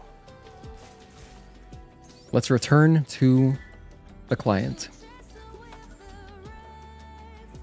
Why were people upset it won? It's a great game. I mean, if you're chronically online, it's probably like you might want, I don't know. I guess I don't know why per se, but people will get upset over anything. Especially the people who are online constantly are much more, they're going to be really loud about it too. So if you are on the dark side, if you're on the dark side of the internet, if you spend a lot of time there, I'm sure you know exactly what I'm talking about. Like if you go to like Twitter, Reddit, like all these like really negative places, you can't really avoid it. No matter what won, it doesn't matter what won. Whatever game won would upset plenty of people, and then they're going to be really loud about it.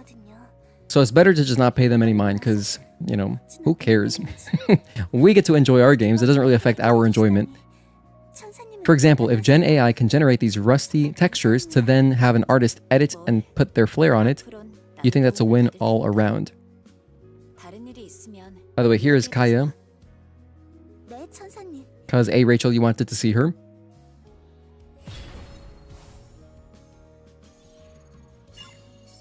Yay, we got a WB pump out of it too. 카야, 네 가게는 잠의 고물상인 거야? 아, 간판을 보셨나요? You were hoping Lord of the Rings Gollum was going to win Game of the Year? 상호를 함부로 Is that a game that actually came out this year? Is that a real game? 아니, 그건 미안해. 내가 무신경했네. 괜찮아요. 언닌 살아 있어요. Thank you. You're welcome. You hear that, but were people upset? Were people upset when a Sekiro won? Like, you don't know. Several reviews don't lie. Several reviews don't like your little opinion. Doesn't matter in the grand scheme of things. I don't know. Oh, I can't discuss the topic yet. Oh, we gotta get past Matrix. 그럼 고마워. So after Matrix, we can continue because we need to unlock the desert. Yeah, when Sekiro won, I don't know. That was like 2019, right? Around that time, I wasn't playing video games, so I wasn't tuned into like gaming. I don't really know what was happening. That was around a period of time where the only games I were playing were Resident Evil games, and actually by 2019, I was getting out of Magic the Gathering, so I was slowly getting back to gaming. But if it's like a cool game that came out in 19, I didn't play it. I played Resident Evil, and I might have still been playing like casual Switch stuff at that point, but... Oh, you don't mean me specifically, I mean the haters? I don't know. I don't keep up with haters. I forget they exist, because I don't think about them, you know? 준비는 끝났어. All preparations are complete. The problem you have with AI is it's too commercial. You've seen AI creators scam people out of commissions, and there are a lot of malicious use, as there are good reasons.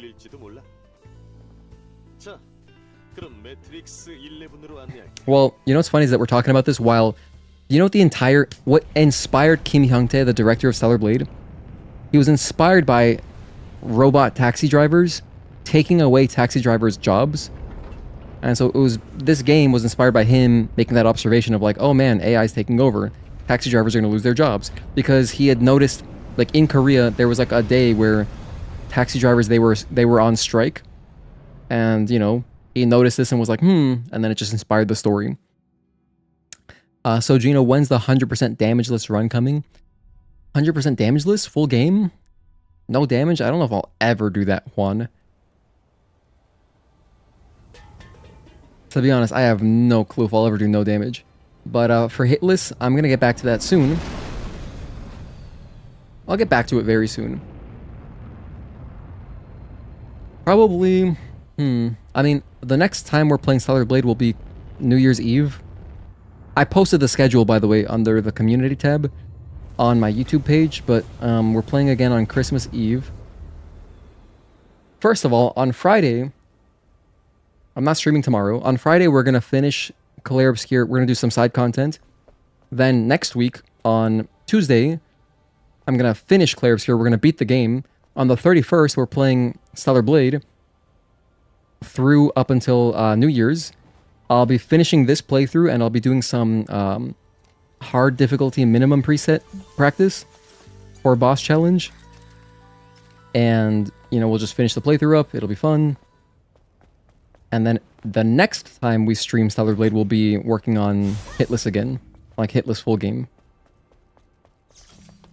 Especially now that I got this newfound confidence, since we achieved our hitless run of the bosses, you know, I feel like it's really, really doable now.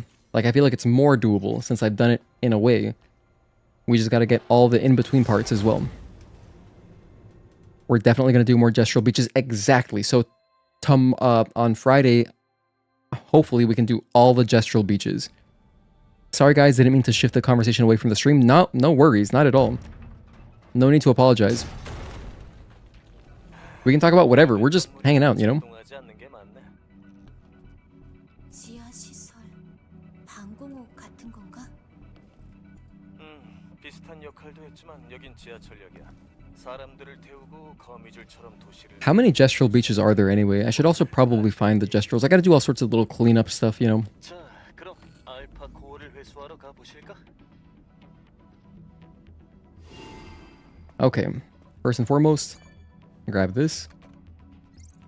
Rather, I think this phone booth is activated automatically, but now it's super activated. 릴리, 코어의 위치는 잡혀?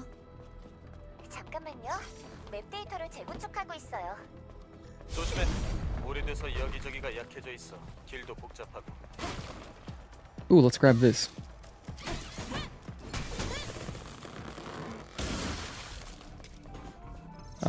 No note. In case it had flavor text on it, I wanted it. I mean, I don't think any of those orange bots drop Lily Bar, but if they did drop Lily Bar, that would have been good. Oh, 2 more beaches? Oh, not that many. Well, that's not bad at all, then. I guess I've done 3. Volleyball, platforming, and the speedrun. Those 3. I missed one near the gestural village, and the other one I'm about to unlock. Ah, gotcha.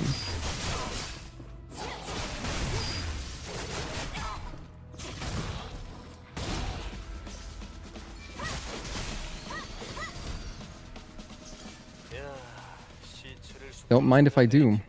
Little memory stick there.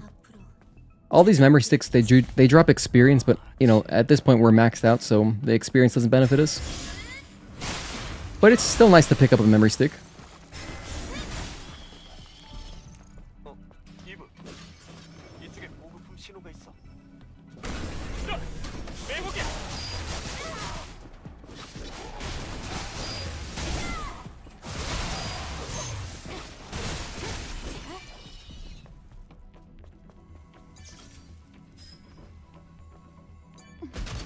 Yeah, one of my goals for this playthrough was just to explore the stuff that I don't usually explore. Oh, look, melee protection Mark II. Nice. That's actually a good pickup. No. Aw, damn it.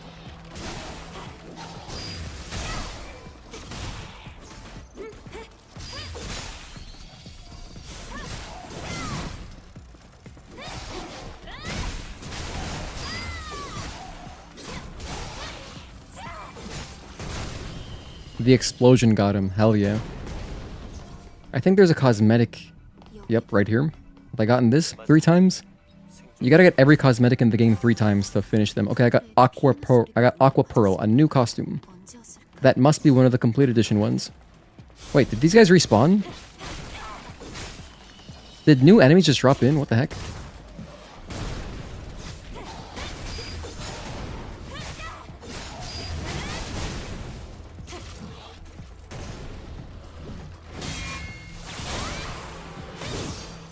Damn, what I was hoping would happen there is I wanted, since that counter chain 1 is 2 parts, sorry, just counter 1. I did counter 1 there, I didn't do the chain part.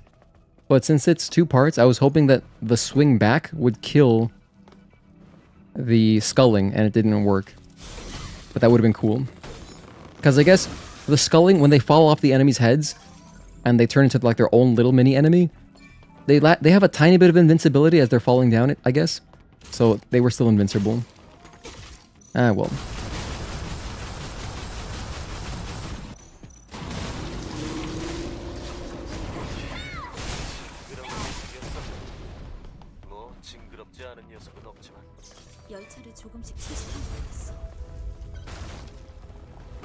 Excuse me. You know, let's actually grab the robot over here. I never get this guy.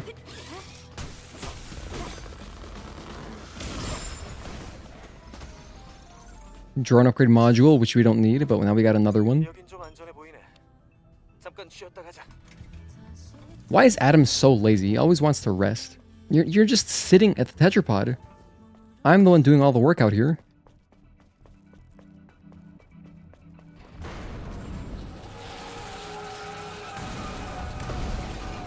Did you know if you rush as this train is falling, and you know, as you're running behind it, when you're close enough, if you do a rush and you hit the backside of it, even though it's falling away from you, it'll kill you. So if you even make contact, it one-shots you.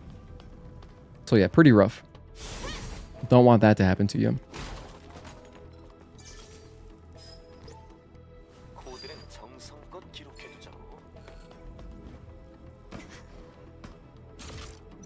Let's go for a Stinger. That was really efficient.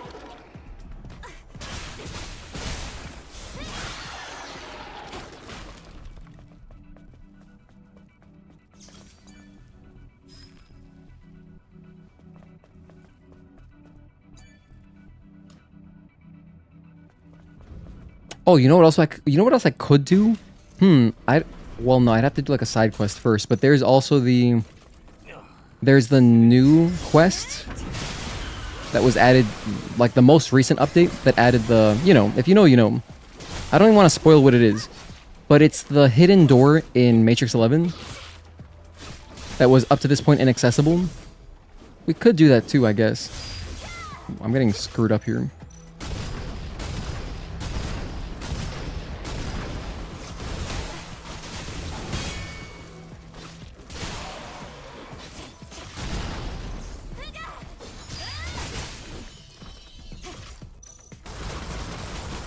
Okay. That's the last of them. These guys look like Shriekers from Tremors. Tremors? Why does that sound so familiar? I know that's like one of those, like, horror movie, like it's like a B movie, right?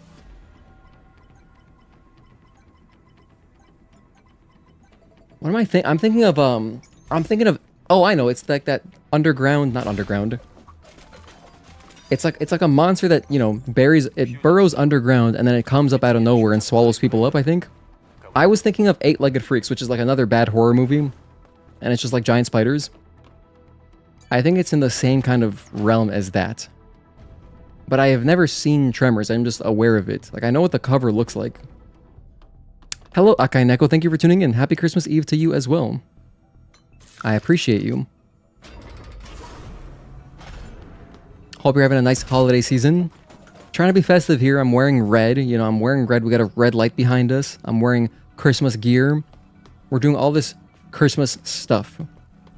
Because, you know, there's native Christmas support in the game. So we're going to use the stuff that the shift up gave us, of course.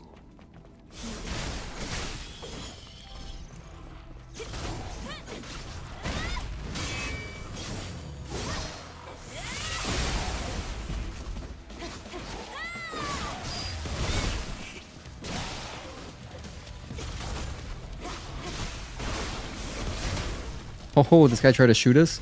Didn't work. Sorry, pal. Not today.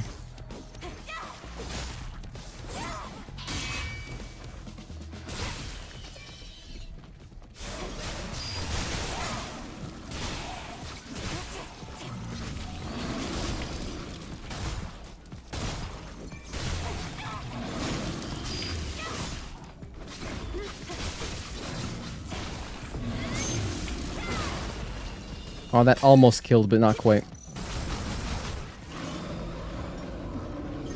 Holiday season is weird for you. Since you just moved, you're not really celebrating with anyone, and you're so far away that you haven't bought gifts. Mostly just a normal day. Not sure how to feel. At least you won't be working, so that's nice. That's a win. That's a win. Not working? Hell yeah. Yeah, same here. It's mostly just a normal day. I'm just streaming. Didn't do any gifts really either. I didn't do any Christmas stuff this year either. But I'm gonna do, like, you know, just hang out with my fiance tomorrow. You know, watch a Christmas movie, play some games, blah blah blah. Should be a fun time. Correct, they are giant snakes. Okay, like a worm thing, that's what it was. Okay, kind of like that one Yu-Gi-Oh card. When they're fighting the Paradox Brothers. And it's like it's just like a huge worm, but it can appear and reappear at any part of the maze that they're fighting in. That's the worm I was thinking of. I forget its name. But yeah. That's like in Duelist Kingdom. They burrow underground and prey on anything that triggers their senses, and shriekers are like these two-legged dogs that hunt by heat. Interesting.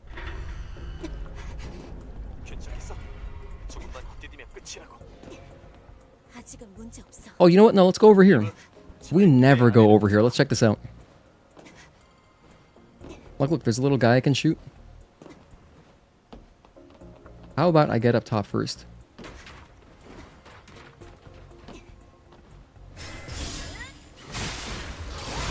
Efficient.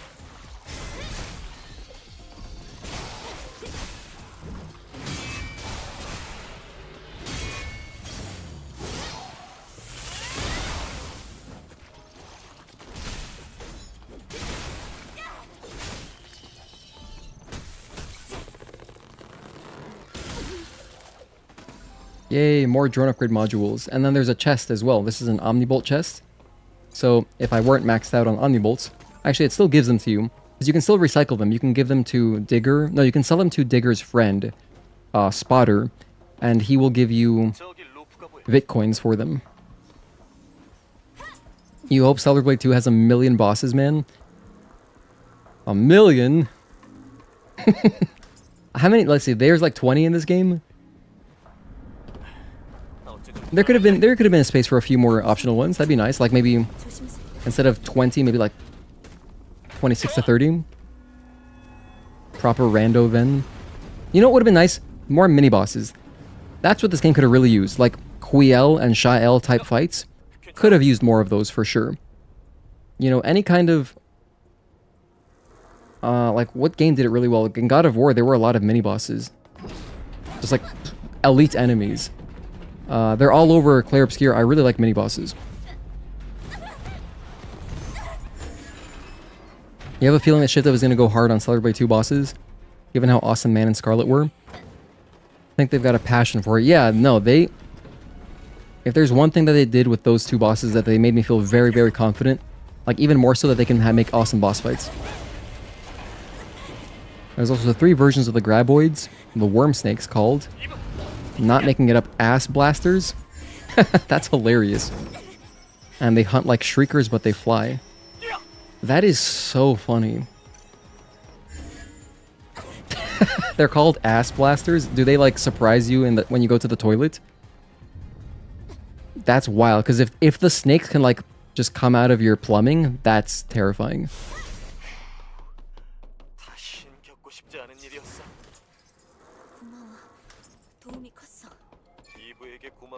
Even without the DLC bosses, Raven alone is pretty top tier as a boss fight. Yeah, I agree.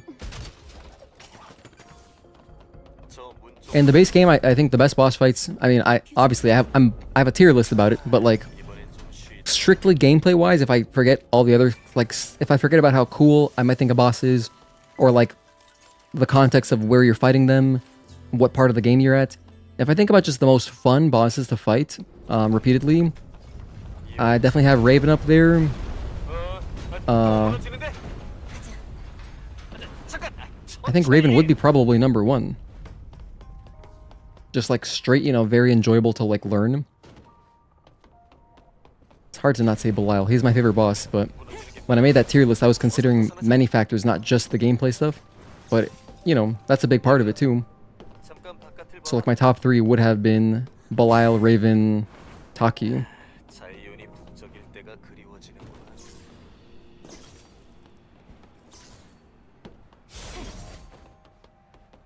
Chat, anyone tried using the custom nanosuit system mod? You found that it totally tanked your FPS. Anyone had issues? I don't know what that is. For Stellar Blade 2, they should add more QTEs for bosses and add crazy sequences like Azura's Wrath, Naruto Storm, Final Fantasy 16. You know, I think they have a good balance of spectacle. I don't know. I wouldn't mind if they added some more crazy stuff. Oh shit. But I think the amount of spectacle in the game is just right. Because, you know, you can see the inspiration from Bayonetta very clearly. When you do retributions, it's essentially like a torture attack, and so there's the spectacle nature of it. Compared to like, you know, like a Dark Souls 1, there is 0 spectacle. You know, some bosses might have like big cool attacks, but Dark Souls games, they don't really have spectacle until like, I mean, Elden Ring, you've got some pretty fantastic looking stuff.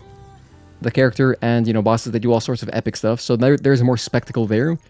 But this game has actual spectacle mechanics like retributions, the counter chains, reflection or chain reflections, all that stuff is very spectacle. And then you got a game like a Ninja Gaiden is straight up like a lot of spectacle stuff, right? It's like the best way to describe it. The old God of War games do this really well too, when you do QTEs to take down big enemies. I love that stuff. I haven't played Asura's Wrath, but I know about it. I know that like he like blows up the planet or some crazy stuff. I know he does all sorts of insane stuff. If it doesn't slow down the gameplay much, I wouldn't mind. I think that the length of retributions and the length of the big attacks are like perfect. Like that was like 2 to 3 seconds, you know?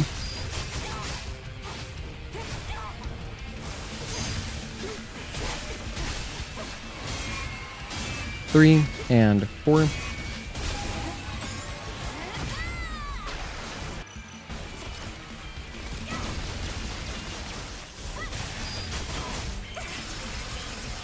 And like this kind of stuff, it's beautiful.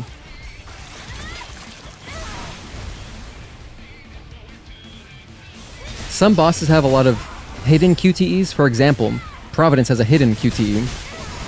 Only if you fail a particular repulse does he do his QTE.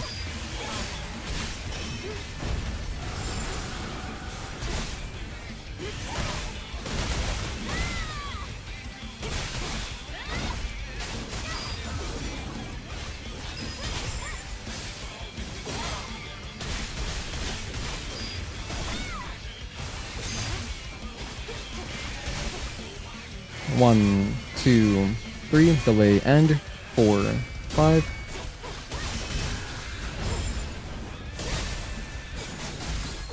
Yeah, Scarlet's got tons of stuff as well. Do you mean like the phase 2 Scarlet, how that starts? 1, 2, 3.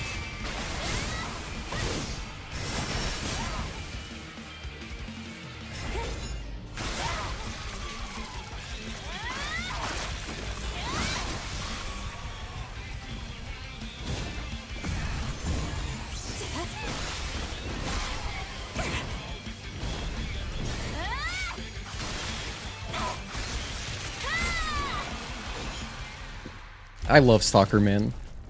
What a fun boss. Mainly, you like the bosses to have new movesets in New Game Plus or just on higher difficulties, that'd be cool. Yeah, so the biggest thing to be sick is like a remixed mode. Like a remixed difficulty where, you know, a lot of stuff changes. Kind of like how Sekiro has the inner bosses. They have the inner versions of bosses. And, you know, it mix up their movesets more. I would love that. Stellar Blade does a good job of like you know, adding variations to phase 2. If you're in phase 2 or 3, the moves will be a little bit different. Wait, what am I doing? I'm not gonna enter the code. Let's go do it normally. I'm gonna do it manually. That's the kind of mood I'm in right now. So I want to go properly, because I never do this. I want to go, you know, use the water spout or whatever. Okay, let's go ahead and rotate this.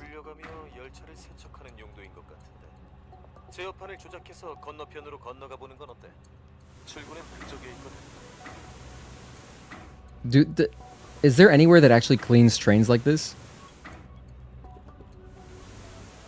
I don't know. But now it's nice and clean. That looks good. That's looking fresh. Don't worry about the other blood. This thing is ready for traffic. N72, R5.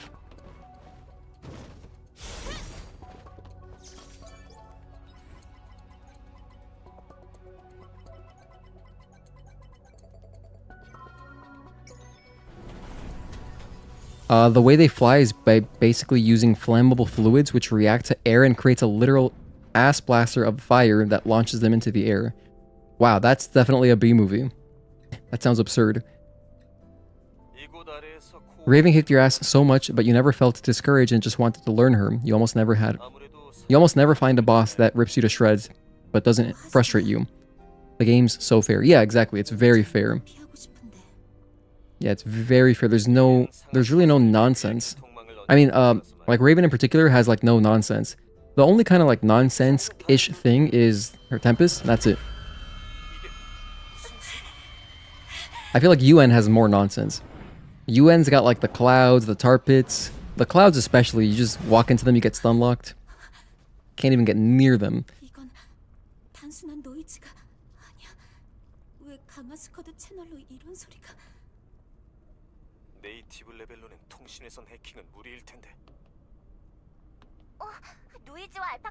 Many people on Steam forums complain about how unfair she is. Wow, I forget Steam has forums.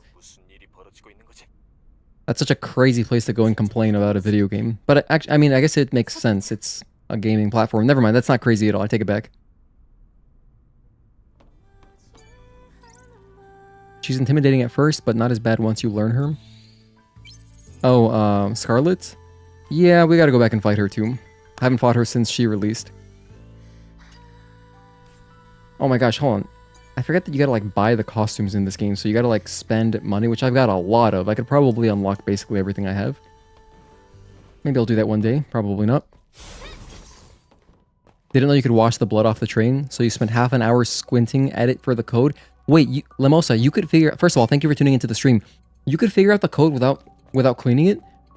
That's pretty impressive. I guess there are only so many letters they could be.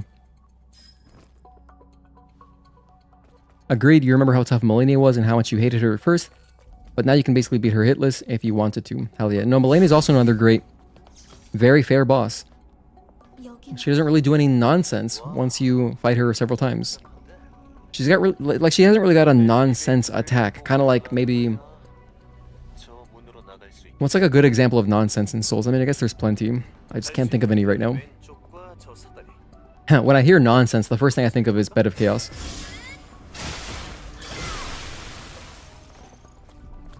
You go to the Steam forums for early Tekken 7 tips? Really? Interesting. I mean, I've found some good guides on Steam before. The one I'm using for Clair Obscure right now is really good. It's just a missables guide, and it's all, like, spoilered. There's spoiler shields all over the place.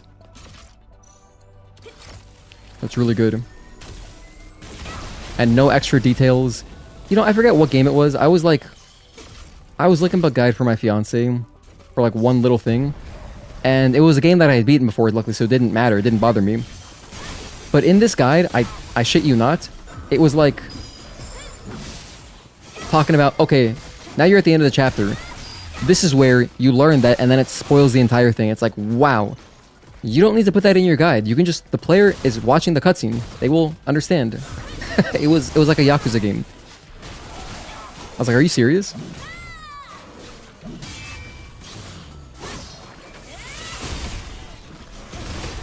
Oh my gosh.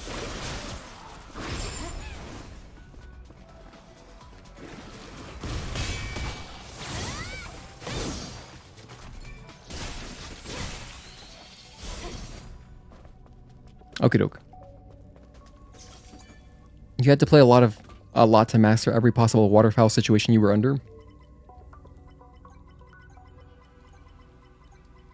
Yeah, waterfowl. Okay, I guess that could count as like a BS move. But once you do learn the pattern, it's very consistent. Doesn't mean it's easy, but it is very consistent. So like, yeah, I don't know.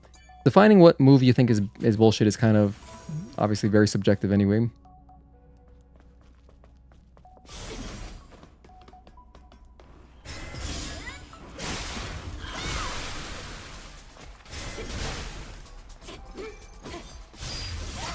Almost all that whiffed. Let's grab this guy's body. Alright, nice. She does. Waterfowl dance is absolute BS. No, you're right. That one, I definitely the first time, it's like, what the hell? What am I supposed to do here? And what's brutal too about waterfowl is that if you have a summon, like, you know, when I played through Elden Ring, I used Jellyfish the entire playthrough. And Jellyfish is a bit of a tank. She healed so much off Jellyfish from doing one waterfowl. I was like, wow, that's awful. So, I saved Jellyfish for phase 2 after that. Can we learn the 5-string here after all? I was trying to learn this earlier.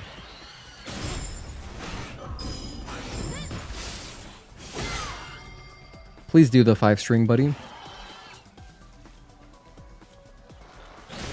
And I can't parry him because it would mess up the balance.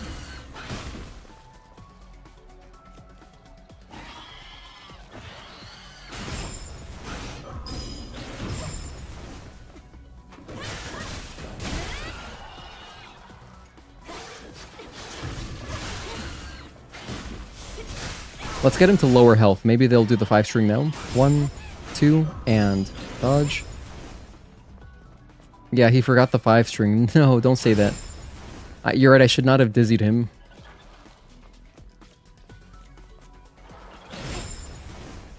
But seriously, earlier when we were in the construction zone, the first one that we fought did the 5-string immediately.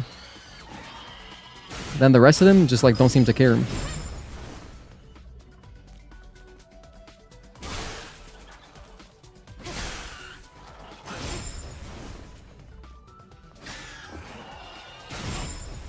Delay 3.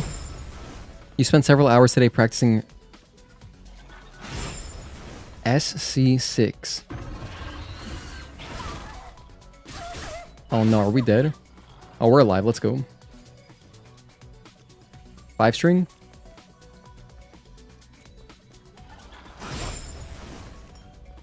Soul Calibur 6? That's gotta be Soul Calibur 6. Okay, gotcha. Because I was like, they have not made 6 StarCraft games. But then the reason it also looked foreign to me is that I didn't know Soul Calibur has gone that far into the future. Because in my head, I just think of Soul Calibur 2 as like the Soul Calibur game.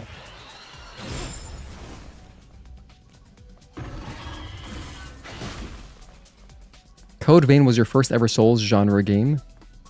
Bloodborne was the first ever FromSoft game. That's an interesting entry point to FromSoft. My first Souls game was Dark Souls 1. Probably most people's first Souls game.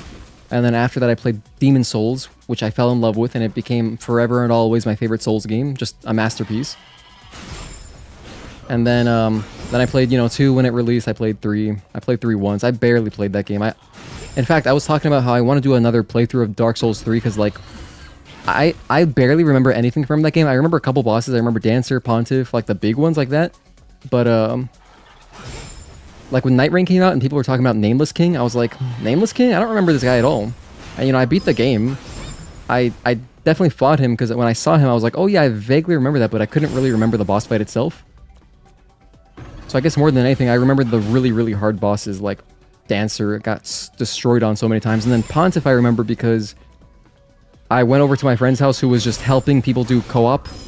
He was just helping people with Pontiff for like an hour, and I was just there watching. It's pretty fun. That's just a cool boss fight too, so... easy to remember Pontiff because he's super sick. But then, besides that, when I go to play Dark Souls 3 again, I'm gonna feel like it's gonna be like almost a fresh playthrough.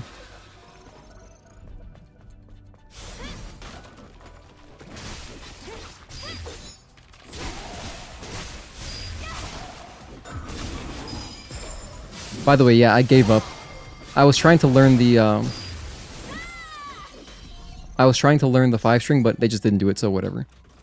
It's crazy because Soul Calibur 6 is so old. It came out in 2018. Oh, wow. Bamco has no idea what to do with the franchise. That's kind of disappointing, isn't it? I know that Soul Calibur, like, I know them as, you know, they do all sorts of cool collaborations. I know they had Link in, like, the GameCube version of Soul Calibur 2. And they had Kratos in the PlayStation version. That's pretty badass. It might have been Soul Calibur 3. It was, like, one of those games. It was like 2 or 3, and I know they had Link and Kratos. That's pretty sick. I know they've also had like just other cool crossover stuff.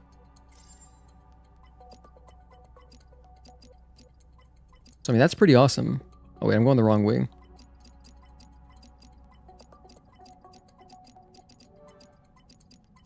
Nice. Demon Souls was your first. Nice. You and your friends imported the international version through someone online. The instruction manual was in Korean, but the game was 100% English. Wow, that's so cool. So the box was in Korean too. That's badass. I would love a Korean version of Demon Souls. What the hell? That's amazing. You loved Demon Souls to death, collaborated to get the Platinum Trophy. Nice. Very cool, very cool. Yeah, the Platinum in the original was harder than the new game. In the remake, it's like as far as Souls Platinums go, it's like probably one of the easiest Platinums. Compared to, like, I know that, like, I think 3 or 2, one of those games, it's like 2 or 3, they have a really, really tedious trophy where you gotta, like, just get so many rings, and it's, I don't know why, but I know that it's tedious. I have heard. Elden Ring was the first time you spent mastering all the legacy bosses to help other players and sometimes troll them. Yeah, for me, it was really Ornstein and Smo was the one boss that I loved helping people in co-op. I had a great time. I helped so many people with that boss. It was just so much fun. I also just loved Anne Orlando, like, so I was happy to spend time there. Just, like, waiting to get summoned. So, yeah, lots of co-op memories there.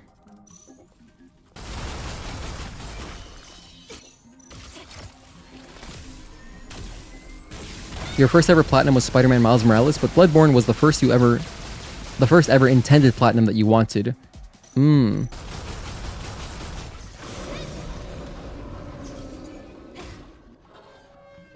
Akai Neko, you're saying that you don't really do trophy hunting, but Demon Souls was one of your first platinums. Nice. I can't remember what my first one was. Because my first platinum would really be like my first... It'd be the first game on 360 that I got 1,000 gamer score, which... Can't remember what it was. I could probably go back and figure it out just looking at the dates on my Xbox profile. But, I mean, it might have been like... I don't know... I never finished Dead Rising. I got very close, but I never finished the infinite mode stuff. But besides that, I did everything in Dead Rising 1. I know I did Crackdown. Crackdown for sure I did. That was a fun one. Oh my goodness, if you played Crackdown, there were so many agility orbs. It's basically these orbs that you run around. You jump around this entire city. It's like a platforming third-person shooter game. And so you run around this gigantic city. And, you know, this is Xbox 360, so draw distance isn't great. And there's no way to know where these orbs are or know which ones you found, so you just gotta kind of keep exploring. And I still remember vividly which was my last agility orb. When I found it, when it popped in, because, you know, the poor draw distance, I was like, oh my goodness, I can't believe it. This was before you could make clips and stuff on Xbox, but that would have been... I definitely had a reaction to that.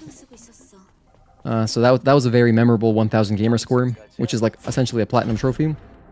I mean, I remember doing like Gears of War 2. Gears 1 wasn't really doable because it was kind of glitched.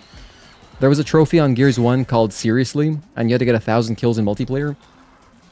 Like ranked multiplayer only, but it was like bugged. So even if you played a lot, no, it was 10,000 kills. It was so much. I was like, are you serious? So I know even people that played for years and never got it. 머문 흔적이 남아 있긴 한데. 역시 여긴 What else did I do? I mean, yeah, Gears 2 for sure I did. Halo 3 I remember doing for sure. Halo 3, Gears 2. 어째서 온기가 뭐 한번 뒤져보자고. Let me just look at my Xbox 360 games. Hang on.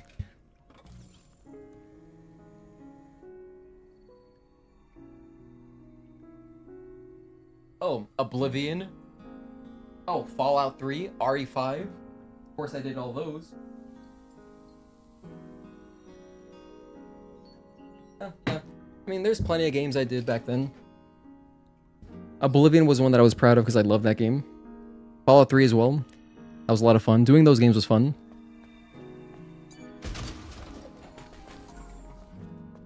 And I even had a little period of time, very brief, but there was a brief period of time, because if you've watched me, you know I don't care about trophies.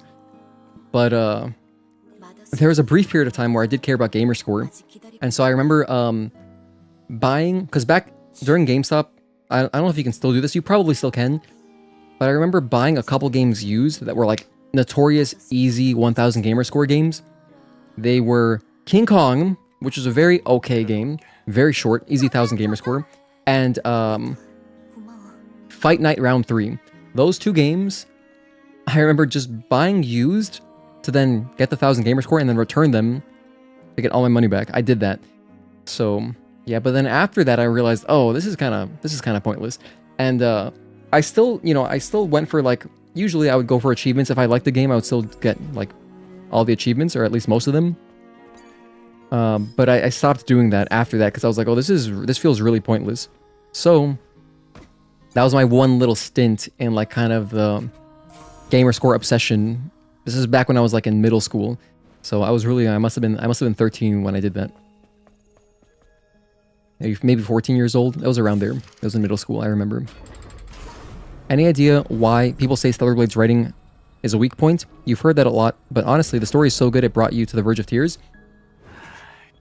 So it's an interesting discussion point because Shift Up has even said that they ran out of money with, like, from developing, like, the big cutscenes, and they wanted to have more cutscenes for like, to introduce more characters, for more story beats, and they didn't get to do that. So I kind of understand, because you know, they wanted to present the story to no way, he actually did the 5-string? What? He did the 5-string when I didn't want it? I wasted talking mode by accident, my bad. Hang on, I'm gonna talk about this in a sec. He did the 5-string, what the hell? Exit talking mode.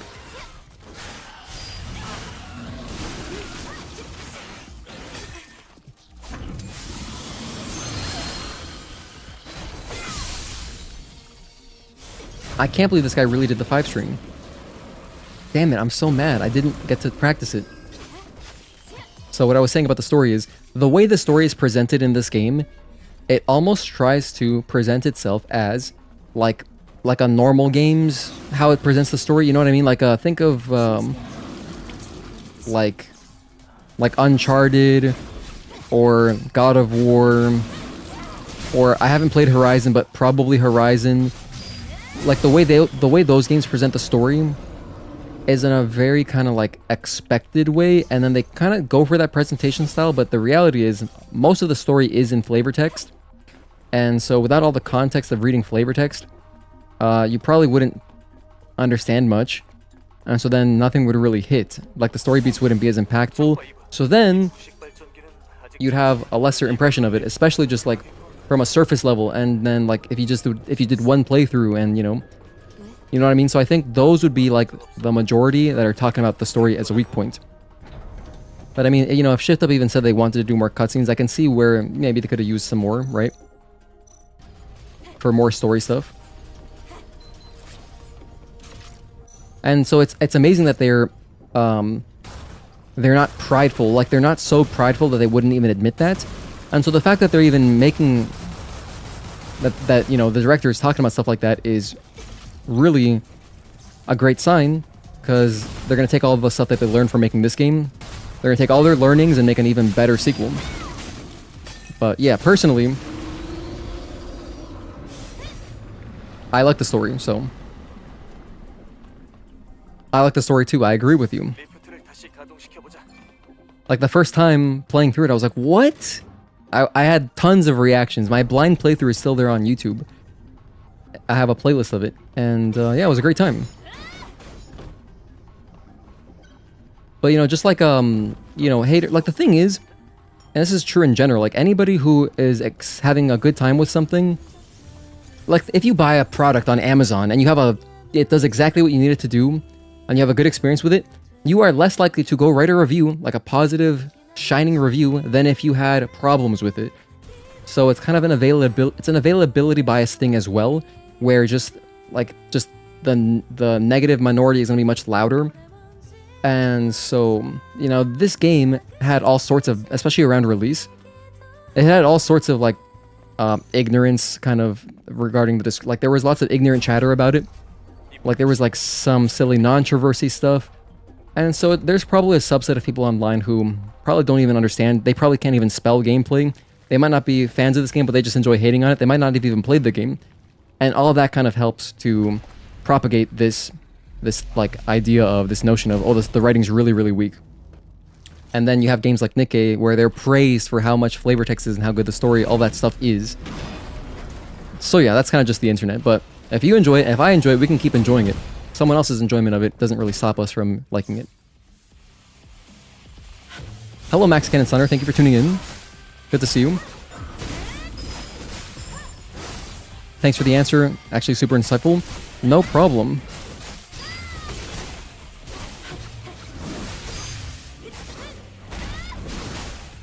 One and repulse.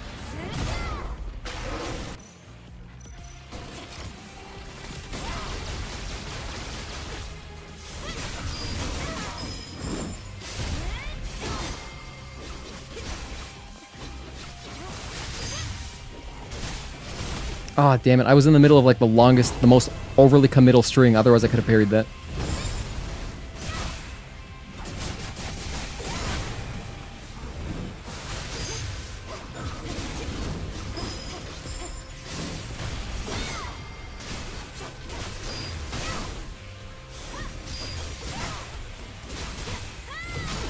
Again, I was in an overly committal string? No.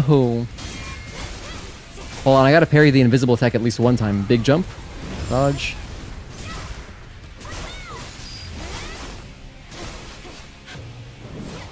Dodge, and wait for his foot. Dodge.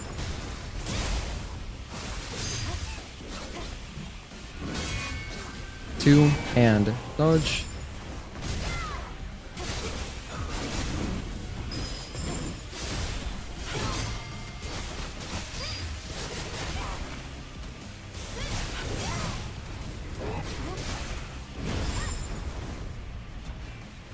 Give me the invisible string. 1 and 2 and 3. Delay and 4. Wait, whoops. Oh, I thought of a different string. My bad. There it is.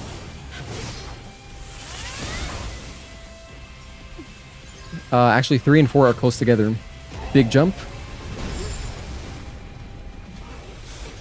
I kind of want to see the 5 string again. That'd be nice.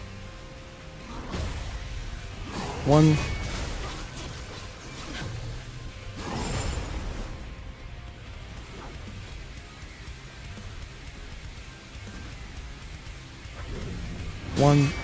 Unfortunately, that was the 5 string, but we'll just kill him.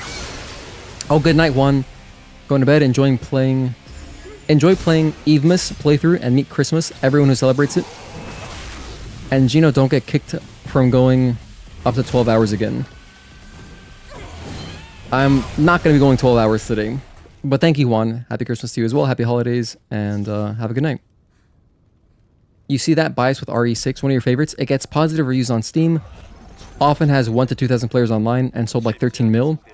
But the reputation online is that it's bad. Yeah, I get that one too.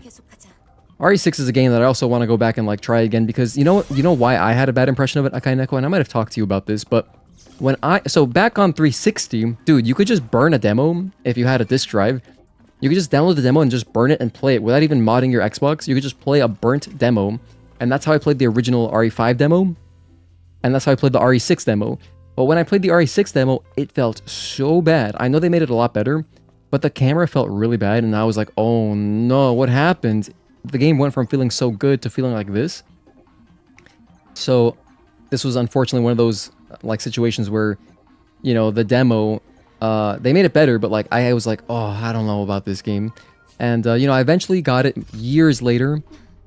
And I got it, I tried it, and I did Leon's campaign. I was like, this was fun. But then, I don't know, I was kind of like, I wasn't like too high on it, so I just did Leon's campaign. I did co-op, and I had a fun time, but then I didn't play any other campaigns. But I have a PS3 copy, I still have it. And actually, I have it on PC now, so I may as well just play it there. I could even play it on my Steam Deck, maybe. I gotta give that game another try, because, yeah. I do want to, you know, see everybody's campaign. The game was rough on launch, shines way more on PS4/PC release. Yeah, oh, another good situation like that is DMC, the reboot. That game's really good. But when it came out originally, and for good reason, I can understand the outrage. I could understand the outrage thinking that, you know, Devil May Cry, a beloved franchise, was going to change its direction so much. And, you know, when that game came out, there was like weird... I think you couldn't even lock on. Whatever it was, I didn't play it when it released. But then I played it when it was like the remastered version or whatever. And I loved that game. I thought it was really fun. I thought the gameplay was really good. So it's one of those things where like online probably people still just hate on it because the launch was so poor and the, you know, there's lots of polarizing things about that game. But, you know, me, an old head where I grew up playing DMC 3 and it's like my favorite, it's literally my favorite third-person action game of all time. I can still appreciate lots of things from that reboot. Even though it might look a little bit ugly on the surface, it's still a fun game. So I'd recommend it, especially because it's always on sale. You can just pick up the Steam copy for like $5 or whatever. Whenever it's on sale, dude, just try it, trust me. DMC is the only game in that franchise you have not played? Damn. Is that because of the reputation, I guess? If you go back to RE6, your advice is to check out some combat tutorials on YouTube. The combat is very deep and fun to learn, but you have to be willing to experiment, and the game is bad at teaching you. I mean, I've watched high-level gameplay of it. I've watched Aether, in my opinion, the greatest Resident Evil player, like, ever. And Aether, I've watched his playthrough of a couple campaigns, and I think I understand, but, yeah. Maybe I will do that. I'll check out some tutorials if you recommend so. People would have liked it if it wasn't called DMC. You know what's funny about that, Fryzen? I actually feel that way about Gears of War.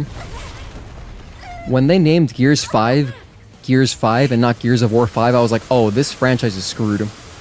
And yeah, that game was very okay. I still had fun playing it, obviously. Just because, you know, I love Gears and I had fun playing it with my friends, but wow, Gears of War really fell off. They really fell off from how incredible the 360 games were.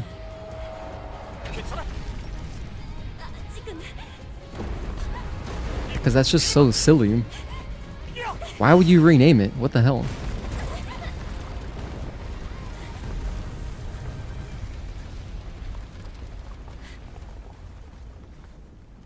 It's kind of funny how something so simple as the title, to me, is such a large indicator of like a shift in direction and just like, you know, the like the development ethos and like I guess how the developers are even thinking, but they would even think to name it Gears 5. And not Gears of War 5. So, 1 and 2, 3.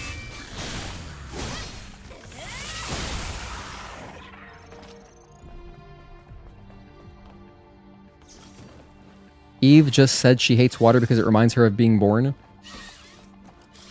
You know, she would not have liked The Matrix.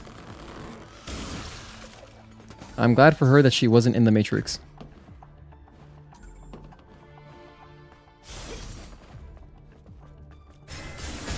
That scene when Keanu Reeves is born for the first time is still so memorable. Like, the way they did it is incredible.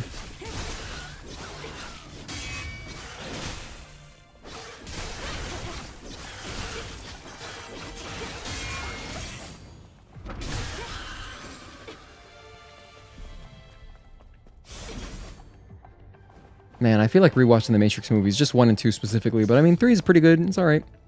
But 1 and 2 specifically, oh my goodness. I love those.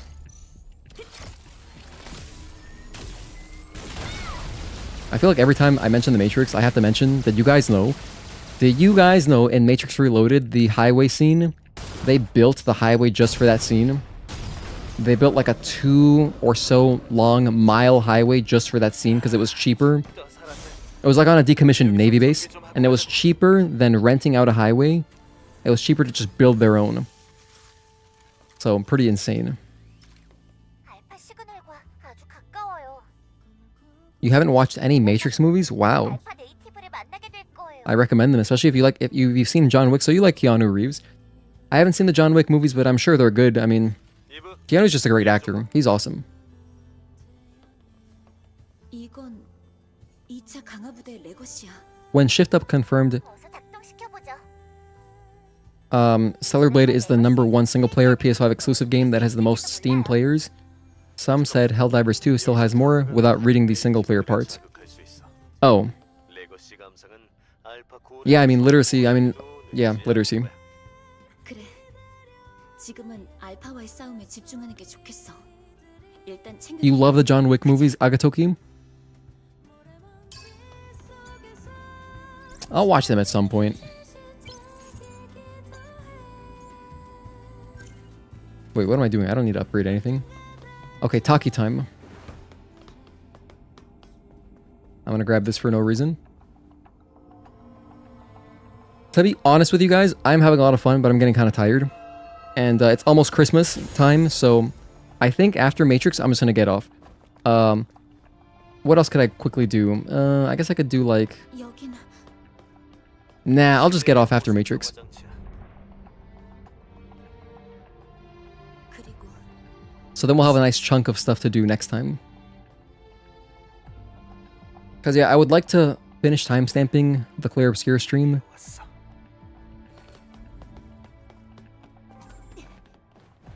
So I would like to knock that out because I don't want to do any YouTube stuff on Christmas. Never watched Matrix? That's your homework assignment for the week? 우선 군체에서 구해. Yeah, no pressure. You should watch all 3. The 4th one, don't worry about it. Like, I consider myself a Matrix fan, and I tried watching it, and, I mean, I honestly fell asleep. So, you know, take that information and do with it what you will. I do want to try again to watch it, 네가 but, 여기에 you know, I fell asleep during it, and I wasn't particularly engaged. But it was nice to see the actors, I guess, so there's that. Blue Whale, you said that you want to erase Matrix 4 from your memory. It was so boring. Yeah, that's kind of what I got. That's more on the nose. I didn't want to be so mean, but yeah, it was a bit boring. And I consider myself a fan, so I was like going into it like, okay, cool. More Matrix. How bad could it be? If Keanu said he would do the script, can't be that bad. But yeah, I mean, I gotta try watching it again at some point. I just need just to say that I did it. Just to say that I watched it.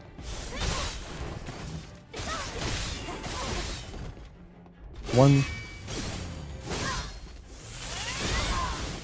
The 4th one is basically the creators rebelling against pressure from a big studio to create the movie? Really? The Wachowski brothers? Nothing special, but appreciate the aspect of it.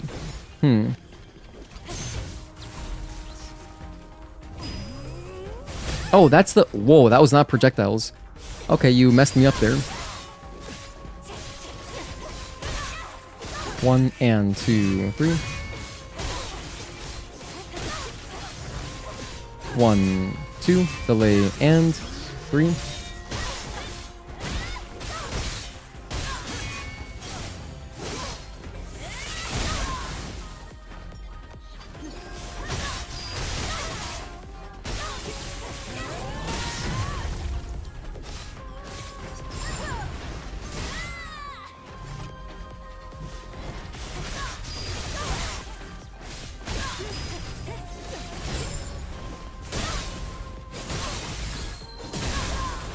As a Transformers fan, you watched The Last Knight, understood your comments on the 4th movie.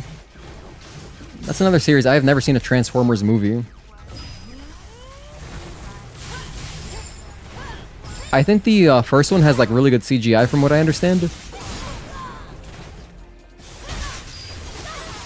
That's another franchise. Maybe I'll watch them someday. There's lots of movies I haven't seen. Like any kind of like more modern film, I probably haven't seen. I haven't seen many Marvel movies. I've only seen Iron Man, and I know they've got like 30 or something Marvel movies now. That's another franchise I've never gotten into.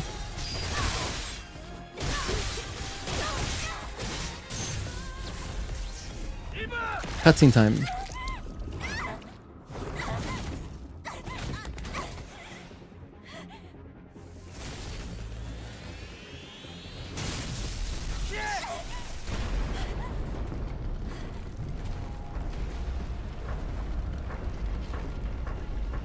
By the way, for you guys who are in future time zones, I know it's late, so thank you for being here. I think we still have some Europe. Wow, look at the drone. It looks so friendly. The Transformers movies by Michael Bay have rating that ranges from meh to okay, but usually they're quite impressive visually.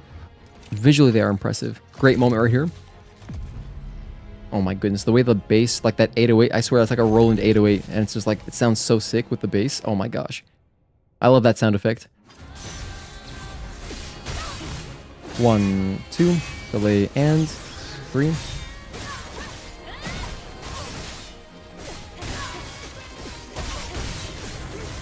One, 2, 3, 4, jump, and 5. Oh, I thought I could maybe get a counter chain 1 in there, but I didn't. 1, 2. The CG actually ages really well, and the second and third have some fantastic scenes. Yeah, it's kind of like, you know, mid-2000s CGI is like often better than like what you see today. Just because back then, there was less reliance on CG, and so CG artists weren't so overworked as they are nowadays, you know?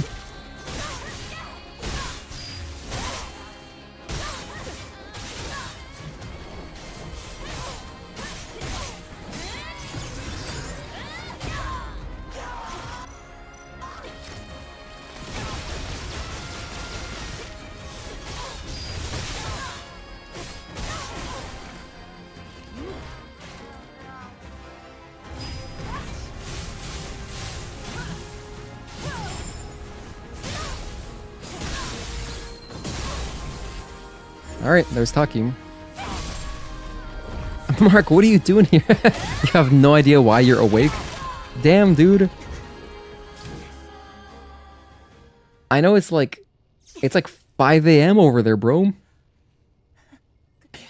Happy Christmas.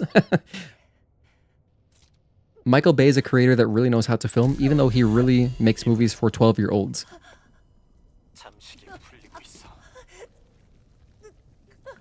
You just mean like, I don't know.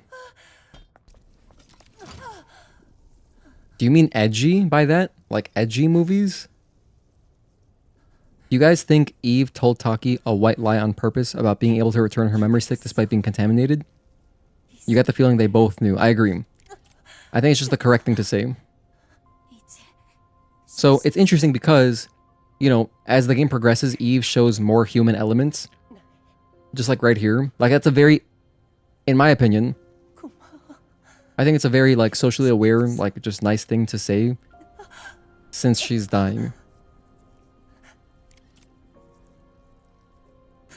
You could think maybe she just is being really optimistic and she thinks there is a way to decontaminate her, but I think it's just more kind of like a nice thing to say.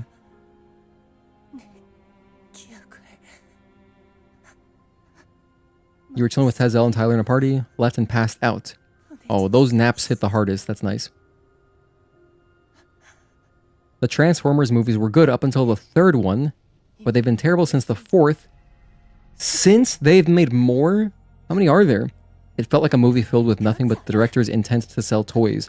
Oh, yeah, I guess, yeah. Transformers toys must be big. I mean,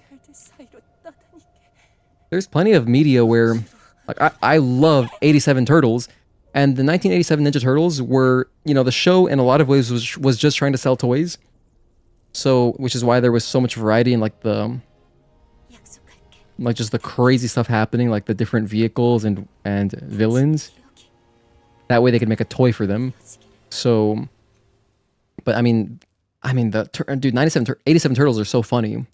They're so funny. And yeah, this is an 87 Turtles. You probably can't tell that much, but it is 87 Turtles. The one where you can see it more clearly, if you see my white shirt, where it's just like all color. You guess you mean immature, but a strong visual spectacle. Not a big focus on emotionally impactful writing either. Oh, I guess I understand what you mean. Yeah, kind of just more like a summer flick. Not really like a timeless piece of, you know, something like, I mean, a lot of Tarantino movies are so good, like they age so well. But a movie like, for example, like a Pulp Fiction is like a timeless movie. Compared to like, I guess the most extreme example would be like any kind of paranormal activity type movie. Like, you know, like those like bad horror movies that are just like, it's Halloween season, get something out there. Those kind of movies. That would be an example of, you know, like pop culture, I guess. Or pop media, I should say. Pop media compared to like high media that is timeless. The same could be, you could say the same thing about, I guess art, really. AI art right now would be just like very much, it's like only relevant, and not, it's, people don't even like AI art, but I'm saying like, it's like in this little bubble of time. It's just like, while we can, let's try to cash out on some AI art while we can make money off this shit. And then, all the timeless art, you know timeless art. I don't even gotta name timeless art pieces.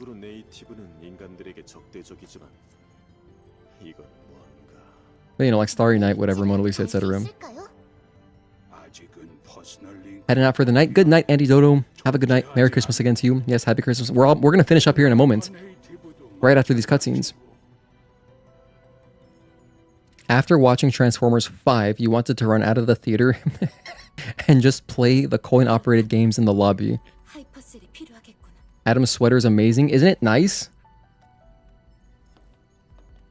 I would love it. They should have given Lily an ugly sweater. Because you know she would have loved it. They should have given her an ugly sweater, man. FNA. Missed opportunity. And then Oracle should be Santa.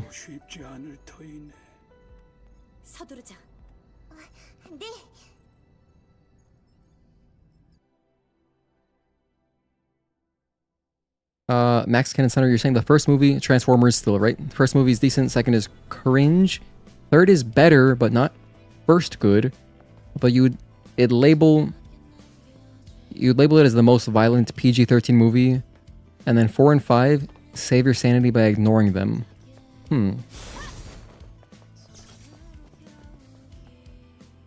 And man should be a reindeer.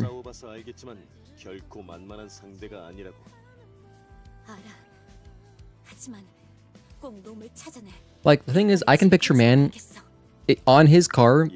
Like I said earlier, I think man is secretly a big Christmas guy. And I think not only would he decorate his house with Christmas decorations and have like a wreath on the door and all that, he would also put the little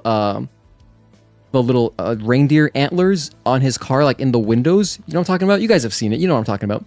And then he would even have the Rudolph, the red nose on the front of the hood of the car. Yeah.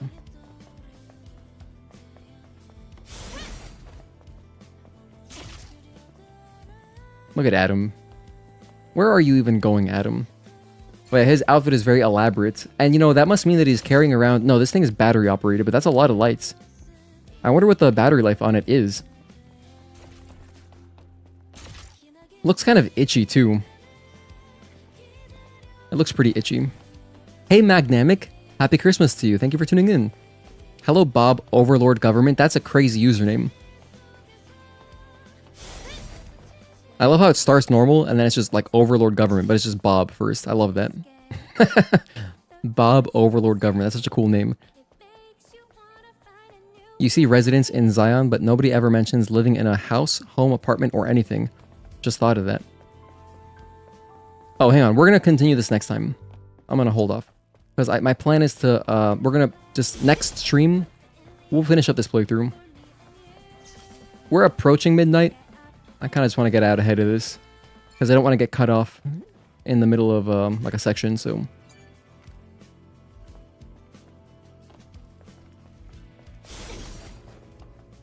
All right, let's head out. But yeah, it's a great point. You know, I like to imagine there's tons of living spaces underneath. Oh dear. There's a general shop owner. But, you know, the presence chamber also must take up a lot of space. Like, it definitely takes up a lot of space. But there's still got to be space somewhere. Like, look at how huge Xion is, right? That can't all be presence chamber. I mean, presence chamber plus the hypercell room. There's tons of space down there for different kind of residences. Like, I think I see HVAC units right there. Hang on. Oh, damn it. Eve doesn't have a sniper. Can we get a sniper in the next game? We need a sniper. I mean, come on. Why does she not have a sniper? But whatever. Anyway. Let's watch this cutscene too.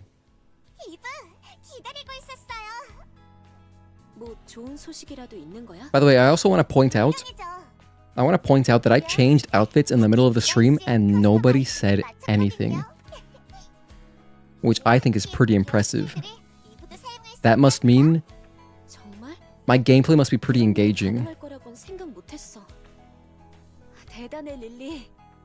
You always felt like Take Me Away felt more like a summer song. It's very upbeat. I get what you mean. You would like more playable characters next game as well. I think we should have 2 protagonists. I think it's a very natural progression. But if I'm dead serious, like if you jump to the very beginning of the stream, I'm wearing a completely different outfit and the light in the background is a different color too. Let's knock this out as well. You didn't notice? I mean, yeah, if you weren't paying attention, probably hard to notice because I'm also wearing, it's a similar shirt. It's the same design, but just different color. And I went from Buttercup to Blossom is my hat. Hey, Angel of Darkness, thank you for tuning in. Is that a reference to the Tomb Raider game? I think that's like Tomb Raider 6, I think, or 5. Would love to have playable Raven in a DLC or something. I mean, if their plan is, if she's not going to be in the next game, I would also like that. Still vote for me doing an Eve cosplay. Alright, let's relax here. I don't know if I can do all that.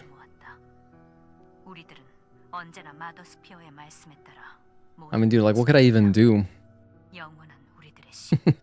I could wear a shirt. If someone made a shirt that was Eve's outfit, and then it just stops at the neck, so it like then it's like I'm wearing her outfit, but just a shirt. That's like the most I could do, I think. You were actually joking. You've been here like 10 minutes, but Mark, weren't you here at the very beginning of the stream?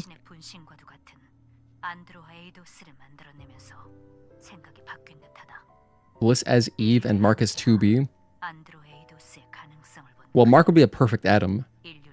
Because Adam is, well, the thing is, Mark is more jacked than Adam. But, you know, he's got the definition. An Eve shirt would still slay. I think it'd be a clever design. You know, because her default outfit is very intricate. So it could be a cool shirt.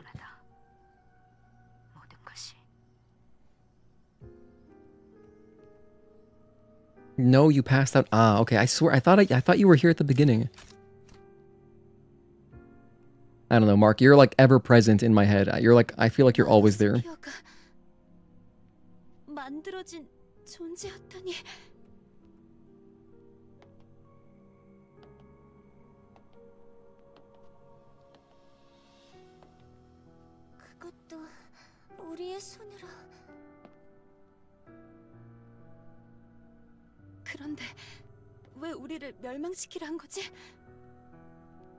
You know what I want to do? I changed my mind. I'm gonna do the desert real quick. Just Abyss, I mean. 우리처럼 말이야. 그건 모독이에요. 신성 모독. 아, How can you get mad at Santa? Relax. No presents for you. 하지만 진실은 언제나 잔인한 법이지. 적어도 여기 남은 인간들에게 마더스피어의 은총은 없어. 어쩌면 너희들도 마찬가지일지도 모르지. 뭐라고요? 릴리, 아담. 이것만으로는 모든 걸 알 순 없어. 진실 여부도 모르잖아. In fact, 그래요. before next time we play this game, I'll try to check. I'll see if there is a mod maybe for Lily. 많은 정보가 필요해. Is anybody aware? Do you guys know if there's a mod for Lily to give her a Christmas outfit? 아담, That'd be 얼테스 nice. 레보아로 데려가줘. You try to be here as much as you can. Thank you, Mark. I do appreciate it. This scene is one of the ones where you really enjoy how Adam's English voice actor delivers the lines. 알았어.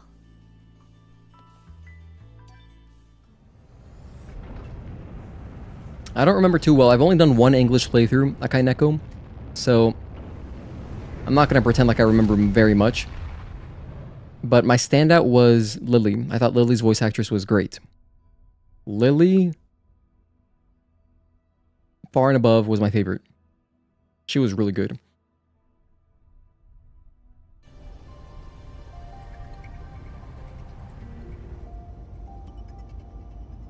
But then, what I remember feeling that I didn't really like Adam in English. Like, something about his English voice made him so unlikable to me. Perhaps because I just got really used to, like, what I imagine his voice should sound like. And so then, in English, he felt like a different guy. I mean, obviously a different person, but he just felt like there's such different persona, like a completely different personality. So for me, I didn't really like him. I liked him in Korean, like I liked the character, but then I didn't really like him in English. But then specific line deliveries, don't remember. Santa is a fraud. There's no way he can deliver gifts to all the children in a single night. Well, that's where magic comes in. 망해. 모래 때문에 엔진이 손상됐어. 여기서부턴 도보로 가야겠는가? 이브, 괜찮겠어? 문제 없어. 드론 서포트 부탁해. 알았어. 믿어줘. 저도 있어요. 걱정 말아요. 노련한 스캐빈저도 대사막에선 길을 잃곤 하지. 대사막 지도를 전송받았으니까 그런 일은 없을 거야. Okay, let's knock this out. I'm just gonna do Abyss. But then I do want, obviously I'm gonna come back here because I want to do Anya's quest. So I will come back to the desert, activate the solar tower. I'll do the solar tower, fight Stalker. Hell, actually I want to fight all the optional bosses. But I'm thinking we'll come back, fight Stalker, do Anya's quest, there's like one terminal that you need for a Digger's quest. We gotta do Digger's quest to begin with. Go fight Behemoth all the way over that way. Knock out Kaya's quest. Then we'll do Eidos 9. Yeah, it'll be a good time. You liked Yakumo's voice actor from Ninja Gaiden 4 because he sounded like young Virgil. 어떤 시설이지? Huh, interesting. 데이터상에 무언가 병기를 연구했던 기록이. Young Virgil? You mean Virgil from DMC3? 이번에도 Like that young Virgil? 하나? 그렇다. That's cool. 누구든 예외는 It'd be worth a revisit. It'd be worth it to revisit the English cast. 1, 2.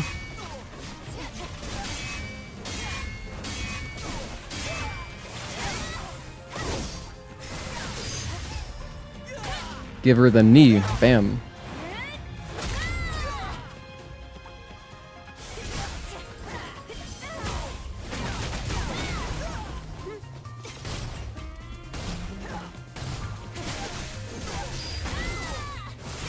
One, 2, 3, 4, jump, and 5.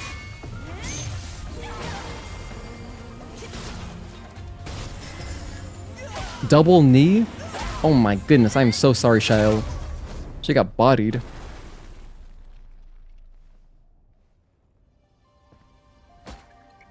Santa's the first speedrunner? No, he's actually kind of cracked. 듣던 대로로 I mean, think about how godlike that is. That's a lot of... First of all, 여긴 저번보다 The logistics of just breaking into one house on Christmas Eve when, you know, a lot of houses are going to be lit up with lights, that's pretty rough. Well, then you got to do that like billions of times. I mean, billions of times.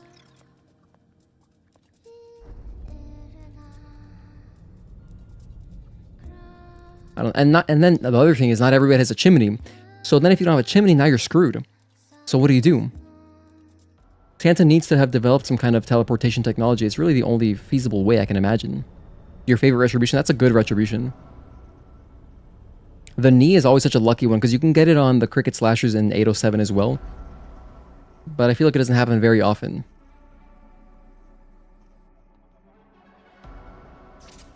알테스 레보아 때와 똑같아. Oh, you think voice... it'd be worth it to revisit the English cast. Do you think Adam's voice actor is best when he's being somber or reflective? You especially love some of his lines near the end. That makes sense. But it's just hard for me to play in English. I have trouble listening to the battle sounds, like the effort sounds. I really don't like listening to them.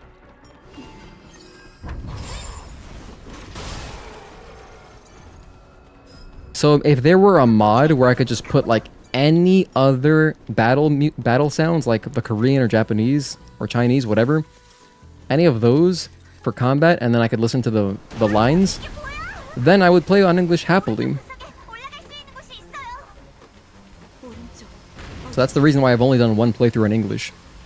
It's just like, for me, it's like not quite unplayable. I was able to get through it. Obviously I did a playthrough, but it made it not very enjoyable. However, what I could do as well, I could just play in such a way where I don't do any heavy attacks, and then I wouldn't really have a problem with it. It's just the heavy attacks.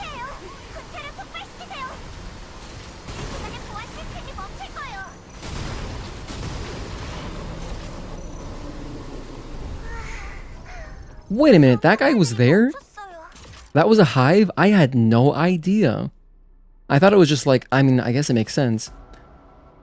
I didn't realize that hive was actually blocking the fan. Oh, wow.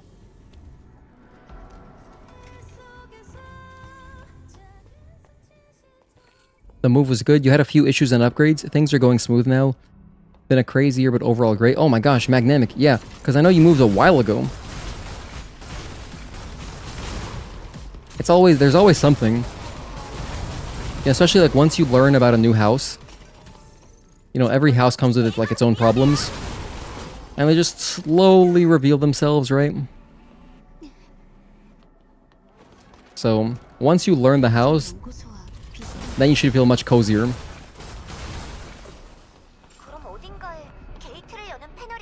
Also thought I was going to wrap up after Matrix. Not complaining, but don't want you to end up working on Christmas. Yeah, no, I was planning to end after Matrix, but then I decided, Abyss is right there, and Abyss is so short. I can do Abyss real quick. That way I can just skip this next time, because next time we'll have plenty to do. I'm gonna have side quests, Eidos 9, Spire, obviously, but then just like the side quests as well, and the exploration will take up some time.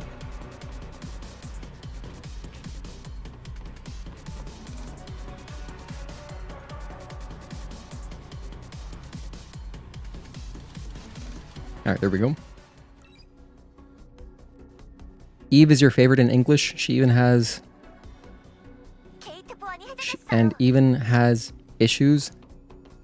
Like she isn't good being emotional or sad, as she is getting aggressive and her English battle noises.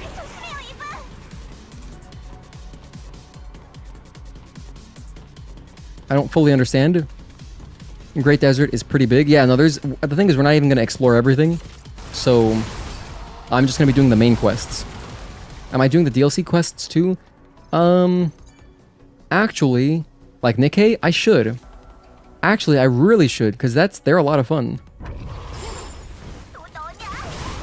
I haven't done the Nikkei stuff since it came out, so it's like since our Nikkei stream, since that day I have not done Man Scarlet, and I have not done the Nikkei, like the shooting minigame stuff, which I thought was a lot of fun. So yeah, I'll do them again. That's a good idea.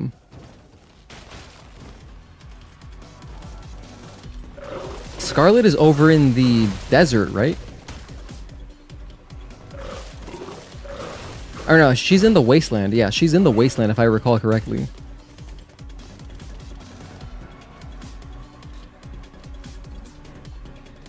So many hidden things in a home, and never enough money all at once to pay for everything. Crazy. Yay, home ownership. Let's go. And her dog. Okay, yeah, so I gotta find Volt. Or Bolt?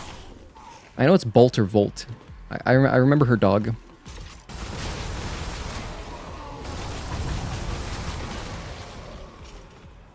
Yeah, never enough money hits so hard. Fully agree. You know, I was even thinking about... I don't know. What do you guys think? Should I do like a fundraiser? Let me do a poll. Should... Hang on, let's see. Should I do a fundraiser for my AGDQ expenses? Which were basically $250. So, because I was thinking I could maybe like make a... I've never done this. I've never ever done this. But since it's really like... It's 4-stellar blade... I could do like one of those things where you have a little like goal, like a progress thing on stream, like around the bottom or maybe above my webcam or something, just to show like, hey, I'm trying to raise $250, and then just point people towards my my donation link, my direct donation link, because you know if you donate on if you didn't know, if you ever donate to somebody on YouTube will take 30% of that. So like for example a super chat or something, if you send a $10 super chat I get $7, but then if you do direct donation it's like 98%, so it's basically all of it. And yeah, so for AGDQ my flight was $100. I got the cheapest possible red eye, and then registration was $150. Kind of brutal because I'm only going to be there for like 12 hours, but you got to pay for a registration for the entire event. So however, the runner who I'm doing commentary for, they were nice enough to pay for my registration. However, I would like to pay them back. So, because yeah, I told them that I wouldn't really be able to like afford a flight and registration. But I was like, I could fly there. And they were like, oh, I'll pay for your registration. So then they did. But if I could, I'd love to pay them back. So yeah, and that's all the expenses. I mean, everything else... Like, I'm gonna eat food there, but whatever. That's like, food is a fixed cost. That's always gonna... You're gonna be eating everywhere, so I don't really think about that. It's pretty much just those two things. So, I don't know, maybe for New Year's. Granted, AGDQ is very close. It's in 2 weeks, right? And so, in a way, if I did do a fundraiser, at least it wouldn't be very annoying, because it wouldn't last for very long. Do I have a PayPal? I mean, I do have PayPal, but that's what the direct donation link basically pays me through PayPal. And from what I read, because there's like a couple websites people use, they use Ko-fi and Buy Me a Coffee. And from the reviews I read, Ko-fi makes it really, really easy for people to pay. So that's why I chose it.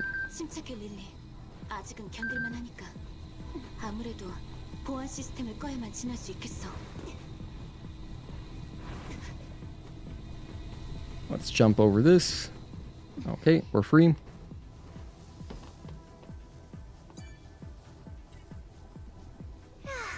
Bolt, but the Korean pronunciation is Volt. What? Are you kidding me? Wait, Tazel. That doesn't actually make any sense. There's no V in Korean. There's no V consonant. There's a B consonant, but there isn't a V one. So, like, it makes sense if it was Volt, but then the Korean pronunciation is Bolt. I could understand that, or like Bolta, I suppose. Donating from the EU is asked sometimes. Yeah, I know that you said it was something weird about, like, even just subscribing to the channel membership. Wait a sec, what am I doing? Let's do this the normal way. I don't want to do speed tech. I'm going to go the slowest way possible. Alright, so I'm going to go over here.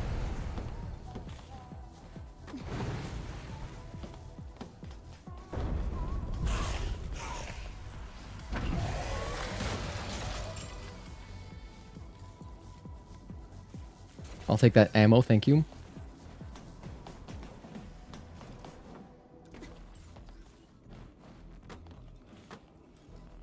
And then from here, Well, there's an enemy here, isn't there? Oh no, there's just a chest. Oh, I forgot about these mini games. We don't see these very often, because like the typical playthroughs that I do, I don't open any of these kinds of chests. It's like Vegeta is Vegeta because of no V in Japanese/Korean. Oh, okay, I understand now. Gotcha. Okay, so then what you meant was Volt, but the Korean pronunciation is Bolt with a B, right? So yeah, Vegeta. I understand. Gotcha. So then I guess you can call him whatever you want. Just call him Bolt or Volt. Either way, you're correct, and you're in some language you are correct. Oh, I don't have my blood edge. Whoops. Let's lower the rope here. Where does this lead me to? It just goes back to... Oh, it goes back to right here. Okay. Oh, damn.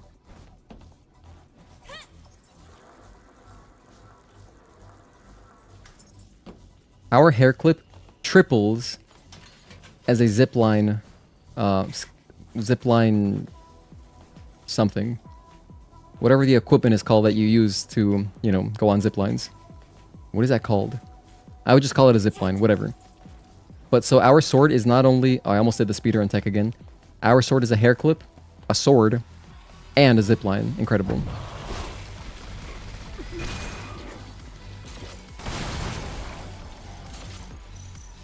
I'm out of lasers.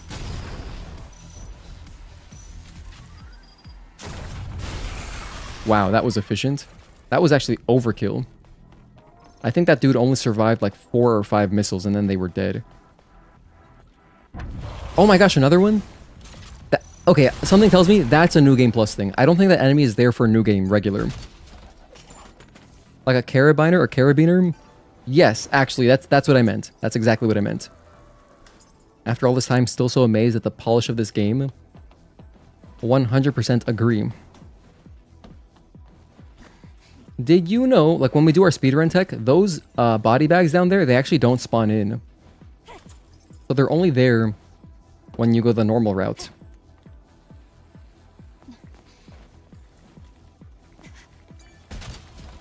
Actually, same with the body bags right in front of us.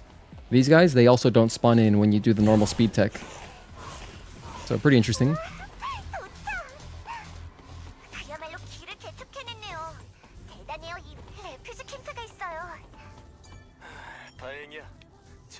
Alright. Now we are coming up to the end of the stream. I'm gonna buy some ammunitions. I'm gonna shoot down Maelstrom. And we're gonna watch the cutscenes back at Xion. And then we'll end. And it's about 11 p.m., so decent time. Because, yeah, after yesterday's 12-hour stream, I had to take it easy today. I had to take it at least a little bit easy.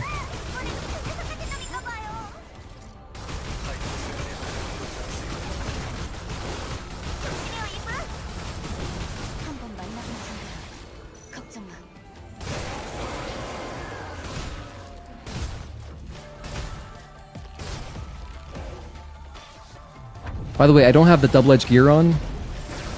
Oh my gosh, and I don't have the Eagle Eye Exospine on. Which is why Maelstrom is kind of surviving a little bit more than normal.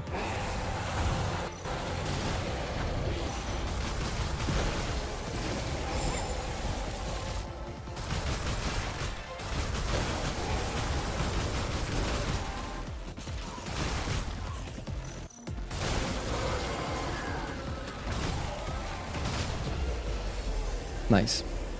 Did you know during this kill cutscene, that little tiny mini 5-second cutscene, if a body bag, like the red guys on the floor that crawl towards you, if one of them explodes, while like Eve still has a hitbox, so during that cutscene, if they explode, you'll take damage.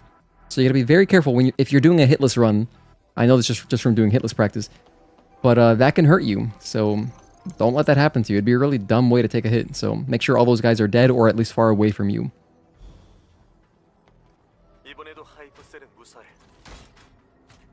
It sucks that the go back to the client feature is removed in most missions. Because of that, you encountered a new glitch. You'll send the clip on Discord. Oh, yeah, send it. We have Send it in the bugs and glitches section. It's removed in most missions? Huh, interesting. Are you saying that since the release, they have removed that feature? Like if you played on day one, some side quests would let you return to client, instead of now you can't? I never noticed anything like that. So, but then again, I don't do the side quests very often. We've probably only done every single side quest like 2 or 3 times. I've done the main side quests many times. Maybe close to 10 times? Less than that, never mind. Maybe like 6 or 7 times. But we're doing them again this week. So, New Year's Eve, we'll continue this playthrough. Even though it'll be past Christmas, whatever. Or, oh, even better, I could switch up. I have an idea. I'm a genius. I can do instead of New Year's Eve, I mean, instead of Christmas Eve, like, yeah, it's New Year's Eve, the title, but then I could even maybe, like, I don't know if there's like a very festive New Year's kind of mod costume where she has like those.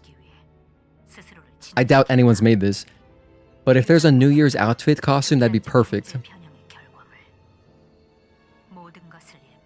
Something tells me that doesn't exist.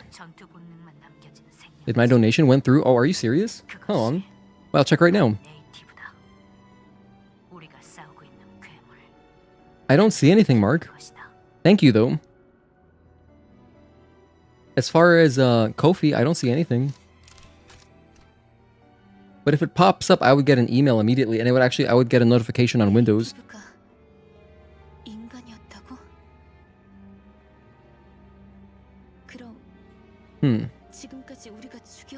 If you can't, no pressure. They did do that. You liked the old way, but meh, I guess. They took it out for most missions recently for some reason. Though missions like the library ones still work. Huh. You only ever noticed it was missing when there were some, spoilers, when there were some sort of special cutscenes that they needed you to see, where warping back to the client would break something. Oh. Huh. Oh, so I get it. Like, kind of like those, I guess the more simple side quests, like, oh, find my missing husband. Oh, my cat died. The puzzle ones. All that stuff in Xion. In the past, when you did them, would it give you the option to go back to the job board? Because, yeah, I wouldn't notice that that's gone. I mean, to be honest, most of the time, I don't want to go back anyway. Because I want to knock out multiple quests in a row and then go back. So, that's interesting, though. I never noticed. Mark, it's okay, though, if you can't get it to work. I really appreciate the gesture. And if it does go through, thank you kindly. Because, yeah, it'll go straight towards my AGDQ expenses. Would have been cool if you could enable the fast travel clients feature by holding R2 after you finish a mission. You know the side quest where it's really useful? When you have to go to Matrix 11 to, like, go get the teddy bear? For that quest, it's really nice to be able to just teleport back to Xion. That one's amazing.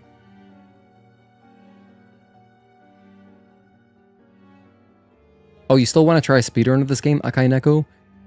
You don't think it'd be too hard to learn since you've done so many playthroughs already? For sure, I mean, if... I'll be getting into speedrunning the game again soon. Like in the next few months, I'll start speedrunning again. I want to do more New Game Hard speedruns and I want to make a tutorial, so... You know, when I start doing that kind of stuff, maybe you'll be interested again. It could pique your interest, for sure. And I mean, I still think it's a very fun game to play through quickly. Although, we've been having a lot of fun just doing hitless practice, but... You know, going fast is also fun.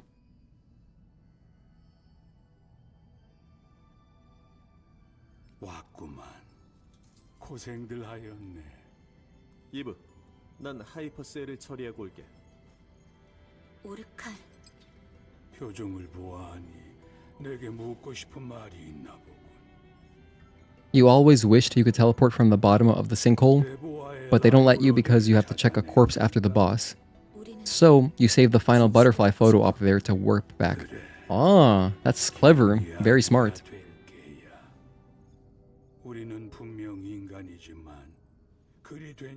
얼마 되지 않았다네.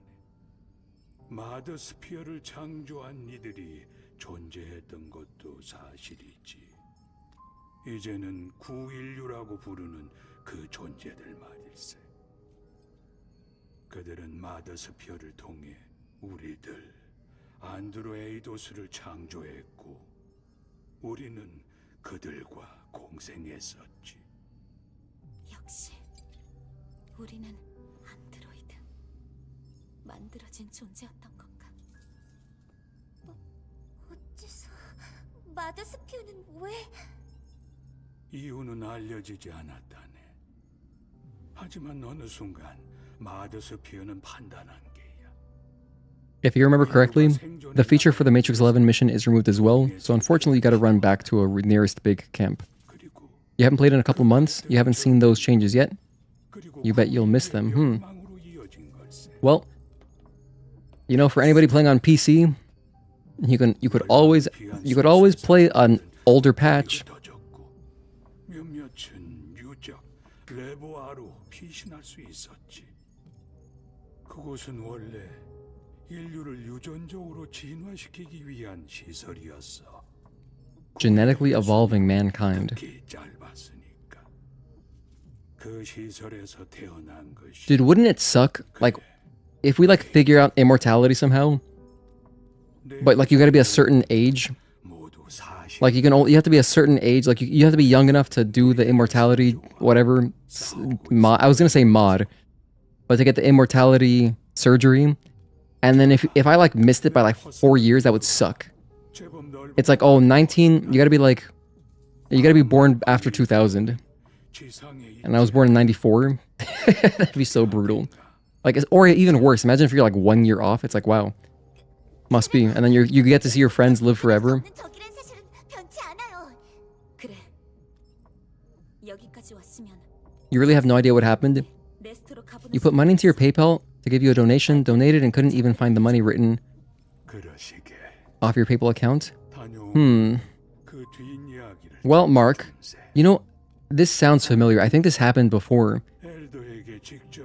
Don't worry, because I didn't receive anything, so it should come back to you. It should just bounce back. But if I do see it, I will message you immediately. And either way, thank you, kindly. But I'll keep an eye on it for sure. If it does go through, I will tell you immediately. So either way, I appreciate it, seriously. We're up to 74% Lily Bar, so we're almost at 100. Maybe you'll play tomorrow, though you've missed your Christmas Eve chance. Christmas Day is pretty good too. 그곳에서 좀 더 많은 정보를 확인하고 싶어.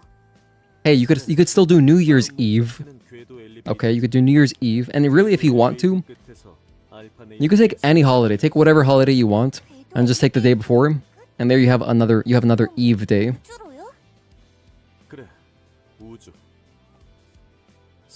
It happened before. Hope it goes through.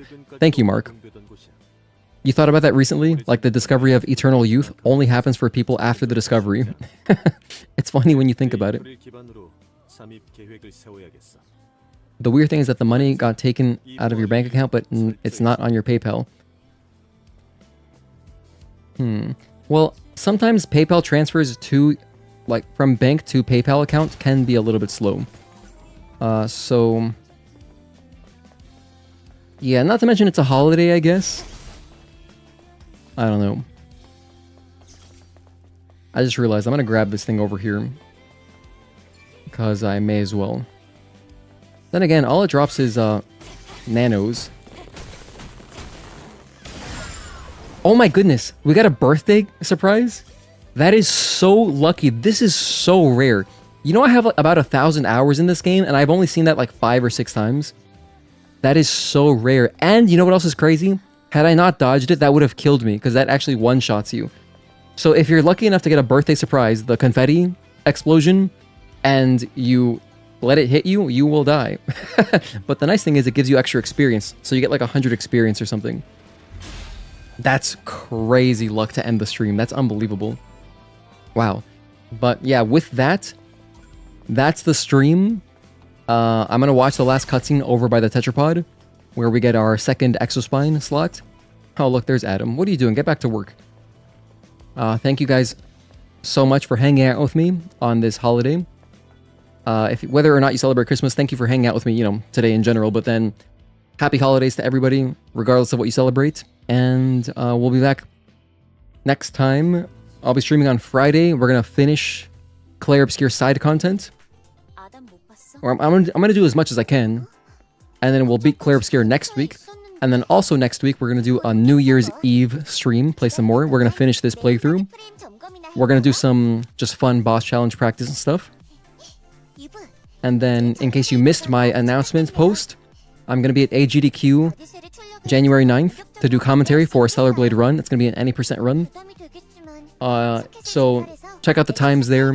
I linked to the schedule and everything. Just check out my announcement post in the community tab on YouTube. What else?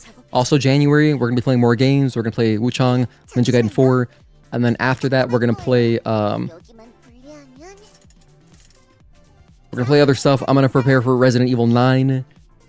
I wanted to maybe play some more Resident Evil stuff before 9 comes out. When Resident Evil 9 comes out, we're going to do a full blind playthrough, the entire thing. We're going to stream all of it. So look forward to that. And just we're going to be doing stuff in general. I'm going to keep working on Hitless. I'm going to keep working on more Stellar Blade. We're always going to support this game, so we will never stop supporting Stellar Blade. Until maybe when Stellar Blade 2 comes out, we probably won't be playing much of the original. Until it becomes like old enough where we want to come back for the nostalgia. But nonetheless, we'll do more side quests next time. I'm not going to Spire. Nope. We're going to stop right here. We've got a lot of stuff to clean up. I'll probably do more like end of year wrap up, like talking about the year as a whole next time. It's been really fun streaming. I appreciate you guys again so much. And thank you for tuning in. Happy holidays. All that. Good night, everybody. Bye, Bliss. Happy holidays. Have a great night. Thanks for the stream. GG. Have a good night. I thank you so much, everybody. I appreciate all of you. Everyone who was here earlier as well. Thank you guys for hanging out. Seriously, everybody. And we'll see you next time. So, happy holidays, Eve. Thank you, Max Cannon Stunner.